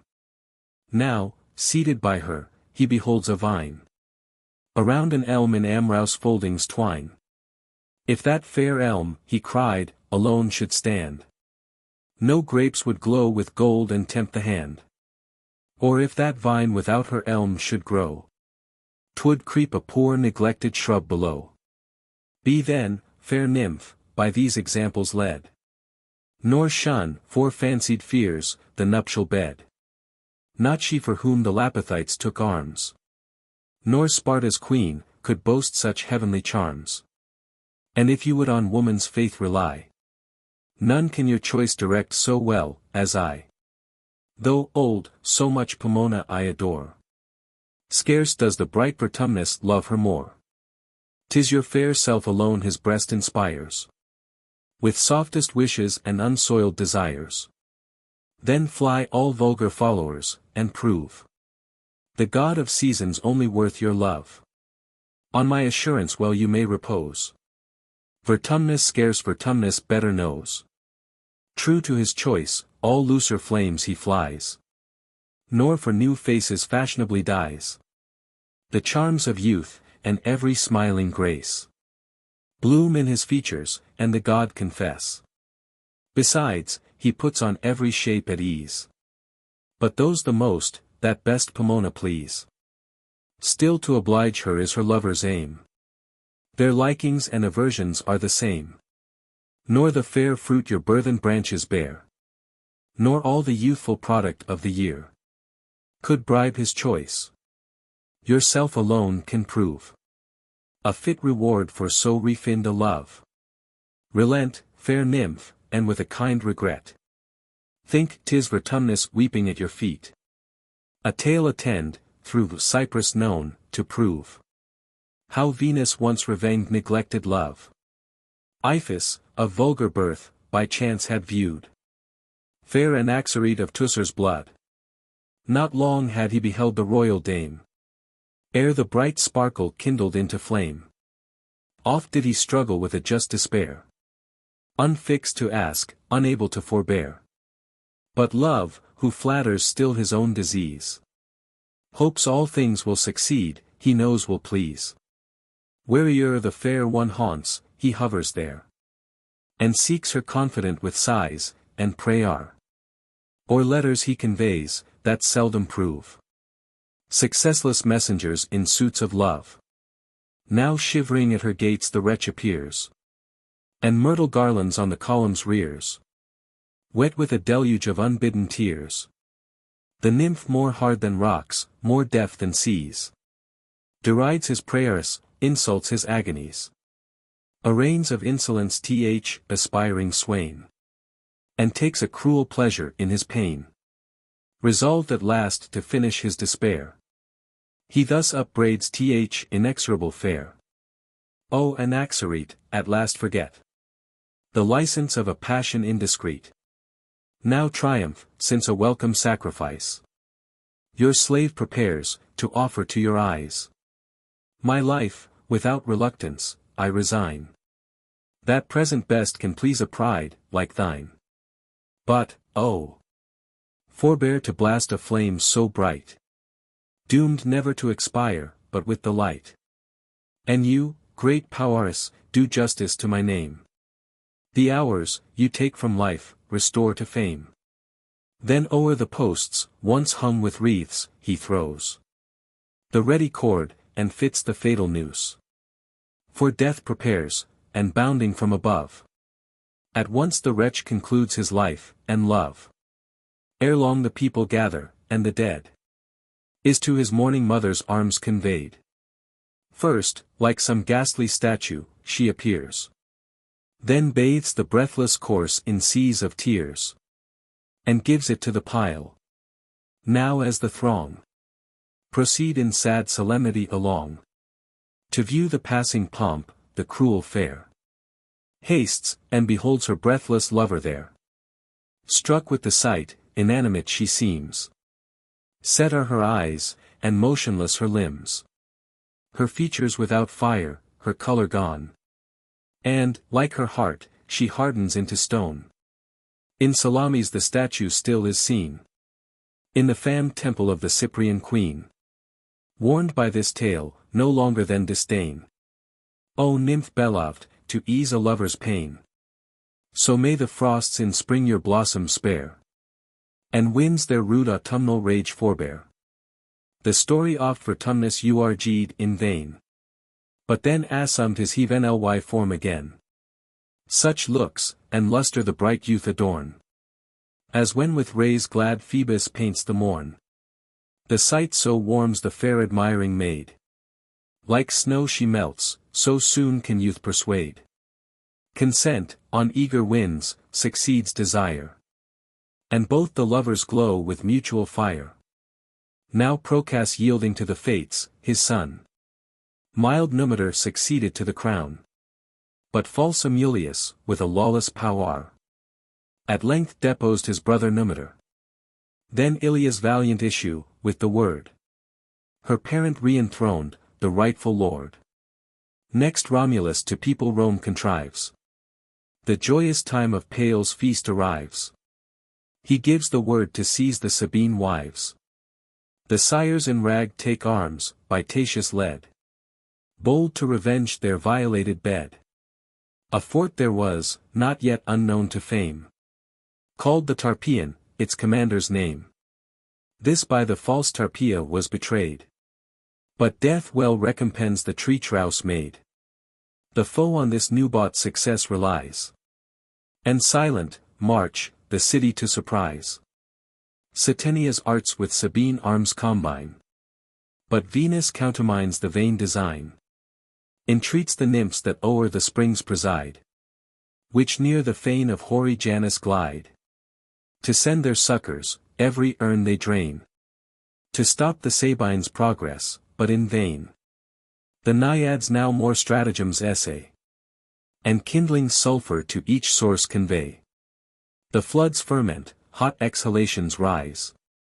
Till from the scalding ford the army flies. Soon Romulus appears in shining arms. And to the war the Roman legions warns. The battle rages, and the field is spread. With nothing, but the dying, and the dead. Both sides consent to treat without delay. And their two chiefs at once the scepter sway. But Tatius by Lavinian fury slain. Great Romulus continued long to reign. Now warrior Mars his burnished helm puts on. And thus addresses Heaven's imperial throne. Since the inferior world is now become one vassal globe, and colony to Rome. This grace, O Jove, for Romulus I claim. Admit him to the skies, from whence he came. Long hast thou promised an ethereal state. To Mars's lineage. And thy word is fate. The sire, that rules the thunder, with a nod. Declared the fiat, and dismissed the god. Soon as the power omnipotent surveyed. The flashing skies, the signal he obeyed. And leaning on his lance, he mounts his car. His fiery coursers lashing through the air. Mount Palatine he gains, and finds his son. Good laws enacting on a peaceful throne. The scales of heavenly justice holding high.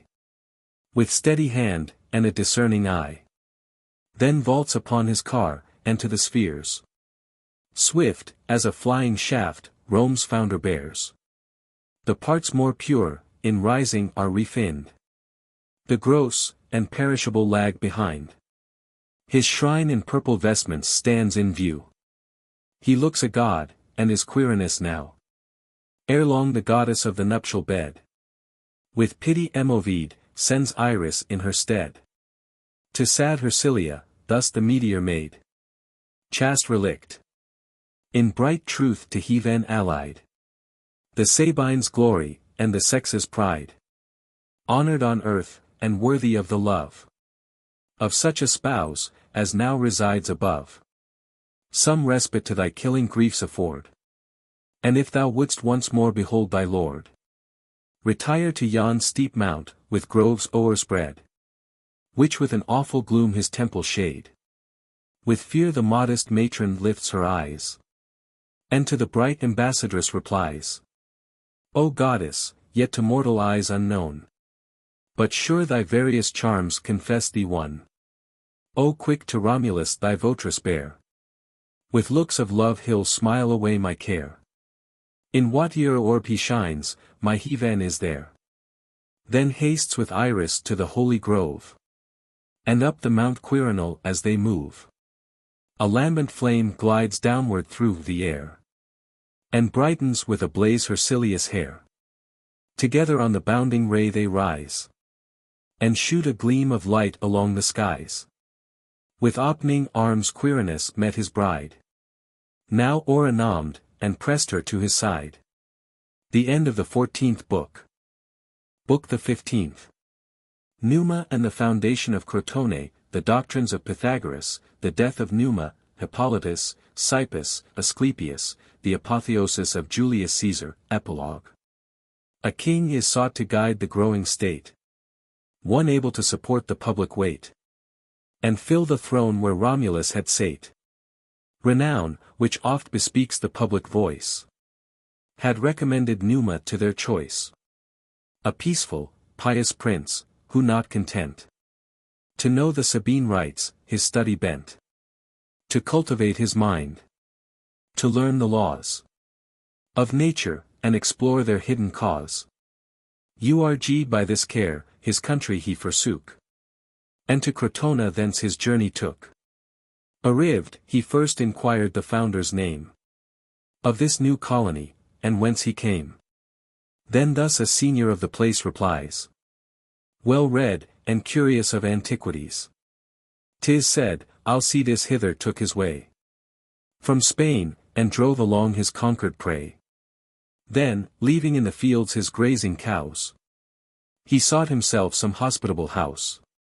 Good Croton entertained his godlike guest, while he repaired his weary limbs with rest.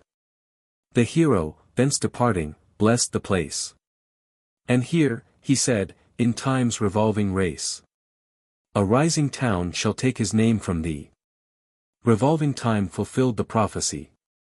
For Miscelos, the justest man on earth, Alemon's son, at Argos had his birth. Him Hercules, armed with his club of oak, Urshadowed in a dream, and thus bespoke.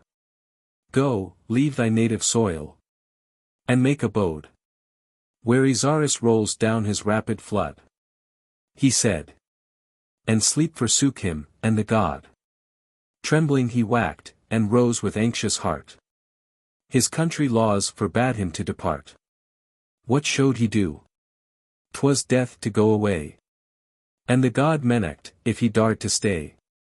All day he doubted, and when night came on, sleep, and the same forewarning dream, begun. Once more the god stood threatening o'er his head, with added curses if he disobeyed. Twice warned, he studied flight, but vowed convey at once his person and his wealth away. Thus while he lingered, his design was heard. A speedy process formed, and death declared. Witness there needed none of his offense. Against himself the wretch was evidence. Condemned, and destitute of human aid. To him, for whom he suffered, thus he prayed. O Power, who hast deserved in heaven a throne, not given, but by thy labors made thy own. Pity thy suppliant, and protect his cause, whom thou hast made obnoxious to the laws. A custom was of old, and still remains, which life, or death by suffrages ordains. White stones, and black within an urn are cast. The first absolve, but fate is in the last. The judges to the common urn bequeath their votes, and drop the sable signs of death. The box receives all black, but, poured from thence, the stones came candid forth, the hue of innocence. Thus Alemonides his safety won, preserved from death by Alcmena's son. Then to his kinsman god his vows he pays, and cuts with Prosperous gales Ionian seas. He leaves Tarentum favored by the wind, and Thurine bays, and Turnusses behind. Soft Sybaris, and all the capes that stand Along the shore, he makes in sight of land. Still doubling, and still coasting, till he found the mouth of Isaris, and promised ground. Then saw, where, on the margin of the flood, the tomb, that held the bones of Croton stood. Here, by the gods' command, he built, and walled the place predicted, and Crotona called. Thus fame, from time to time, delivers down the sure tradition of Italian town. Here dwelt the man divine, whom Samos bore, but now self-banished from his native shore, because he hated tyrants, nor could bear the chains, which none but servile souls will wear.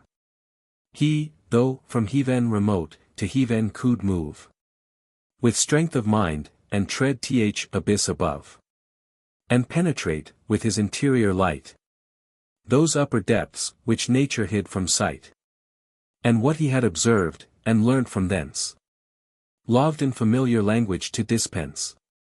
The crowd with silent admiration stand, and heard him, as they heard their gods command, while he discoursed of heathen's mysterious laws, the world's original, and nature's cause.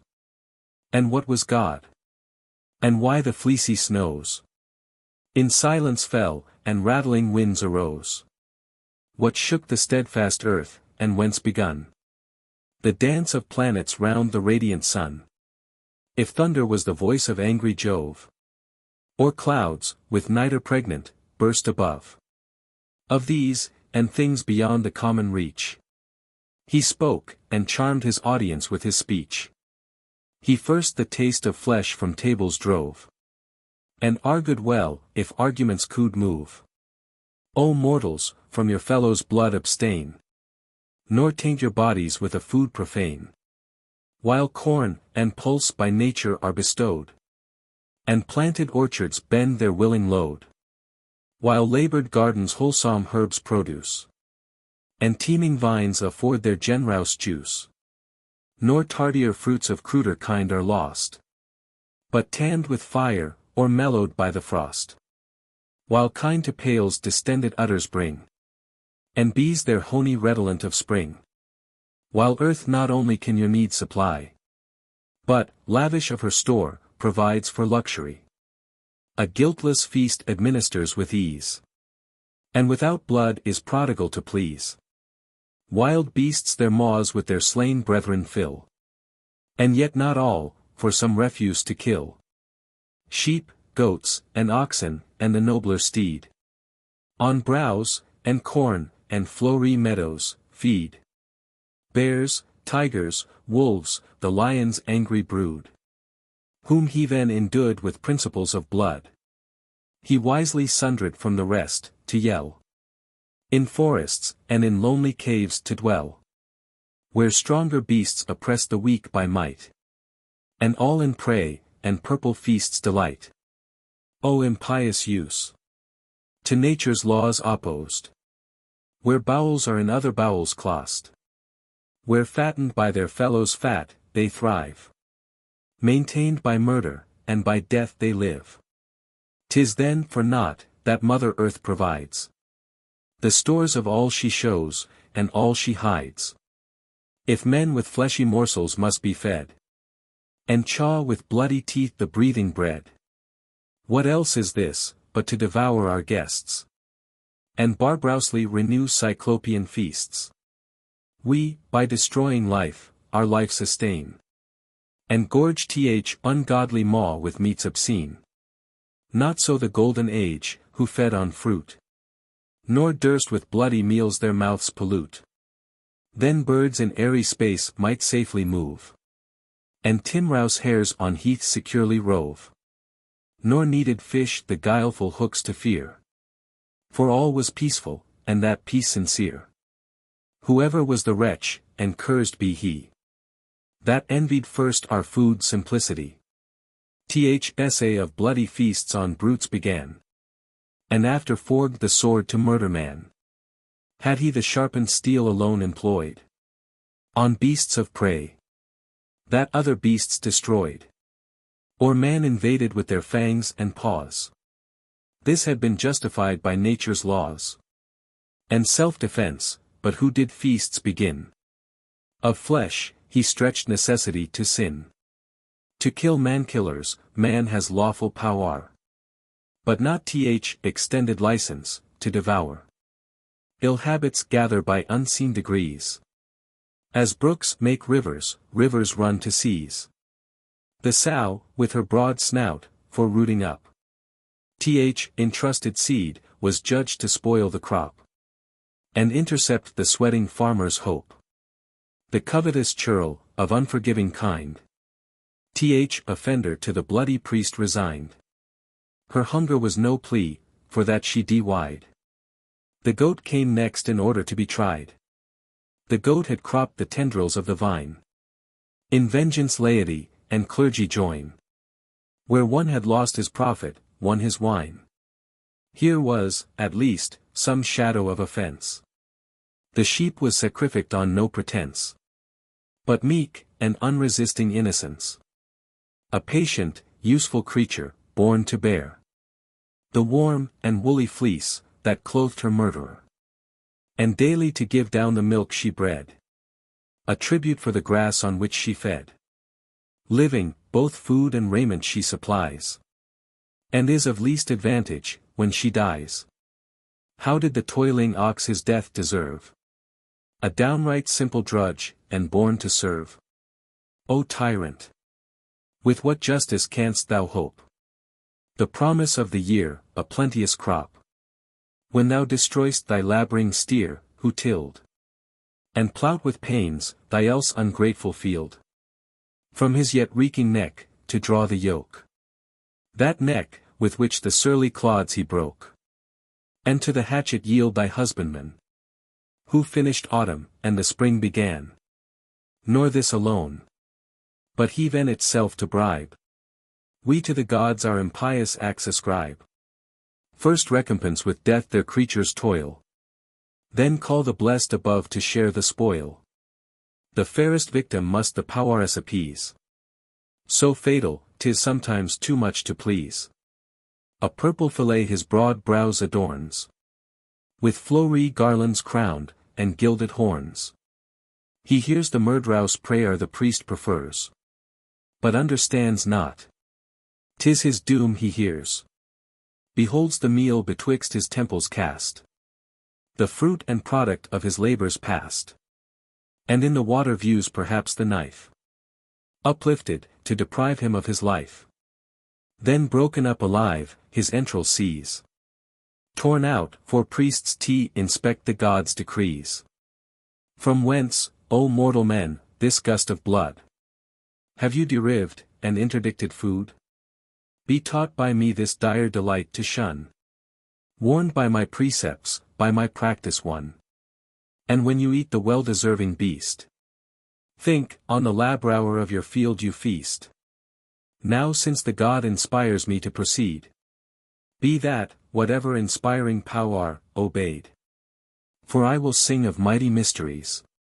Of truths concealed before, from human eyes. Dark oracles unveil and open all the skies. Pleased as I am to walk along the sphere of shining stars, and travel with the year.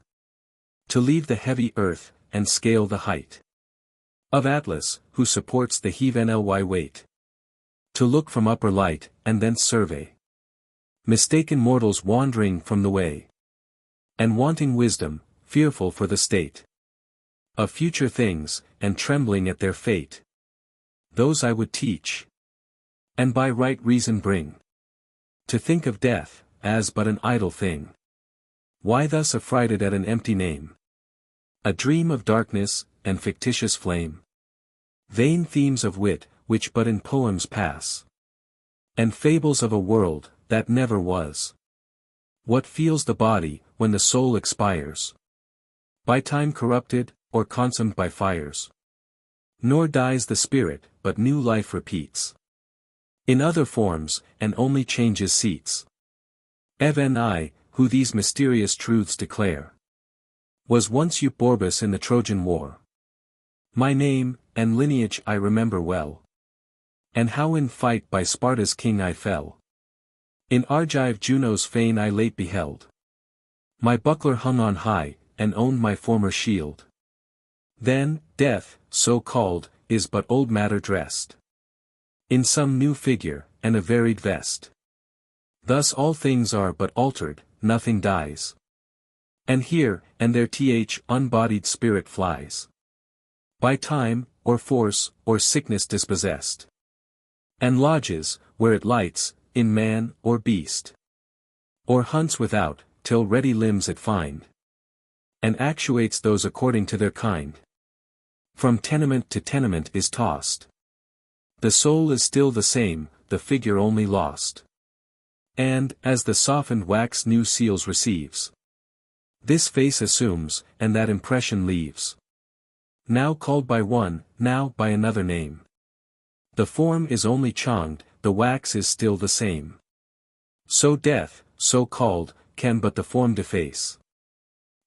Immortal soul flies out in empty space, to seek her fortune in some other place. Then let not piety be put to flight, to please the taste of glutton appetite. But suffer inmate souls secure to dwell, lest from their seats your parents you expel. With rabid hunger feed upon your kind, or from a beast dislodge a brother's mind. And since, like typhus parting from the shore, in ample seas I sail, and depths untried before. This let me further add, that nature knows no steadfast station, but, or ebbs, or flows, ever in motion. She destroys her old, and casts new figures in another mold. Even times are in perpetual flux, and run, like rivers from their fountain, rolling on. For time, no more than streams, is at a stay. The flying hour is ever on her way. And as the fountain still supplies her store, the wave behind impels the wave before. Thus in successive course the minutes run, and urge their predecessor minutes on, till moving, ever new, for former things are set aside, like abdicated kings. And every moment alters what is done, and innovates some act, till then unknown. Darkness we see emerges into light, and shining suns descend to sable night. Even heaven itself receives another die, when wearied animals in slumbers lie. Of midnight ease, another, when the grey of morn preludes the splendor of the day. The disk of Phoebus, when he climbs on high, appears at first but as a bloodshot eye. And when his chariot downwards drives to bed, his ball is with the same suffusion red, but mounted high in his meridian race. All bright he shines, and with a better face. For there, pure particles of ether flow, far from infection of the world below.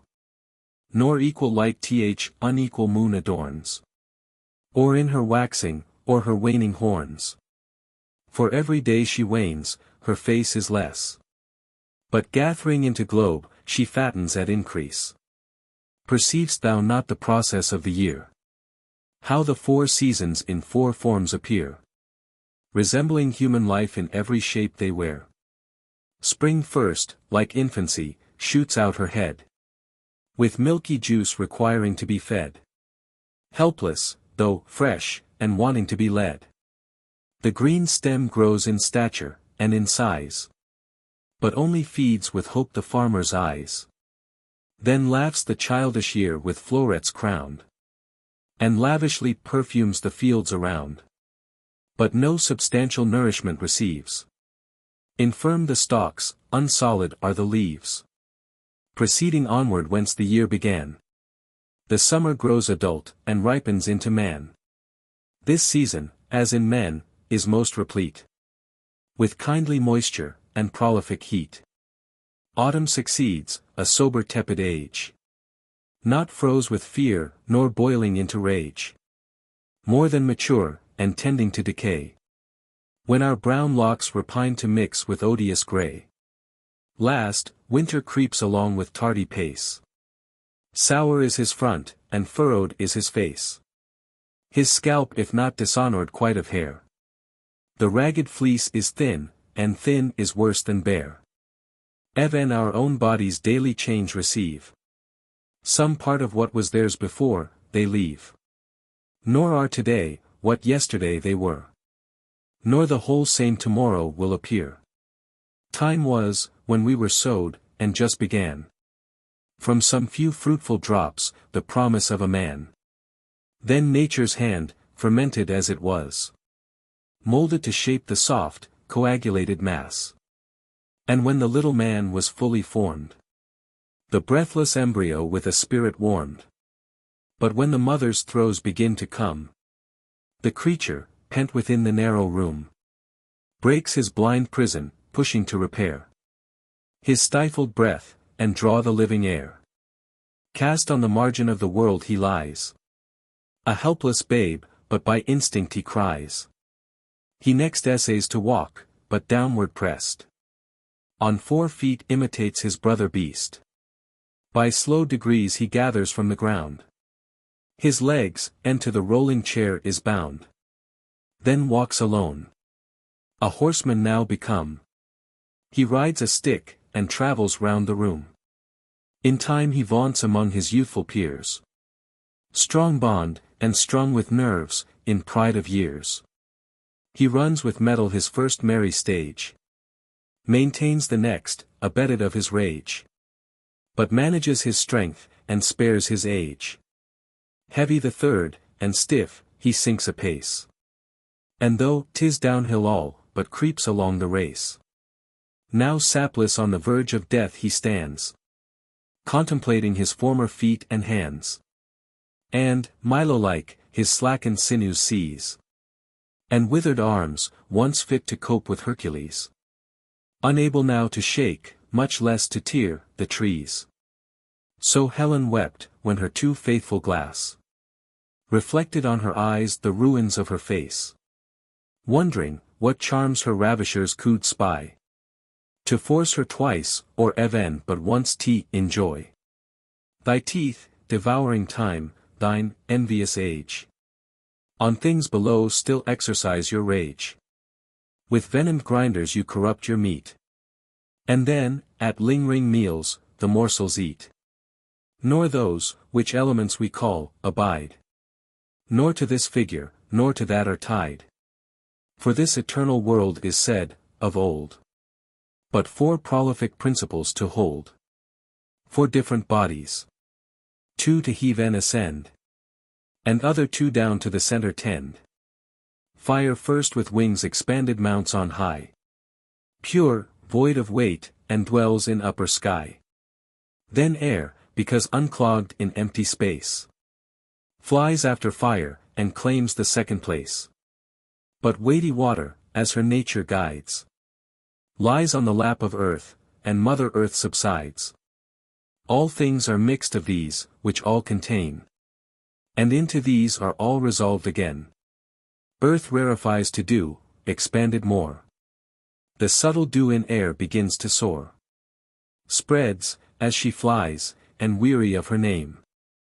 Extenuates still, and changes into flame. Thus having by degrees perfection won. Restless they soon untwist the web, they spun. And fire begins to lose her radiant hue. Mixed with gross air, and air descends to dew. And dew condensing, does her form forego. And sinks, a heavy lump of earth below. Thus are their figures never at a stand, but chonged by nature's innovating hand. All things are altered, nothing is destroyed. The shifted scene for some new show employed.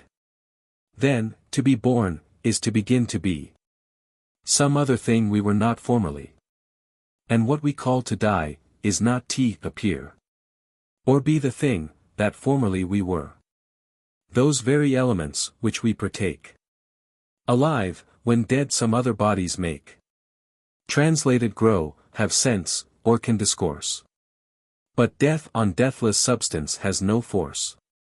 That forms are chonged, I grant. That nothing can continue in the figure it began. The golden age, to silver was debased. To copper that, our metal came at last. The face of places, and their forms, decay. And that is solid earth, that once was sea. Seas in their turn retreating from the shore. Make solid land, what ocean was before. And far from strands are shells of fishes found. And rusty anchors fixed on mountain ground.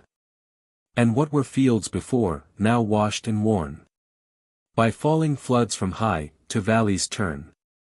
And crumbling still descend to level lands. And lakes, and trembling bogs, are barren sands. And the parched desert floats in streams unknown, wondering to drink of waters not her own. Here nature living fountains opes, and there seals up the wombs, where living fountains were. Or earthquakes stop their ancient course, and bring diverted streams to feed a distant spring. So Lycus, swallowed up, is seen no more. But far from thence knocks out another door. Thus Erisinus dives. And blind in earth. Runs on, and gropes his way to second birth. Starts up in Argos meads, and shakes his locks around the fields, and fattens all the flocks. So Mysis by another way is led. And, grown a river, now disdains his head. Forgets his humble birth, his name forsakes. And the proud title of Caicus takes. Large Aminain, impure with yellow sands. Runs rapid often, and as often stands. And here he threats the drunken fields to drown. And there his dugs deny to give their liquor down. Anigros once did wholesome draughts afford. But now his deadly waters are abhorred.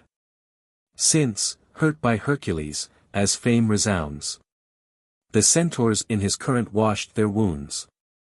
The streams of Hypanis are sweet no more. But brackish lose the taste they had before. Antissa, Pharos, Tyre, in seas were pent. Once isles, but now increase the continent. While the Leucadian coast, main land before, by rushing seas is severed from the shore. So Zancle to Italian earth was tied. And men once walked, where ships at anchor ride. Till Neptune overlooked the narrow way. And in disdain poured in the conquering sea. Two cities that adorn Achaean ground. Burrus, and Hellas, no more are found. But whelmed beneath a lake, are sunk and drowned. And boatsmen through the crystal water show to wondering passengers, the walls below. Near Traten stands a hill, exposed in air to winter winds, of leafy shadows bare. This once was level ground, but, strange to tell, included vapors, that in caverns dwell, labyrinth with cholic pangs, and close confined. In vain sought issue for the rumbling wind. Yet still they heaved for vent, and heaving still, enlarged the concave, and shot up the hill. As breath extends a bladder, or the skins of goats are blown enclose the hoarded wines. The mountain yet retains a mountain's face. And gathered rubbish heals the hollow space. Of many wonders, which I heard, or knew, retrenching most, I will relate but few. What, are not springs with qualities opposed? Endued at seasons, and at seasons lost? Thrice in a day thine, Ammon, change their form. Cold at high noon, at morn, and evening warm. Thine, Athaman, will kindle wood, if thrown on the pilled earth, and in the waning moon. The Thracians have a stream, if any try. The taste, his hardened bowels petrify. Whatever it touches, it converts to stones. And makes a marble pavement, where it runs. Crathis, and Sybaris her sister flood. That slide through our Calabrian neighbor wood. With gold, and amber dye the shining hair. And thither youth resort, for who would not be fair? But stranger virtues yet in streams we find. Some change not only bodies, but the mind. Who has not heard of Salmachus obscene? Whose waters into women soften men? Or Ethiopian lakes, which turn the brain to madness, or in heavy sleep constrain? Clitorian streams the love of wine expel. Such is the virtue of abstemious well. Whether the colder nymph that rules the flood extinguishes, and balks the drunken god, or that Melampus, so have some asserted, when the mad Proetides with charms he curd, and powerful herbs, both charms, and simples cast into the sober spring, where still their virtues last. Unlike effects Lyncestis will produce, who drinks his waters, though, with moderate use, reels as with wine, and sees with double sight, his heels too heavy, and his head too light. Laden, once Phenios, an Arcadian stream, ambiguous in th effects, as in the name. By day is wholesome beverage, but is thought by night infected, and a deadly draught. Thus running rivers, and the standing lake, now of these virtues, now of those partake. Time was, and all things time, and fate obey, when fast Ortygia floated on the sea. Such were Cyanean isles, when Typhus steered betwixt their straits, and their collision feared. They swam, where now they sit, and firmly joined, secure of rooting up, resist the wind. Nor Aetna vomiting sulphureous fire will ever belch, for sulphur will expire. The veins exhausted of the liquid store. Time was, she cast no flames, in time will cast no more. For whether earth's an animal, and air imbibes, her lungs with coolness to repair, and what she sucks remits, she still requires inlets for air, and outlets for her fires. When tortured with convulsive fits she shakes, that motion chokes the vent, till other vent she makes.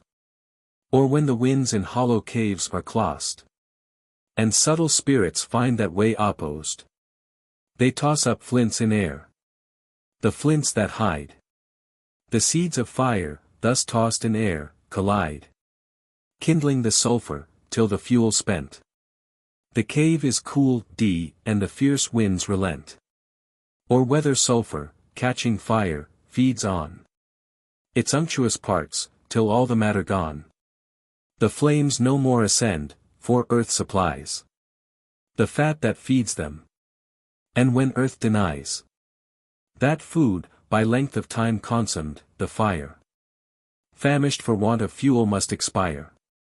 A race of men there are, as fame has told, who shivering suffer Hyperborean cold, till 9 times bathing in Minerva's lake. Soft feathers, to defend their naked sides, they take. 'Tis said, the Scythian wives, believe who will, transform themselves to birds by magic skill, smeared over with an oil of wandrouse might, that adds new pinions to their airy flight. But this by sure experiment we know, that living creatures from corruption grow. Hide in a hollow pit a slaughtered steer, bees from his putrid bowels will appear, who, like their parents, haunt the fields, and bring their honey harvest home, and hope another spring. The warlike steed is multiplied, we find, to wasps, and hornets of the warrior kind. Cut from a crab his crooked claws, and hide the rest in earth, a scorpion thence will glide, and shoot his sting, his tail in circles tossed, refers the limbs his backward father lost. And worms, that stretch on leaves their filmy loom, crawl from their bags, and butterflies become. Even slime begets the frog's loquacious race, short of their feet at first, in little space. With arms, and legs endued, long leaps they take, riced on their hinder part, and swim the lake. And waves repel, for nature gives their kind to that intent, a length of legs behind. The cubs of bears a living lump appear, when whelped, and no determined figure wear. Their mother licks him into shape, and gives as much of form, as she herself receives. The grubs from their sexangular abode crawl out unfinished, like the maggot's brood. Trunks without limbs, till time at leisure brings the thighs they wanted, and their tardy wings. The bird who draws the car of Juno, vain of her crowned head, and of her starry train, And he that bears artillery of Jove. The strong-pounced eagle, and the billing dove. And all the feathered kind, who could suppose. But that from sight, the surest sense, he knows. They from included yoke, not ambient white, arose. There are, who think the marrow of a man, which in the spine, while he was living, ran. When dead, the pith corrupted will become a snake, and hiss within the hollow tomb. All these receive their birth from other things. But from himself the phoenix only springs. Self-born, begotten by the parent flame. In which he burned, another, and the same. Who not by corn, or herbs his life sustains. But the sweet essence of Amomum drains. And watches the rich gums Arabia bears. While yet in tender dew they drop their tears. He, his 5 centuries of life fulfilled. His nest on oaken boughs begins to build. Or trembling tops of palm, and first he draws the plan with his broad bill, and crooked claws. Nature's artificers. On this the pile is formed, and rises round, then with the spoil of cassia, cinnamon, and stems of nard. For softness strewed beneath, his funral bed is reared. Funral and bridal both. And all around. The borders with corruptless myrrh are crowned. On this incumbent, till ethereal flame first catches, then consumes the costly frame. Consumes him too, as on the pile he lies. He lived on odors, and in odors dies. An infant phoenix from the former springs. His father's heir, and from his tender wings.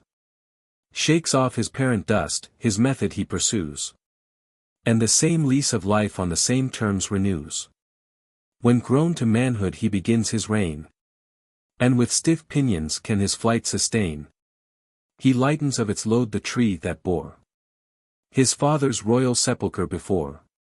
And his own cradle, this, with pious care. Placked on his back, he cuts the buxom air. Seeks the sun city, and his sacred church. And decently lays down his burden in the porch. A wonder more amazing wowed we find. Hyena shows it, of a double kind. Varying the sexes in alternate years. In one begets, and in another bears. The thin cane lion fed with air, receives the color of the thing, to which he cleaves. India when conquered, on the conquering god. For planted vines the sharpie-wide links bestowed. Whose urine, shed before it touches earth, congeals in air, and gives to gems their birth. So coral soft, and white in ocean's bed, comes hardened up in air, and glows with red. All changing species should my song recite. Before I see eased, wowed change the day to night. Nations, and empires flourish, and decay. By turns command, and in their turns obey. Time softens hardy people, time again hardens to war a soft, unwarlike train. Thus Troy for 10 long years her foes withstood. And daily bleeding bore expense of blood. Now for thick streets it shows an empty space. Or only filled with tombs of her own perished race. Herself becomes the sepulchre of what she was. Mycene, Sparta, Thebes of mighty fame, are vanished out of substance into name. And Dardan Rome that just begins to rise. On Tiber's banks, in time shall mate the skies.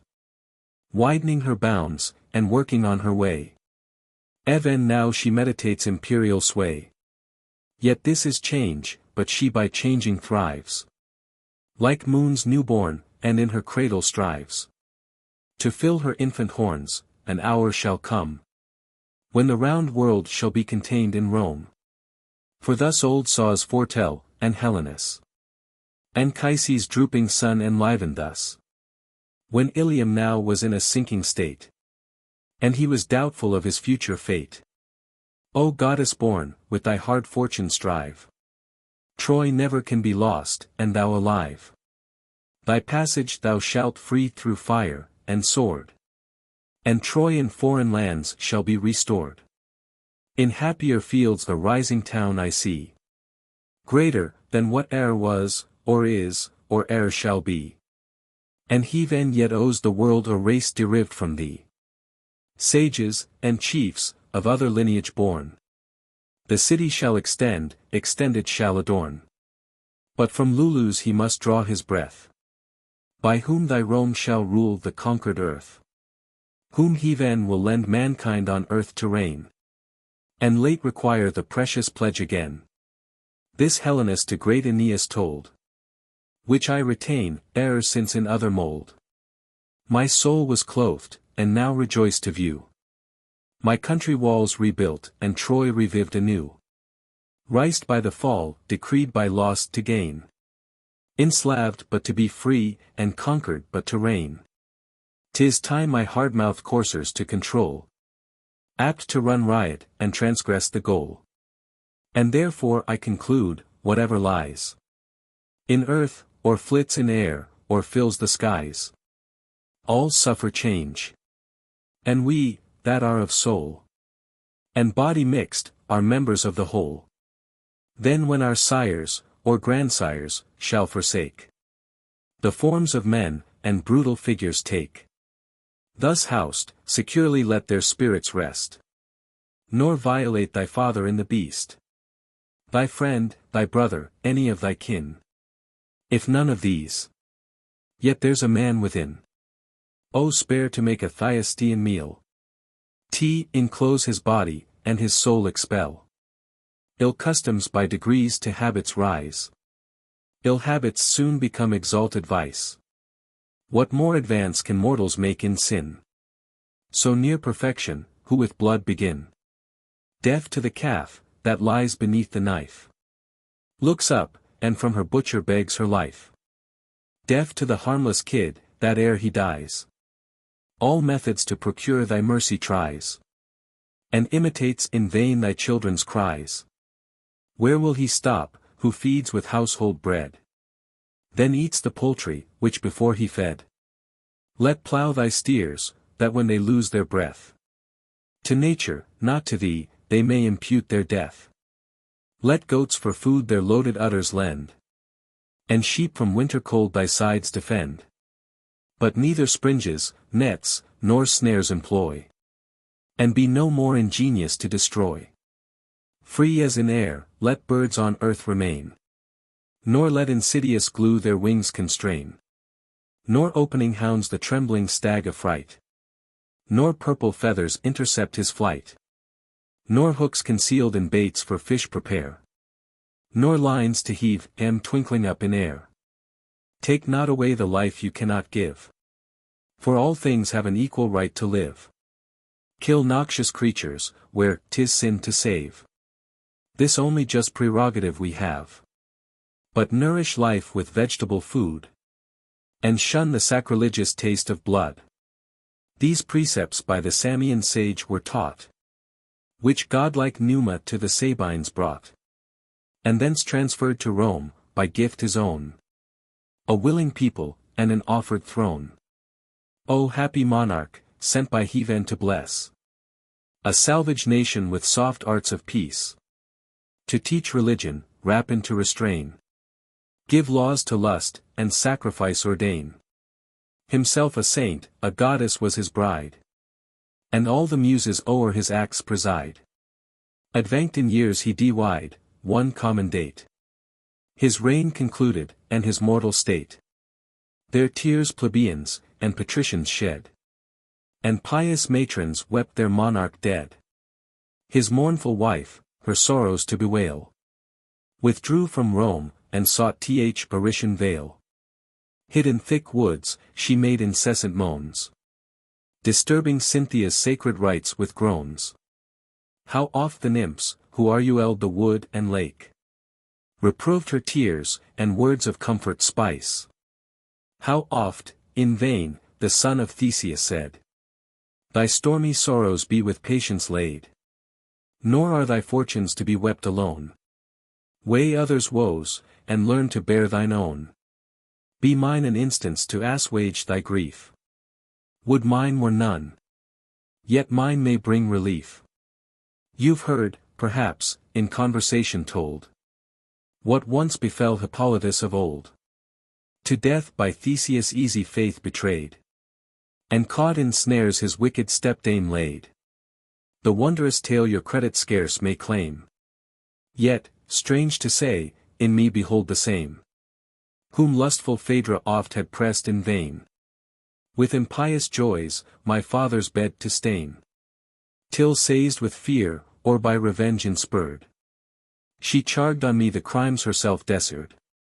Expelled by Theseus, from his home I fled, with heaps of curses on my guiltless head.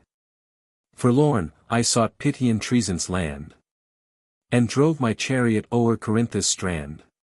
When from the surface of the level main, a billow rising, heaved above the plain, rolling and gathering, till so high it swelled, a mountain's height enormous mass excelled. Then bellowing, burst, when from the summit cleaved, a horned bull his ample chest upheaved. His mouth, and nostrils, storms of briny rain, expiring, blew. Dread horror seized my train. I stood unmoved. My father's cruel doom claimed all my soul, nor fear could find a room. Amazed, awhile my trembling coursers stood, with pricked up ears, contemplating the flood. Then starting sudden, from the dreadful view, at once, like lightning, from the seas they flew, and o'er the craggy rocks the rattling chariot drew. In vain to stop the hot-mouthed steeds I tried, and bending backward all my strength applied. The frothy foam in driving flakes disdains the bits, and bridles, and bedews the reins. But though, as yet untamed they run, at length, their heady rage had teared beneath my strength. When in the spokes, a stump entangling, tore the shattered wheel, and from its axle bore. The shock impetuous tossed me from the seat, caught in the reins beneath my horse's feet. My reeking guts dragged out alive, around the jagged strump, my trembling nerves were wound. Then stretched the well-knit limbs, in pieces howled. Part stuck behind, and part the chariot trailed. Till, midst my cracking joints, and breaking bones, I breathed away my wearied soul in groans. No part distinguished from the rest was found, but all my parts an universal wound. Now say, self-tortured nymph, can you compare our griefs as equal, or injustice dare? I saw besides the darksome realms of woe, and bathed my wounds in smoking streams below. There I had stayed, nor second life enjoyed, but Poion's son his wondrous art employed, to light restored, by medicinal skill, in spite of fate, and rigid Pluto's will. Invidious object to preserve from view, a misty cloud around me Cynthia threw, and lest my sight should stir my foes to rage, she stamped my visage with the marks of age. My former hue was changed, and for it shone a set of features, and a face unknown. While the goddess stood in doubt, or Crete, or Delos' isle, to choose for my retreat. Delos, and Crete refused, this which she chose, bade me my former luckless name depose, which kept alive the memory of my woes. Then said, immortal life be thine, and thou, Hippolytus once called, be Virbius now. Here then a god, but of inferior race. I serve my goddess, and attend her chase. But others' woes were useless to appease Egeria's grief, or set her mind at ease. Beneath the hill, all comfortless she laid, the dropping tears her eyes incessant shed, till pitying Phoebe eased her pious woe, thawed to a spring, whose streams forever flow. The nymphs, and Virbius, like amazement filled, as seized the swains, who Tyrrhene furrows tilled. When heaving up, a clod was seen to roll, untouched, self-immoved, and big with human soul. The spreading mass in former shape deposed, began to shoot, and arms and legs disclosed. till formed a perfect man, the living mold. Opt its new mouth, and future truths foretold. And tages nommed by natives of the place. Taught arts prophetic to the Tuscan race. Or such as once by Romulus was shown. Who saw his lance with sprouting leaves o'ergrown.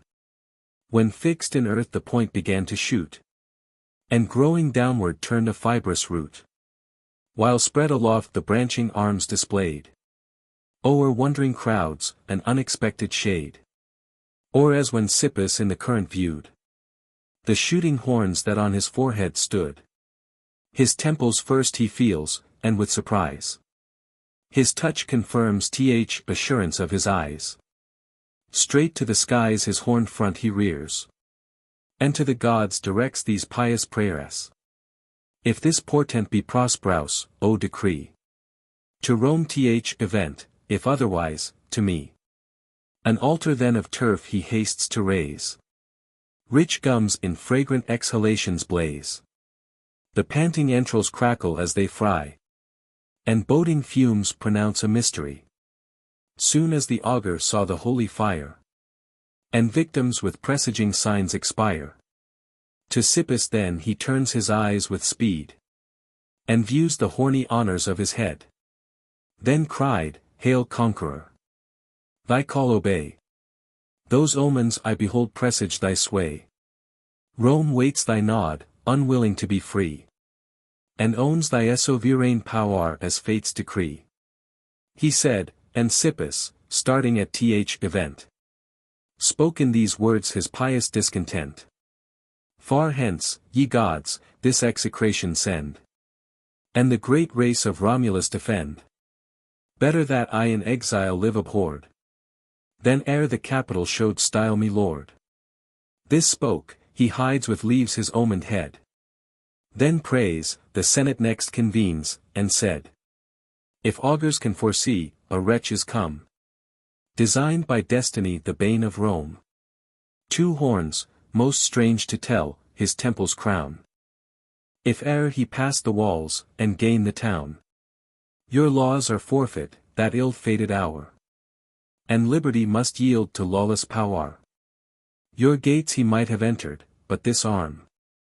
Seized the usurper, and withheld the harm. Haste, find the monster out, and let him be. Condemned to all the Senate can decree. Or tied in chains, or into exile thrown. Or by the tyrant's death prevent your own. The crowd such murmurs utter as they stand. As swelling surges breaking on the strand. Or as when gathering gales sweep o'er the grove. And their tall heads the bending cedars move. Each with confusion gasped, and then began. To feel his fellows' brows, and find the man. Sippus then shakes his garland off, and cries. The wretch you want, I offer to your eyes. The anxious throng looked down, and sad in thought. All wished they had not found the sign they sought. In haste with laurel wreaths his head they bind. Such honor to such virtue was assigned. Then thus the Senate, hear, O Sippus, hear. So godlike is thy tutelary care. That since in Rome thyself forbids thy stay. For thy abode those acres we convey. The plowshare can surround, the labor of a day. In deathless records thou shalt stand enrolled. And Rome's rich posts shall shine with horns of gold. Melodious maids of Pindus, who inspire the flowing strains, and tune the vocal lyre. Tradition's secrets are unlocked to you. Old tales revive, and ages past renew. You, who can hidden causes best expound. Say, whence the isle, which Tiber flows around. Its altars with a heathen ly stranger gracked. And in our shrines the god of physic plagued. A wasting plague infected Latium's skies. Pale, bloodless looks were seen, with ghastly eyes. The dire diseases marks each visage wore. And the pure blood was changed to putrid gore. In vain were human remedies applied. In vain the power of healing herbs was tried. Wearied with death, they seek celestial aid. And visit Phoebus in his Delphic shade. In the world's center sacred Delphos stands, and gives its oracles to distant lands. Here they implore the god, with fervent vows, his salutary power to interpose, and end a great afflicted city's woes. The holy temple sudden tremors proved, the laurel grove and all its quivers Ovídio. In hollow sounds the priestess, thus, began, and through each bosom thrilling horrors ran. Assistance, Roman, which you here implore, seek from another, and a nearer shore. Relief must be implored, and succor won, not from Apollo, but Apollo's son. My son, to Latium born, shall bring redress. Go with good omens, and expect success. When these clear oracles the Senate knew, the sacred tripod's counsels they pursue, depute a pious and a chosen band, who sail to Epidaurus' neighboring land. Before the Grecian elders when they stood, they pray them to bestow the healing God.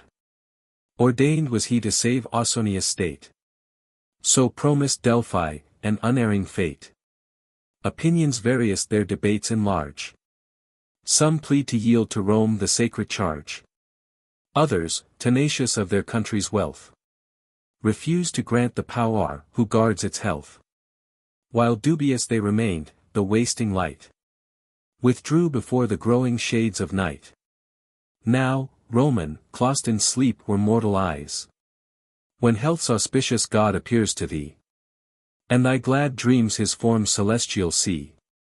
In his left hand, a rural staff preferred, his right is seen to stroke his decent beard.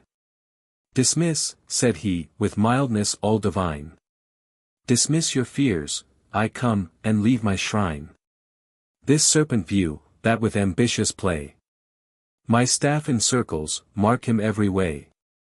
His form, though larger, nobler, I'll assume, and changed, as gods should be, bring aid to Rome. Here fled the vision, and the vision's flight was followed by the cheerful dawn of light. Now was the morn with blushing streaks o'erspread, and all the starry fires of heaven were fled. The chiefs perplexed, and filled with doubtful care, to their protector's sumptuous roofs repair. By genuine signs implore him to express what seats he deigns to choose, what land to bless.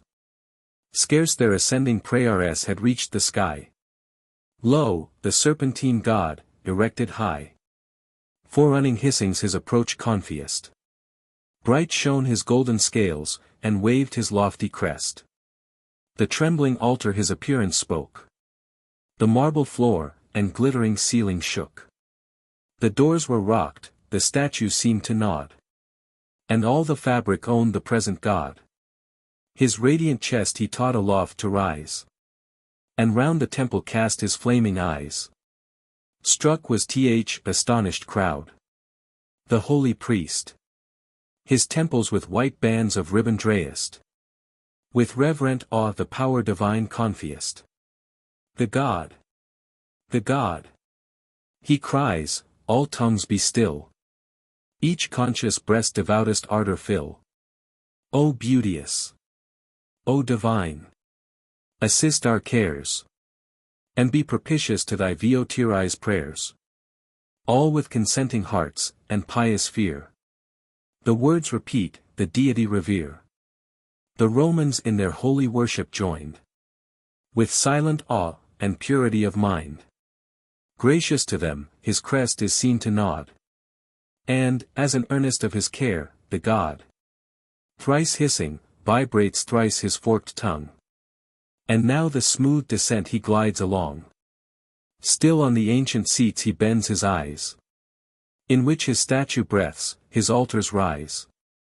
His long-loved shrine with kind concern he leaves, and to forsake accustomed mansion grieves. At length, his sweeping bulk in state is borne through the thronged streets, which scattered flowers adorn. Through many a fold he winds his mazy course, and gains the port and moles which break the ocean's force. 'Twas here he made a stand, and having viewed the pious train, who his last steps pursued, seemed to dismiss their zeal with gracious eyes, while gleams of pleasure in his aspect rise. And now the Latian vessel he ascends. Beneath the weighty god the vessel bends. The Latins on the strand great Jove appease. Their cables loose, and plough the yielding seas. The high-reared serpent from the stern displays his gorgeous form, and the blue deep surveys. The ship is wafted on with gentle gales, and o'er the calm Ionian smoothly sails. On the sixth morn Italian coast they gain, and touch Lacinia, gracked with Juno's fane. Now fair Calabria to the sight is lost, and all the cities on her fruitful coast. They pass at length the rough Sicilian shore, the Brutian soil, rich with metallic ore. The famous isles, where Aeolus was king, and Paestum blooming with eternal spring. Minerva's cape they leave, and Capri's isle, Campania, on whose hills the vineyards smile. The city, which Alcides' spoils adorn. Naples, for soft delight and pleasure born. Fair Stabii, with Cumaean Sibyls' seats. And Baia's tepid baths, and green retreats.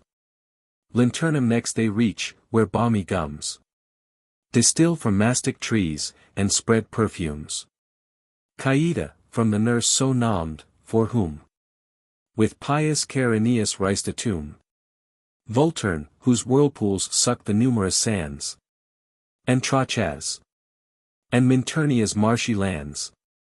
And Formia's coast is left, and Circe's plain, which yet remembers her enchanting reign. To Antium, last, his course the pilot guides. Here, while the anchored vessel safely rides. For now the rough lead deep portends a storm. The spiry god unfolds his spheric form. Through large indentings draws his lubric train, and seeks the refuge of Apollo's fane. The fane is situate on the yellow shore. When the sea smilled, and the winds ragged no more, he leaves his father's hospitable lands, and furrows, with his rattling scales, the sands along the coast. At length the ship regains, and sails to Tiber, and Lavinum's plains. Here mingling crowds to meet their patron came, even the chaste guardians of the Vestal flame. From every part tumultuous they repair, and joyful acclamations rend the air. Along the Flori banks, on either side, where the tall ship floats on the swelling tide, disposed in decent order altars rise, and crackling incense, as it mounts the skies, the air with sweets refreshes, while the knife, warm with the victim's blood, lets out the streaming life. The world's great mistress, Rome, receives him now. On the mast's top reclined he waves his brow, and from that height surveys the great abodes and mansions, worthy of residing gods. The land, a narrow neck, itself extends, round which his course the stream divided bends. The stream's two arms, on either side, are seen, stretched out in equal length, the land between. The isle, so called from hence derives its name. 'Twas here the salutary serpent came. Nor sooner has he left the Latian pine, but he assumes again his form divine. And now no more the drooping city mourns. Joy is again restored, and health returns. But Aesculapius was a foreign power. In his own city Caesar we adore. Him arms, and arts alike renowned beheld. In peace conspicuous, dreadful in the field. His rapid conquest, and swift finished wars. The hero justly fixed among the stars. Yet is his progeny his greatest fame. The son immortal makes the father's name. The sea-girt Britons, by his courage tamed, for their high rocky cliffs, and fierceness famed. His dreadful navies, which victorious rode o'er Nile's affrighted waves and seven sourced flood. Numidia, and the spacious realms regained, where Cyniphus or flows, or Juba reigned. The powers of titled Mithridates broke, and Pontus added to the Roman yoke. triumphal shows decreed, for conquests won. For conquests, which the triumphs still outshone. These are great deeds. Yet less, than to have given the world a Lord, in whom, propitious heaven. When you decreed the sovereign rule to place. You blessed with lavish bounty human race. Now lest so great a prince might seem to rise. Of mortal stem, his sire much reached the skies. The beauteous goddess, that Aeneas bore. Foresaw it, and foreseeing did deplore. For well she knew her hero's fate was nigh. Devoted by conspiring arms to die. Trembling, and pale, to every god, she cried. Behold, what deep and subtle arts are tried. To end the last, the only branch that springs. From my Lulus, and the Dardan kings. How bent they are. How desperate to destroy. All that is left me of unhappy Troy. Am I alone by fate ordained to know? Uninterrupted care, and endless woe. Now from Tydide's spear I feel the wound. Now Ilium's Toarus the hostile flames surround. Troy laid in dust, my exiled son I mourn. Through angry seas, and raging billows borne. O'er the wide deep his wandering course he bends. Now to the sullen shades of Styx descends. With Turnus drive and at last fierce wars to wage. Or rather with unpitying Juno's rage. But why record I now my ancient woes? Sense of past ills in present fears I lose. On me their points the impious daggers throw. Forbid it, gods, repel the direful blow.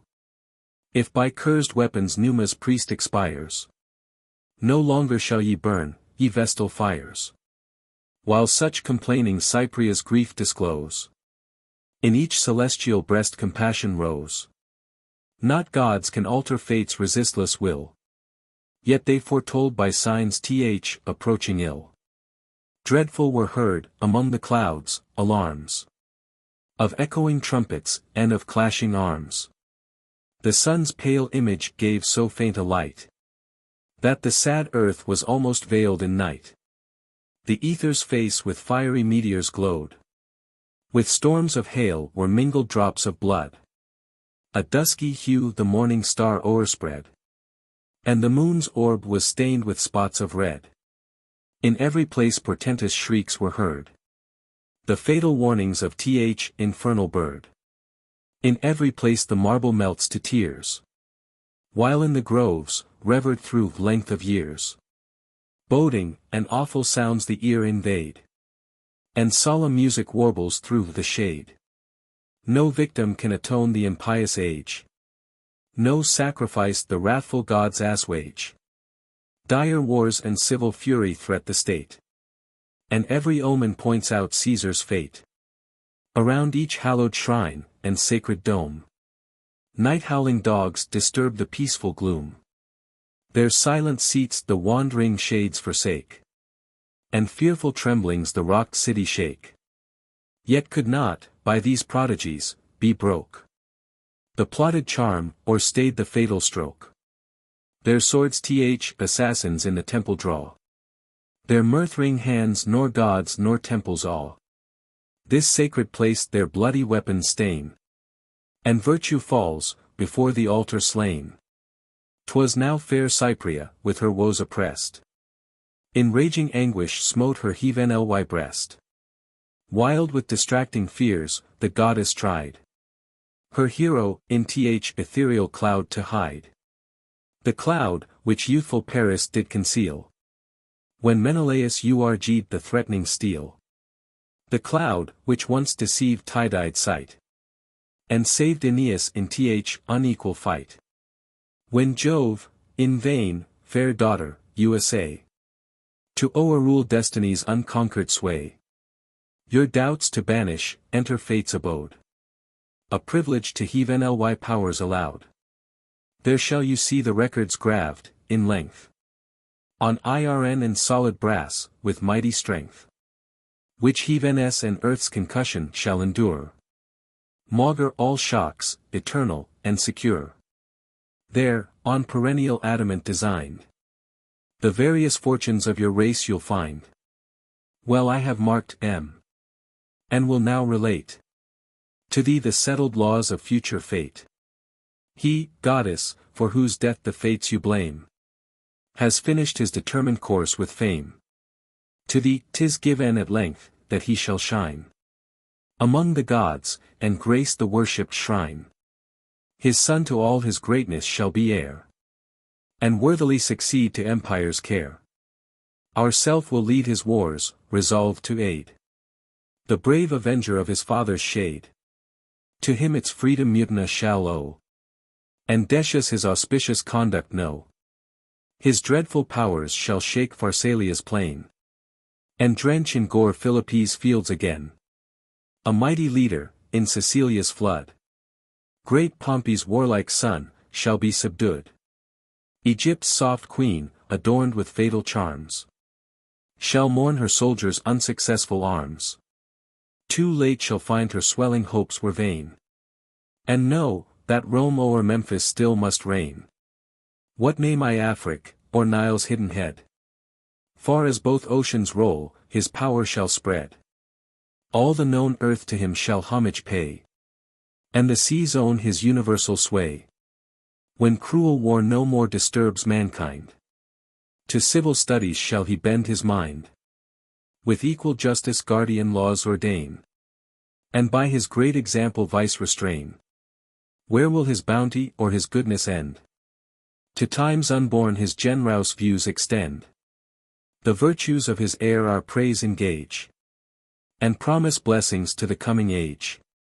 Late shall he in his kindred orbs be placed, with pillion years, and crowded honors graced.